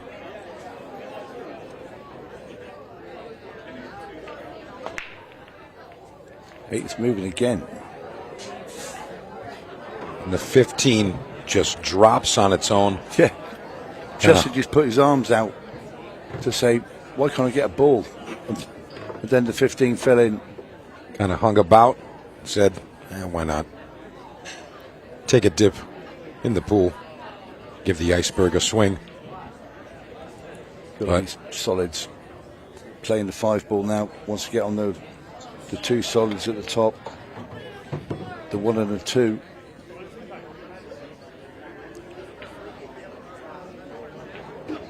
And what do you do here, Tony? It all depends on the angle he's got. If you can put it straight back, you play the 2 first, but he might have to play the 1 and play the cup. Yeah, that's looking like the case. He's seen if he can get the cue ball back from the 2 to where he just queued up there by the rail. What you don't want to do is try and draw the cue ball back here, clip the 1 ball. And it looks like he's done a great job managing that cue ball. Again, such talent to be able to control that cue ball. Such a high degree of accuracy in those tight spaces. Oh, wow. Yeah, that was a little awkward. And the 1 ball hangs up. Another missed opportunity. Yeah, he thought he knew he didn't have all the pocket. But he thought if he played it really slow that it would dribble in and it stayed there. And now Shane Thompson on stripes has a real chance to steal this rack. And they're easy. Yeah, there's nothing really to figure out here. It's just fill in the blanks. going to see him go 11-14, 12-9. That sound about right? Yep, I like that. In fact, I'll be absolutely shocked if he didn't. We've been surprised before, Tony. Yeah. All he needs to be is on the 9, not straight. And even straight, he could rip the cue ball down the table and come back up. But you just bring the cue ball back about 2 inches. That's what you got to do. That's it. Great call, Tony. Just runs this in. He'll be on the 8. Yeah, perfect speed there. Perfect control. Simple pot on the 9. And it looks like Shane Thompson will be going into his next break with a 3-2 lead. This is absolutely neck and neck right now. Well, how quick's this turned around from Bergman's 2-0 lead? Obviously, a great big help from the golden break that Shane had a couple of frames ago. And obviously the dry breaks from Bergman and compounding those things. Oh, Justin struggling with that break in this match as well. Perhaps he should switch sides. You know, sometimes the same break from the opposite side I might used work to out just better. stick with it. When I played, I played to the side of the head ball, hit them as hard as I possibly could, and I never deviated away from it, even when I was going dry. Just stayed there. Looks like Justin is just going to have to wait and see what Shane Thompson can offer. Staying very focused, eyes on the prize. Shane Thompson with the same break, same positioning. And he's going to get a ball to fall at the buzzer.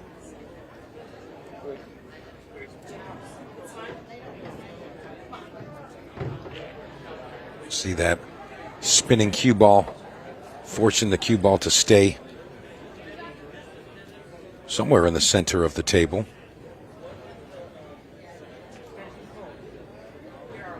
Well, I like solids. Can he not make the 6? Then Yeah. cut the 4 ball, runs into the 13 and pushes the 2 out into the open. Yeah, I think that's a great assessment, Tony. Keeping it simple, very natural approach, and resolving the issues right away. And he's not going to go that route to start, but I do believe that that's the way he should be going at this.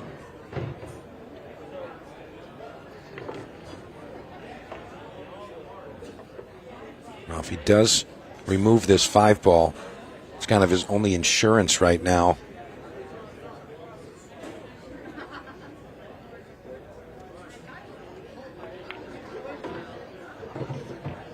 Doesn't want to get on the rail.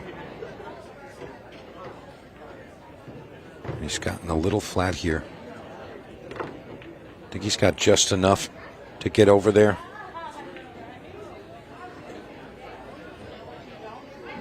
He's going to elevate.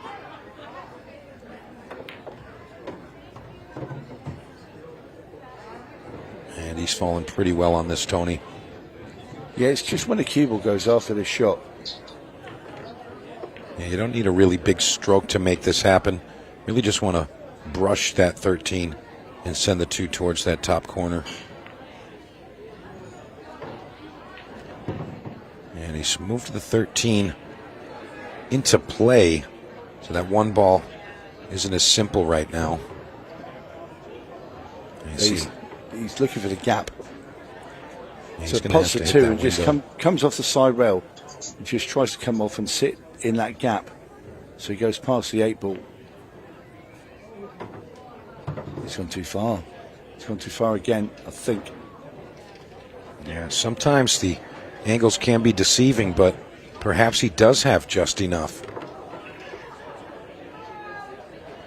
And he's gotten right down. That's telling me he's got it.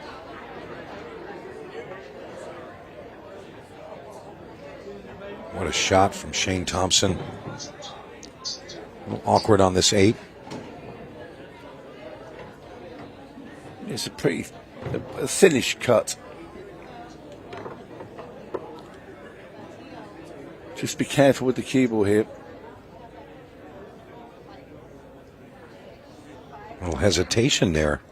Yeah, he's not happy. He's going to change his bridge hand. Oh, cue ball square well. into the pocket. It's always going to be the cue ball. It's going to be a problem. Very unfortunate turn for Shane Thompson. Yeah, I don't know if he was thinking that wasn't going to go square into the pocket. It seemed like that was the natural line. Yeah. Not a happy man. He knows he had 4-2 there, staring him in the face. Chance to pull away a bit. He's going to have a short memory, as he's still got work to do. 3-3 as we go into rack 7. Justin Bergman at the table, hoping to deliver a better break. Really struggling. I'm curious if he is going to make an adjustment at some point, but it seems like he's just staying on the course.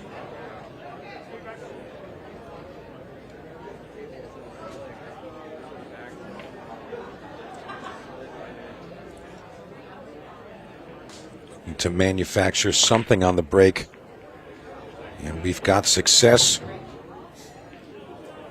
in a relatively open rack here, Tony. Looks like Justin Bergman has made it happen.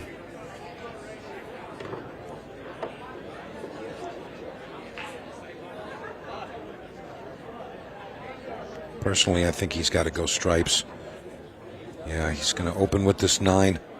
It was kind of the only tough ball to get on, and fortunate for him, that was where he landed on the break.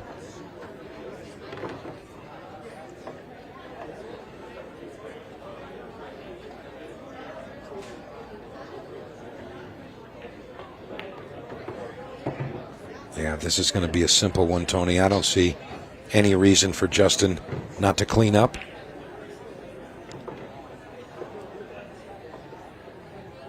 Take a look around, make sure he's got a solid plan. Yes, what he wants to do at 13. The 13 doesn't go clean into the top corner. So I think it's going to probably have to go. I mean, I'd want to take it now, but it needs to leave an angle where he could take the 13 into the rail. I think he can float it right by it, Tony. I think he's going to play the 14 to the side, kind of just cheat the pocket a bit, try to get it to just fall and slide in behind that 12. I think he's got just enough space to do that. He's really uncomfortable with that. He can always play it from above, but that's not the plan to get to that 8 ball. He wants to use the 11 to get there.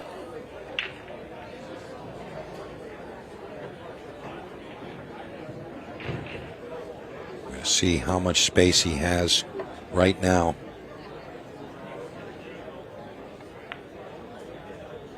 Never a question. No. Bergman is 3 shots away from taking the lead once again.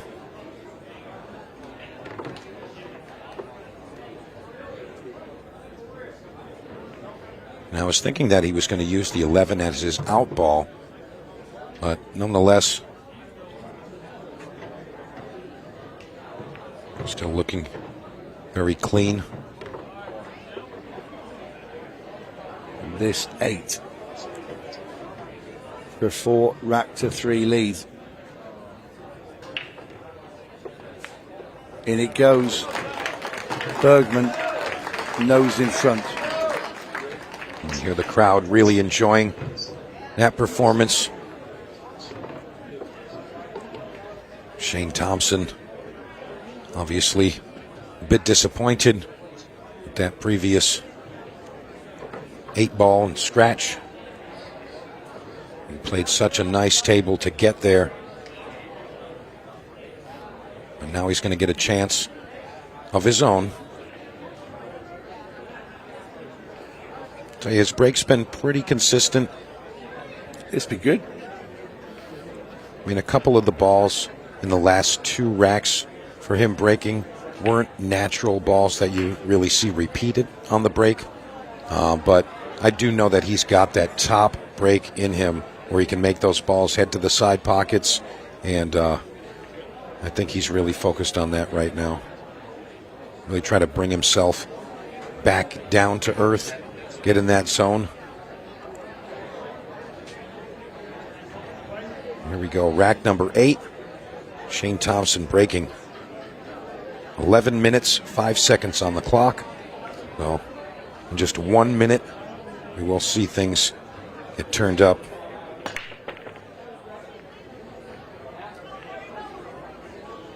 So that's going to be dry.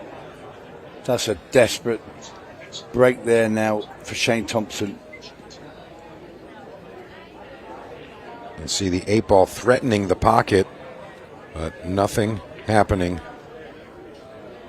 So Bergman with a great chance here to get on the hill.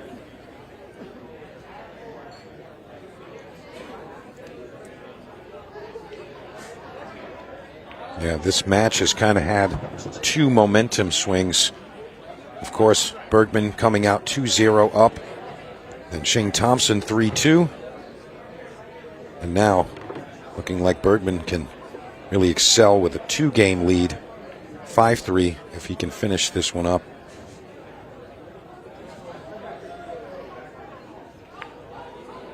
Nice shot on the 10-ball. I'm thinking Justin's going to go at this. But he keeps walking around and looking on that left side of the table like he wants to play position on it. I think he's going to dribble this and try and get on it. He is. Wow, look at the control. Absolutely flawless. Now it's deceiving. It looks like that 12 is stuck to the 5, but apparently it will go. Yeah, it's just getting the cue ball past the 5 and the 6 and back into the middle of the table.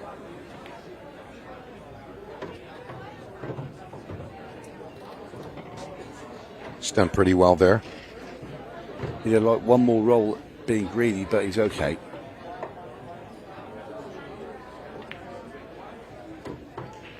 Again, that extreme control from the Iceberg, navigating that cue ball right between the 2 stripes. Perfect shape. And in about 12 seconds from now, he'll be shooting that 8-ball to the side pocket, getting himself on the hill. Yeah, he's made this look really easy. And it wasn't. You had to get the perfect angle to get onto that 12. And down goes the 8. Justin Bergman now 5 racks to 3 in front. He's on the hill. And looking very cool indeed. I'll tell you, Justin Bergman letting us know why he is who he is. Just a resilient player. He could be down, under pressure, and just somehow comes with it. To that fantastic Ultimate Pool USA jacket. Tell you, for the kids at home, they're going to be buying those up. Very sharp.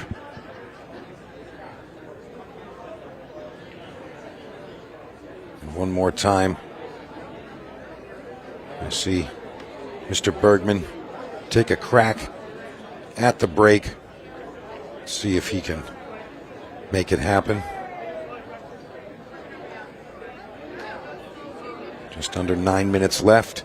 Remember, we are in the 15-second shot clock portion of the match, so we're going to see these players moving around the table very quickly. And we're going to see another dry break. Yeah, tonight there's been a whole host of them. You know, perhaps the conditions have kind of changed over the first 24 hours on the table, and the previous break is not really working as it was before. So Better believe these guys are taking notes. Coming up with their adjustments.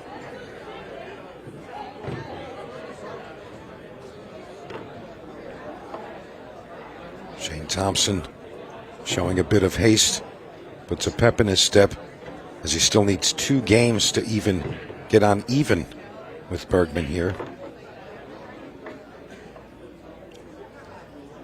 But there's a fair enough time on the clock. He can make a nice clean run out here, and he will be breaking the next rack.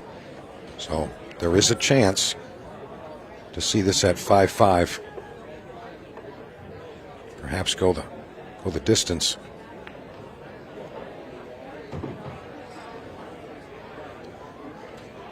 Again, less than ideal, but he does have a proper angle. And get on the left side of this 5. It's a little awkward queuing with the 5.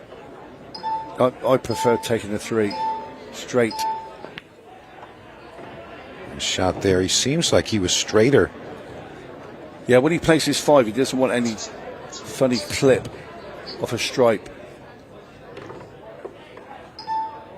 Oh, Shane. He's missed it. Just scooped underneath it. And now Justin Bergman, he has time. He could play a safety here first, very easy one as well. Just open up little cluster of 3 balls up, stick Shane behind them. I think you might take your advice. Well, I'd play the 14 and just try and push them towards the middle, but then get the keyboard to sit sort of by the 10. I think it's going game, must be. Yeah, I think that if Justin has an opportunity to run the balls out, he's just going to do that, but didn't work out the way he says. He's going to play your shot now, Tony. Yeah, this is the right shot. Yeah, and now how easy are those stripes there? Percentages say, yeah, this is a tough one, but Shane Thompson going with the 2-rail kick. Yeah, because he knows he has to pot this. And it's going to be ball in hand, and, well, this is a gilt-edged chance now for Justin Bergman to get himself into the final and face up against Joven Bustamante. Yeah, it's looking like that's all she wrote. Yes, Justin Bergman. But he's been clinical, hasn't he? He's been very good. Yeah, I mean, I want to say that the break is still not on par. Well, I'll tell you what, playing Bustamante, if he does get through now, he's going to have to really get that break going, because Joven looked incredibly good against Craig Wadingham. So 2 balls away for Bergman. Get himself into the final, which will be coming up after this. This 8 for 6-3. Down it goes, and Justin Bergman beats Shane Thompson 6 racks to 3 in this second semi-final. He was clinical. Shane, little bits and bobs there, showed some class. Didn't quite happen from this semi, but Justin Bergman, the clinical man he is, will join Joven Bustamante. And after this, we're going to have a quick word with him.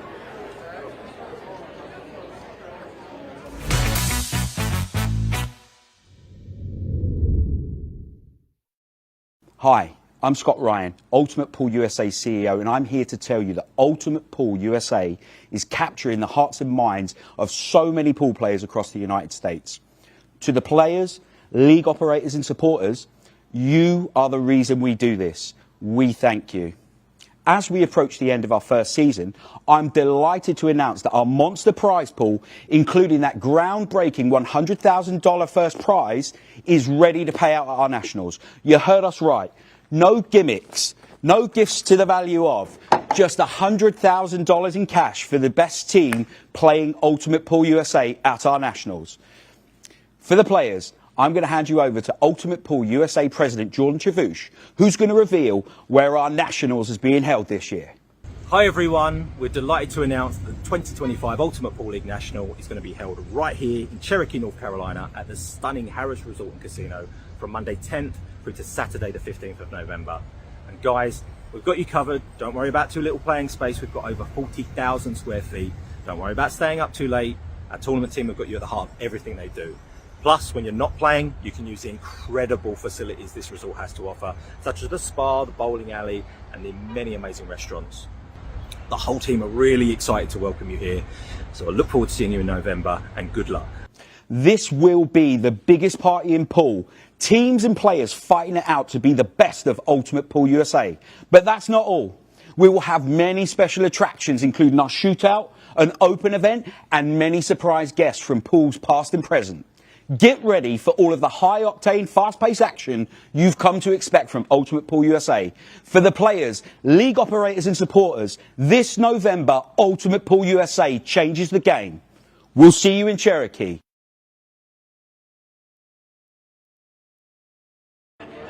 Well, welcome back down to the arena. We now know our Kansas City Shootout final. Justin, congratulations, through to another final here with Ultimate Pool USA, and it feels like the performances keep getting stronger and stronger. Yeah. I mean, I played really good that set. Again, I was pretty fortunate, and he didn't really have any luck on his side, and I took advantage of my opportunities. So. All you can do, though, is take advantage of those opportunities. We saw you have this run in Boston as well, and then it kind of turned in the final. I guess you want to just hope that the chances keep coming your way. Yeah, he beat me in Arizona, so I'm going to try to get my revenge. So. Sounds like a pretty good plan. It's certainly a final that we're looking forward to. The two of you have entertained us with Ultimate Pool USA for a while. Yeah, and I just want to thank my family. I got like 20 family members come out here to support me. So. Yeah, I think it's absolutely fantastic, and I think you'll be a very, very popular winner here as well. So we look forward to see you playing in the final. Thanks, appreciate it. And it is going to be the final coming up next. It's going to be about 5 minutes' time. We'll have the final out here on the table, and we will crown our champion.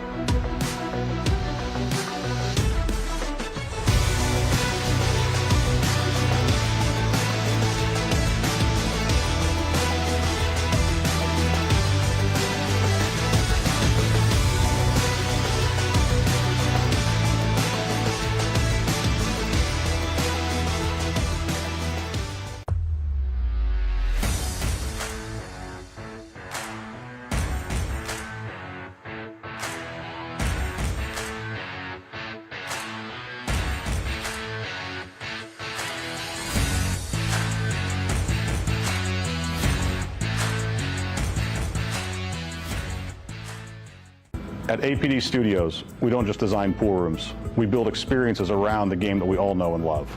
I'm Adam Pfeiffer, a licensed architect for 10 years and a nearly 25-year pool player.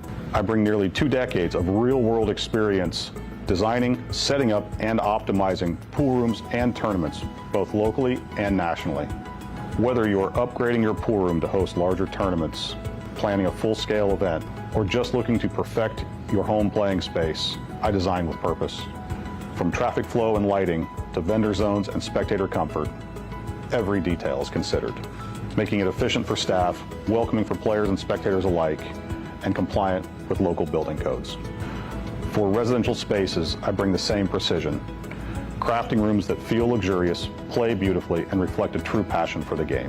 At APD Studios, we design for more than just gameplay. We design for the future of your room.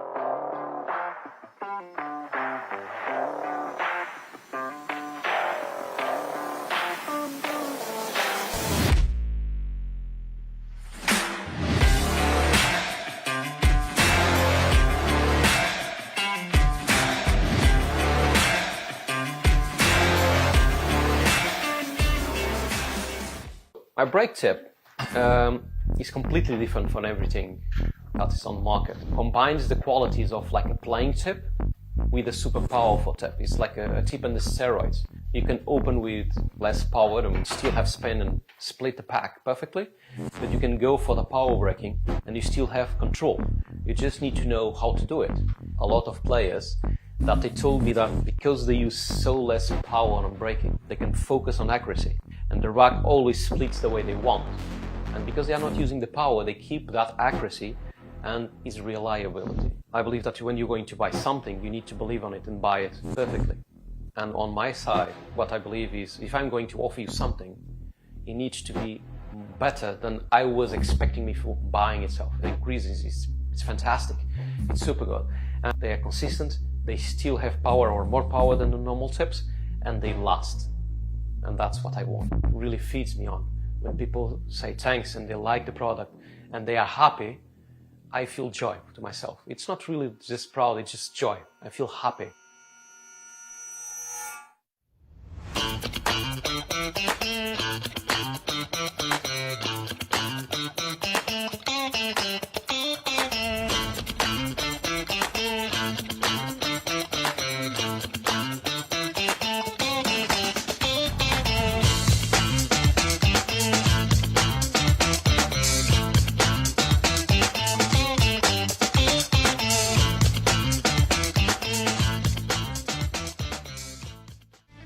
With over 175 years of billiards history, tradition, and expert craftsmanship, Brunswick is a name synonymous with our game, which makes it the perfect partner for Ultimate Pool USA's vision of fun, fast, and exciting pool for the players all across the United States. Brunswick, Ultimate Pool USA's official table partner.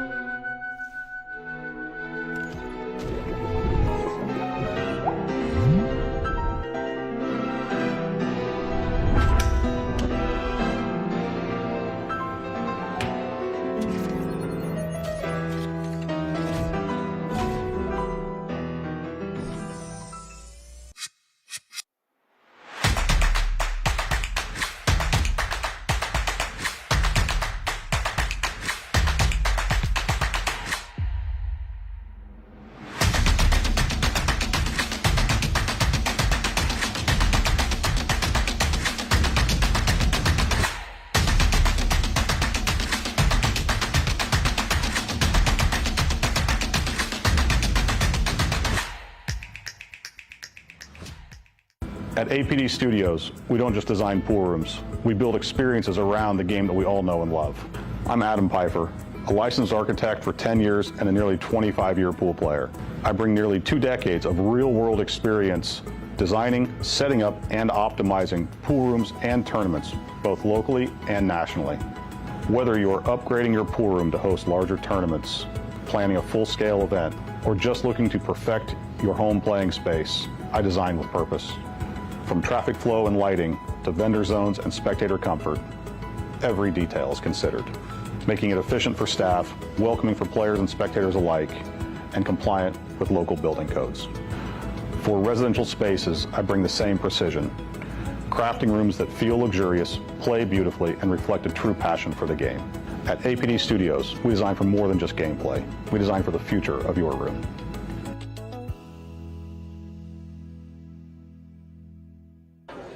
It's been a long day, but we are finally here. It is the finals of the Kansas City Shootout right here in Blue Springs at Side Pockets. My name is Stephen Wyatt, and I have with me Mr. Mike DeMarco. Mike, this event has been insane.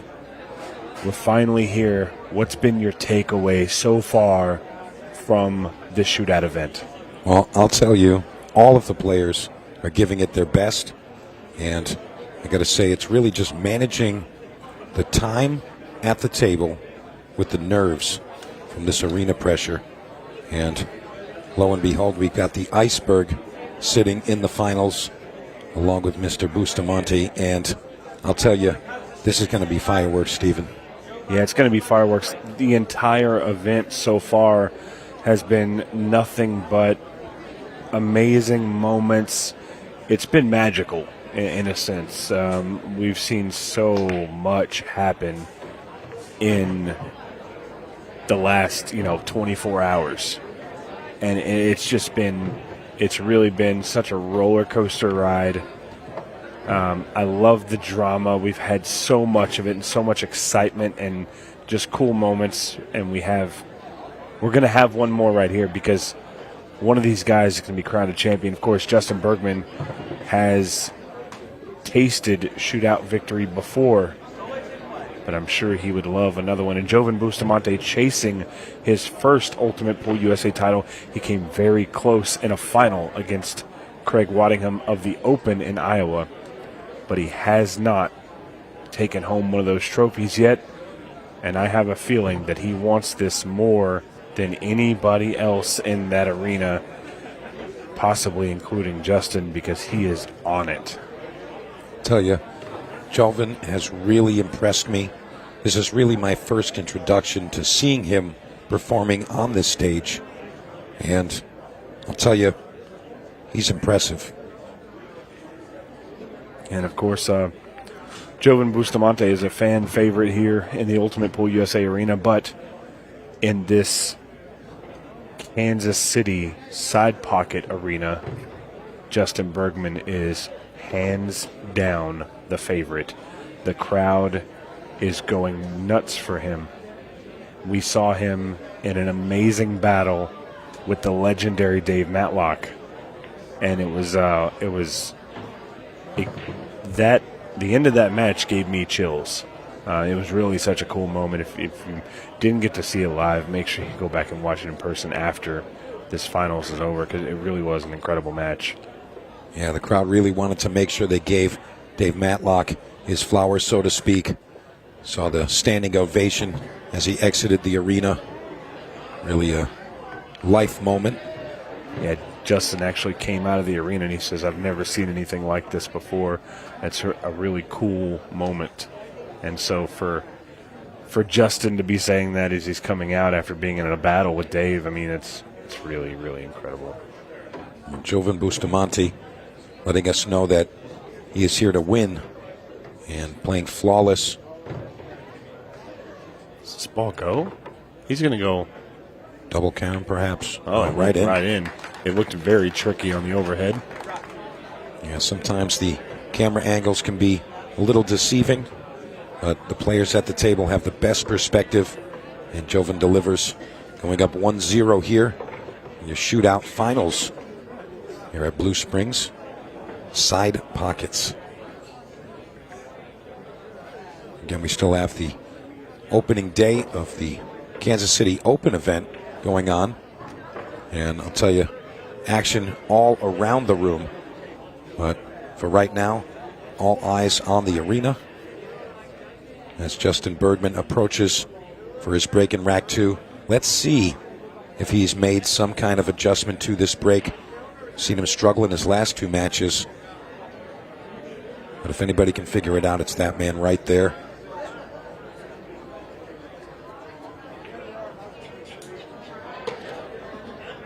Rack is set. Cue ball delivered. And here we go. Looking for a square hit on the blue 2 ball. And again, a lot of times with the second ball break, you're going to see a ball bank cross side. Sometimes the 8 ball goes straight in. Doesn't fall this time. And another dry break from Justin Bergman. Yeah, this is tough for Justin because I truly do believe that he has one of the better breaks in our arena. Of course, Joven is right up there with him, but he's struggling, right? He's struggling making a ball. Yeah. And we haven't seen, I don't think we've seen the golden breaks, have we? Not from Justin, no. Pretty crazy. Shane Thompson had a golden break against Justin in the last semifinal match. But right now it looks like it's going to be the Joven Bustamante show. And he looks very, very determined.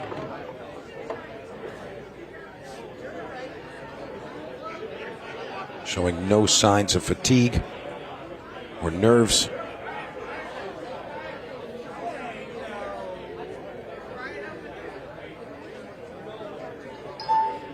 Right, he's made his decision.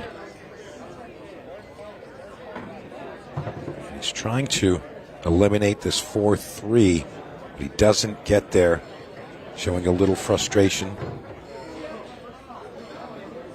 He's going to have to make a backup plan now. Fortunate for him, there are still more options on the table. So 6 ball it is. And there arrives shape on that 4 ball. This is really where things get tricky. He's going to be moving some things around. We know when you're moving furniture on the table, anything's liable to happen. You see Joven indicating where he wants to go with this cue ball. And he gets there. 7 ball hangs up. And looks like he's just got a shot at this 3 ball. Back cut to the top right corner. I mean, that was kind of low percentage to end up there, but having a shot, I think he's going to be happy with that result. Yeah, this is not the easiest shot, and he's missed it. And just in case you guys were not aware, this is a 30-minute match clock, and it is a race to 6. And the Iceberg assesses the table, figuring exactly what he'd like to do here. And he's decided on this 9 ball. Smooth delivery. And although the 11 is blocked, the 2 ball offers aid. And he can play it right behind the 8 ball, so no issue there. So this is, quite frankly, just pure execution for Justin at this point.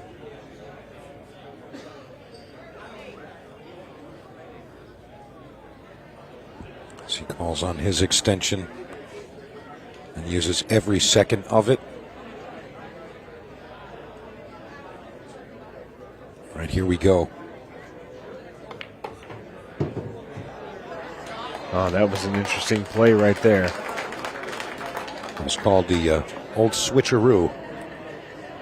Yeah, it's going to work out for him. A lot of bad things could have happened right there, and it was a little scary watching him shoot it. But obviously, when your name is Justin Bergman, you feel pretty comfortable shooting that shot, and he did. And now with that 11 sitting up in that corner, it's kind of a comforting insurance ball as he finishes the rest of these stripes.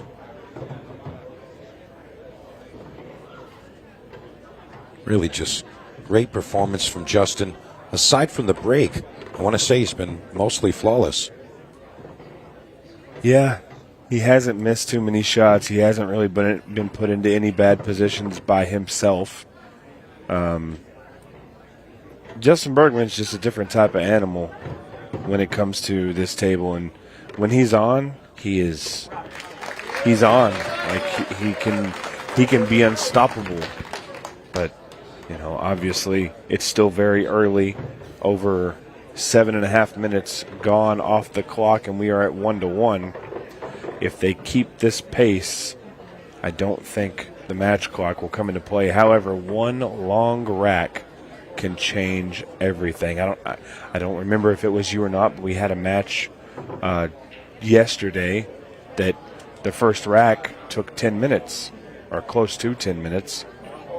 So you get one rack like that, and it just changes the entire dynamic of the match. Yeah, things can really change in the blink of an eye, especially with that added pressure from this crowd. And I don't care who you are, with a crowd like this on the other side of that arena, there's going to be some pressure. There is a lot of eyes watching you play pool right now. And I got to say, the crazy thing is you're seeing the crowd right there. This does not do it justice, guys. It really does not. There's been moments where this arena is packed up just beyond stacked. 4, 5, 6 people stacked up behind that arena row. People standing on chairs. And as Joven Bustamante approaches the table, he's going to try to show us how the break's supposed to look. And he's finding success as he pockets a ball in the corner. And another relatively open table for him to attack.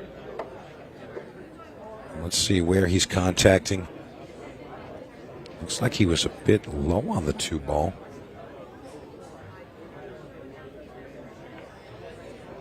Nonetheless, successful break, and he's got everything he needs here to take another point.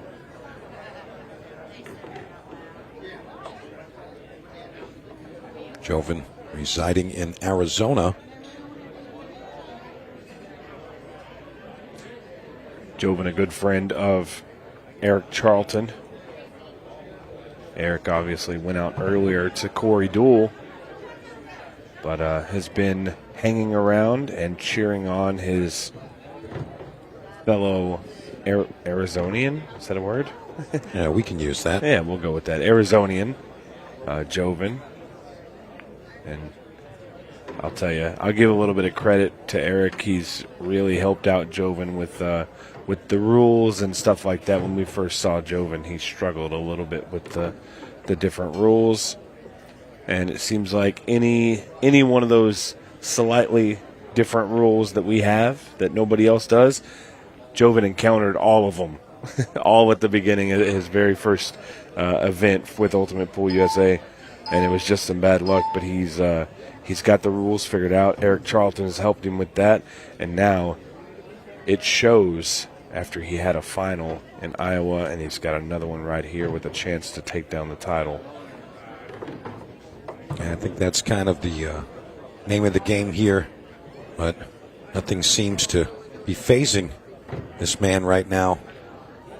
The learning curve is gone, and he thins the 6 ball on the way into the side, and he ties up the 8 ball. Things have just changed drastically Yeah, that's a really bad error, if you want to call it that. I'm just wondering if he can shoot the 14 and go in and just get a slight bump on the 8. You don't need go much. on the left side of it here. And he's going to try to get right behind it. And he gets perfect, all things considered. He's got the 2 to help it fall into the side. Yeah, it's a big backboard, right? Yeah. It's a little awkward on the cueing, but nothing too terrible. As long as you don't scratch, I think he's good. Just got to watch the kiss off the 6. I think it's really the factor of the bridging over the 3. Just makes it awkward, but...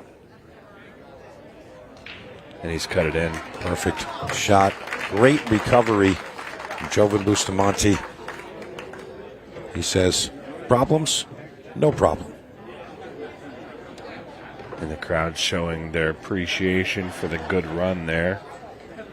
It didn't have to look as easy as it did for Joven, but he made it look that way. And we'll just take a look here at how these guys got here. Of course, Ricky Evans took out Jeremy Hundley before Joven beat him hill-hill.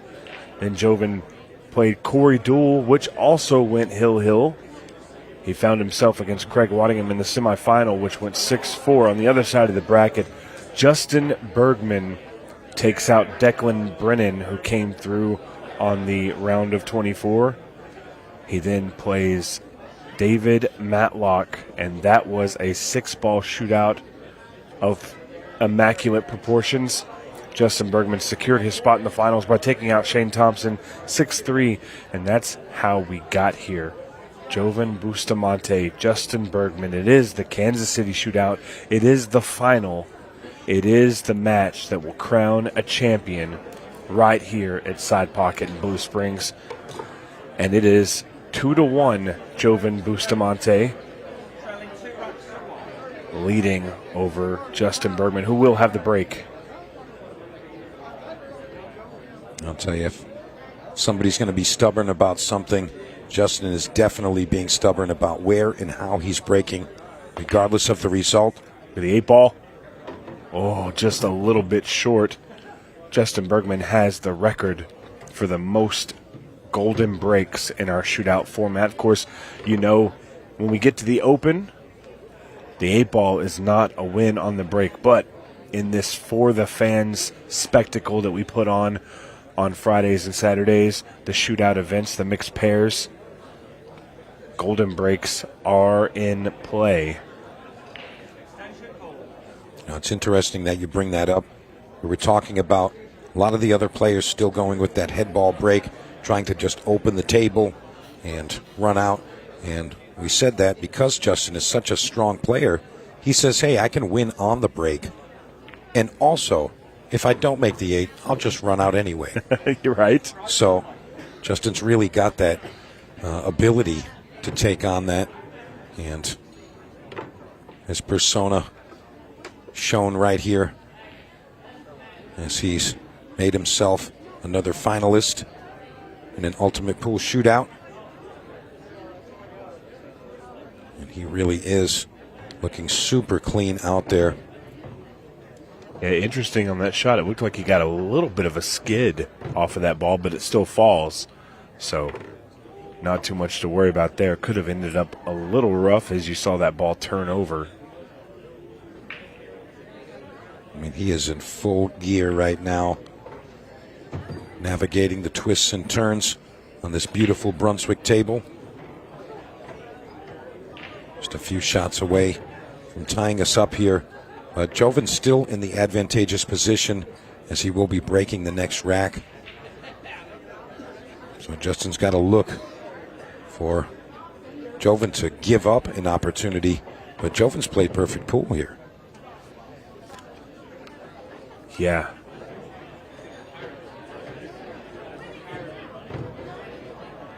Justin a little close to that 6. We've seen that even when in the toughest of positions, Justin really just finds a way.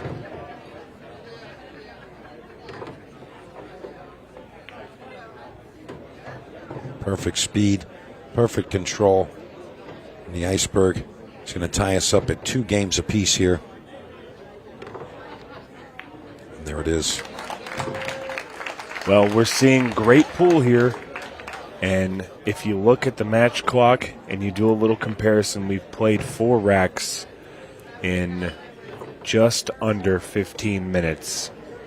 If we play another 4, that leaves the score at roughly 4-4. And if we go another 14 minutes, that's going to put it very, very close on time. Now, we've had a long rack, so it could get interesting. But if these guys keep playing like this, I mean, it's shot for shot. It's mistake for mistake at this point. Yeah, it's interesting you say that. You know, we discussed it earlier. I think that Ultimate Pool has really just nailed that formula with the timing, the format, the allotted match time, the shot clocks. I mean, everything is really just the perfect scenario. And Joven looking to come with another break and run. Seems like that's all he knows how to do. Again, looking for a square hit on that blue 2. Second ball break.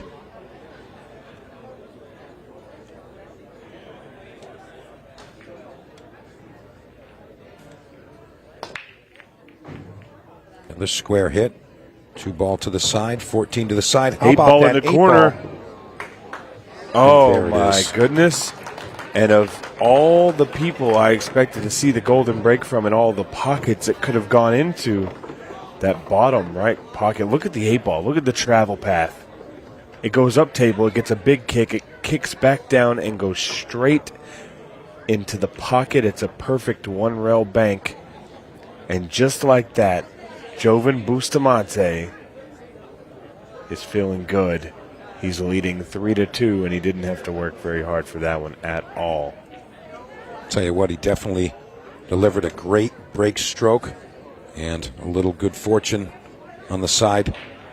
And chances are, with a spread like that, Stephen, I think he was going to finish that rack regardless if the 8 fell or not. So pressure back on the iceberg. Let's see if we can will it into existence. You always hear about the commentator's curse. Let's see if we can turn that around. See if Justin can match the golden break. Oh my goodness, it almost. It's still going. Oh my goodness, we almost saw it. He had it moving. We tried to make it happen, Mike. Who knows, you might have talked him out of it. Oh no. I mean, that ball was going in the knot and then going in the knot. Definitely had a lot of movement on that 8 ball, but Mr. Bergman has bigger fish to fry right now as he's got to figure out that puzzle. I feel like you have to take the 15, right, if you're going to take the stripes. I'm not a huge fan of the solids based on where the 3 and the 6 are. Yeah, I think in either case you're going to have to figure out some of this stuff, but he's decided on that 12. He's picked off the 14. So 1 down and a few to go. That was a close call there, Mike. Yeah, I think we're going to see a lot of that, especially in this arena. Justin eyeing up where he wants to fall on this 9. Just to leave himself a little angle, just to bump into that 6, and he's done that perfectly. Well, the question becomes, how will he arrive on the 10?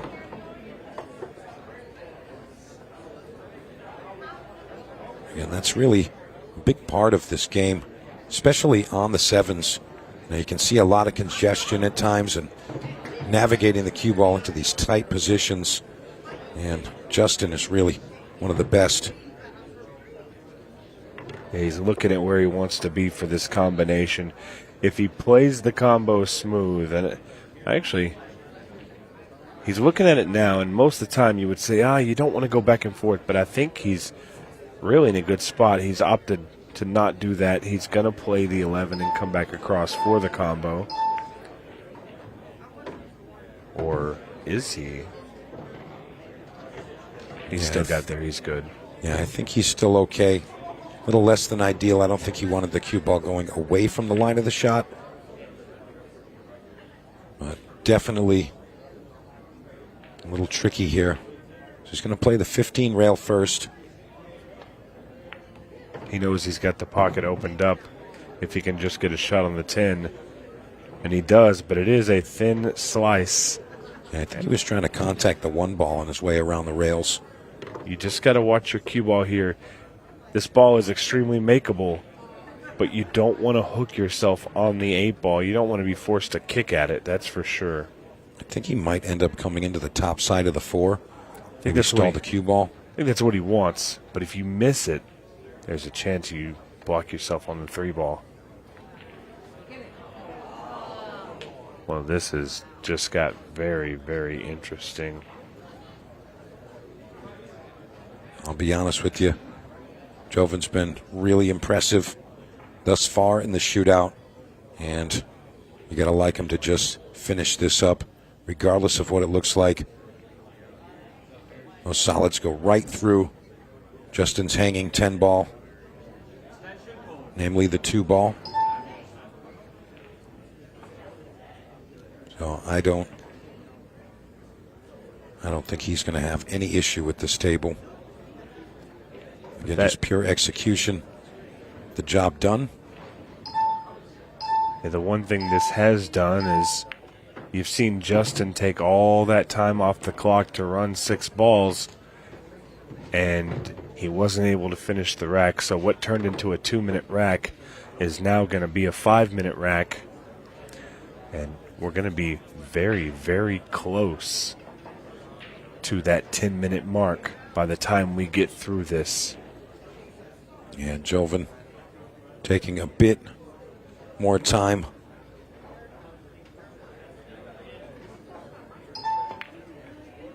Tell you though, shooting very confidently, going right through that ball. And I think this is going to be the one right here. Send the 2 right through the 10 ball.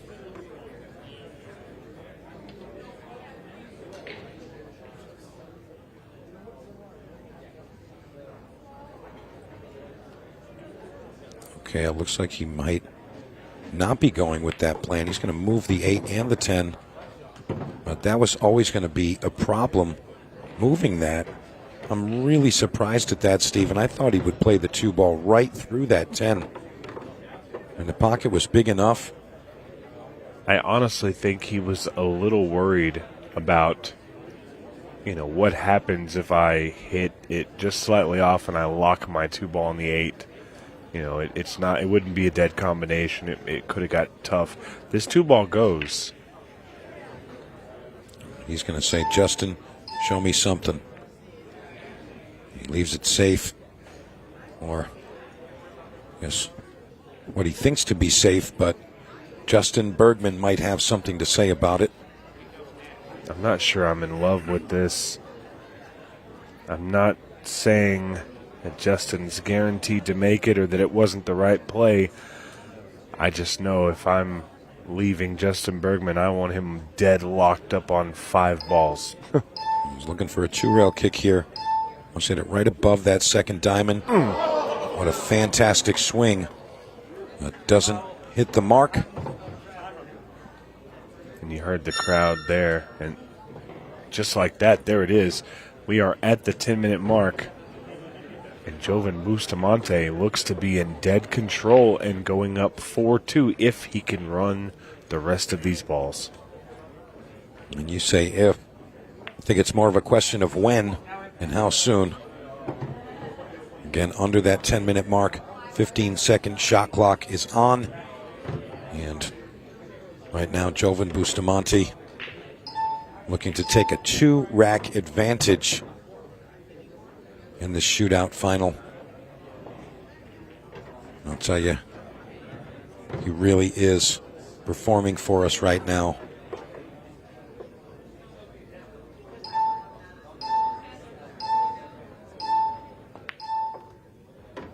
take a little more time. Joven.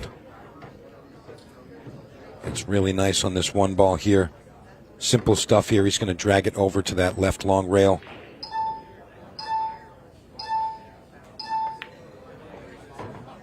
He arrives perfect on the 8 ball, and he is going to go up 4 games to 2. And to add to the lead, Joven's going to be our breaker. Mike, I'm a stickler for stats. I have an entire spreadsheet with all the winners for every event, and I've kept pretty close track of all the info that I've been given. We've seen a 6-ball shootout in the finals of the juniors event. We've seen a 6-ball shootout in the finals of the mixed pairs event. However, in an open and a shootout, we have never seen a 6-ball shootout in the final. Now, not saying that's going to happen, but it is definitely a possibility depending on how this rack goes. Because if Justin can win this rack and follow it up with a break and run, we'll be sitting at 4-4, and the time will be very, very low. As much as Justin Bergman, one of the strongest players on the planet, in this current situation, gotta say, Joven Bustamante has to make some kind of a massive error with just 8 minutes, 40 seconds on the clock. Well, and this might be that error because I think he's broken dry here, Mike. This is huge. If that was a dry break, it's exactly what Justin Bergman needs to stay in this match. The 8 ball was headed towards the side pocket and took a nasty bump by the 12. Almost got bumped back in, but it didn't go, and now Justin's in control of the table. Used his extension to give himself a moment to watch the remainder, to look at the remainder of the table. And he's off to the races. He does have a little bit of a problem down there in that top left corner, but it's the iceberg we're talking about. I got a lot of faith. And he's missed his position. He's going to have to come with something creative here. Perhaps a kick carom. Well, I do think he can see most of the 12. I don't think it's as rough as it looks. Oh, no. Yeah. Oh. Shoots directly into the obstructing ball. So that line deceiving from the table as well as the commentator's box. And Joven Bustamante now in complete control of this final matchup as he leads 4-2. And he's in control of the table here. I'll tell you, this is getting lower and lower for Justin Bergman. Of course, he's always going to perform well, but in this short stretch of time, looks like Joven Bustamante is excelling.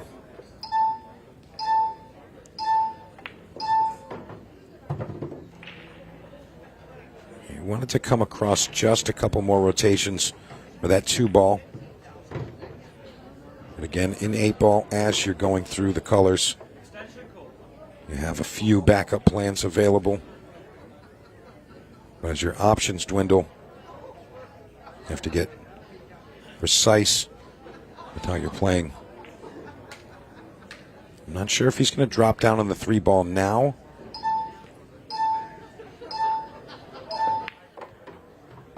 He stays up table for the 2.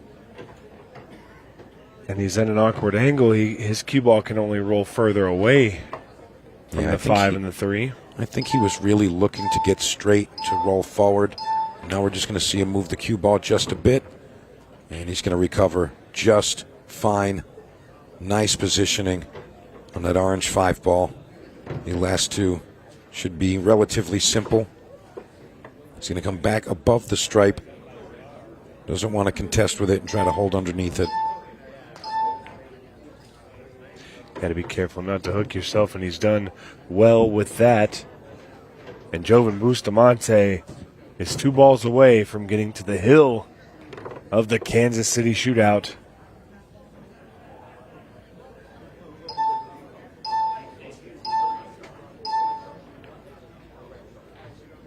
Nice execution there under the gun. And Joven Bustamante forces himself into a thin cut or possibly a bank shot. But this would put him on the hill. Joven's really playing the clock here, too. You see him looking back there. And it falls. Joven Bustamante 5-2 now ahead of Justin Bergman. 4 minutes, 38 seconds remain. Stephen, I'm not sure if there's enough meat on the bone for the iceberg. Well, there's a lot that has to happen. But with the golden break in play, the golden duck, obviously the firepower that Justin Bergman has, there's always an opportunity. But it's going to start right here with Justin's break. And a golden break would go a long ways. We're going to see what he can offer here. All Justin can really do is continue to put his best foot forward. But trailing by 3 racks now with just 4.5 minutes remaining. His options are getting fewer and fewer. Joven just basking, enjoying the environment of this awesome arena.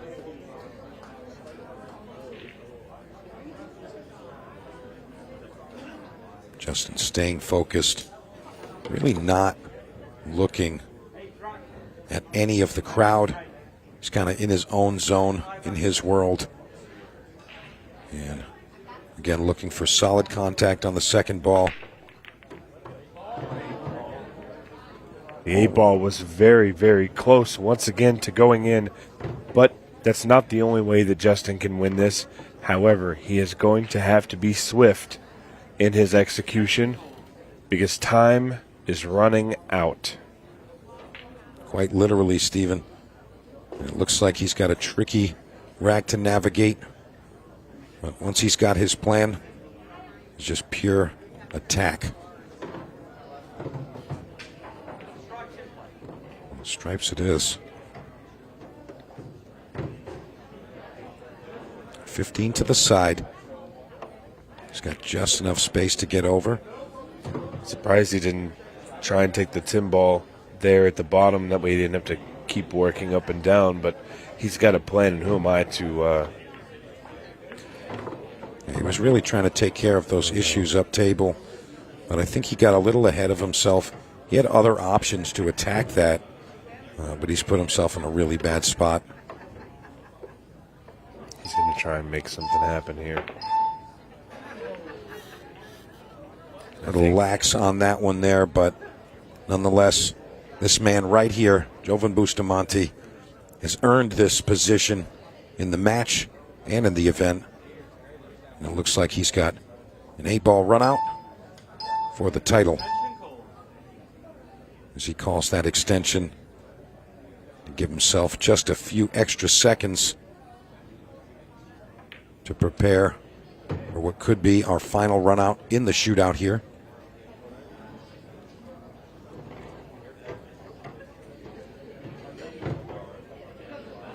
That clock is burning down. And I'll tell you what, I think that this might be a little bit of strategy as far as the clock is concerned. Once you understand how that works, I think it can be helpful.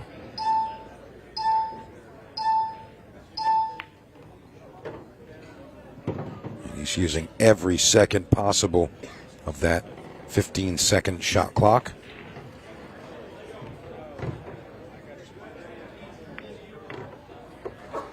And that positional shot right there, that's really just going to seal the deal. 5 to the side, 6 to the corner. Last 2 balls, we've got ourselves a new champion here. Steven, what are you thinking? Well, I'm thinking right now that Joven Bustamante has been playing our events for quite a while. He's been getting primed. He's been getting ready. He saw a final. He wasn't able to pull the trigger, but now is the time for Joven Bustamante. He is your Kansas City Shootout champion, and it is well-deserved by the way he's played today. And we will join you back in the arena with our trophy presentation in just a moment.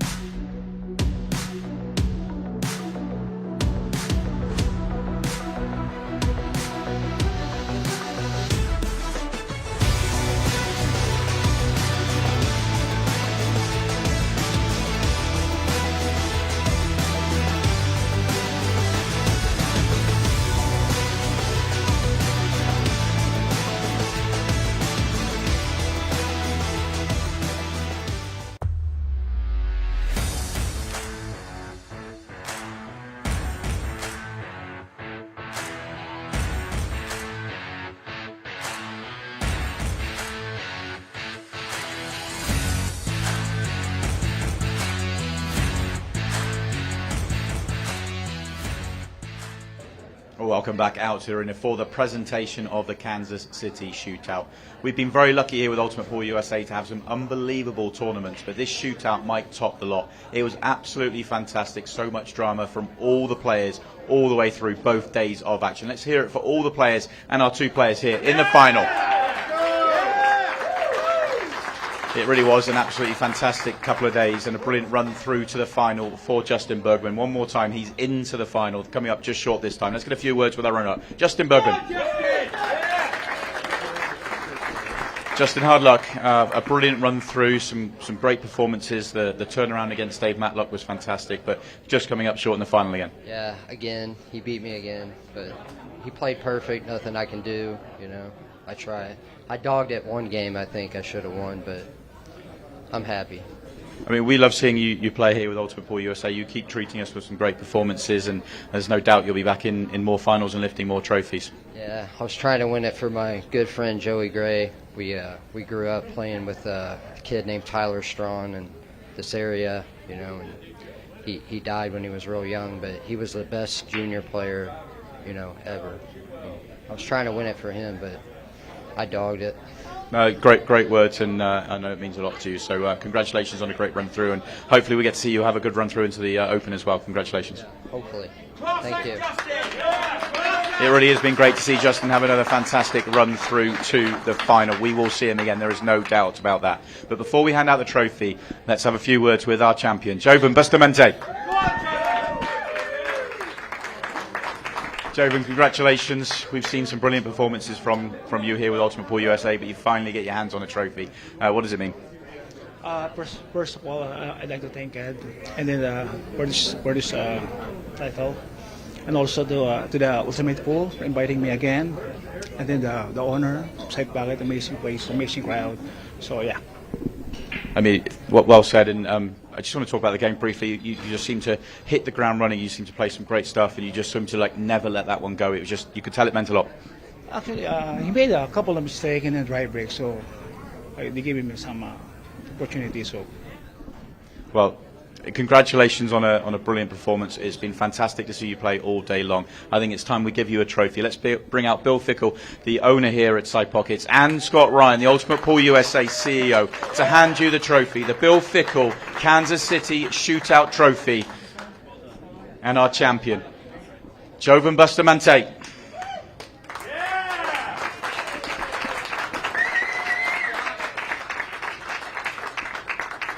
It really has been a fantastic couple of days here, and the good news is we still have 2 more days to go. Plenty more trophies to hand out. Join us again tomorrow morning as the action continues.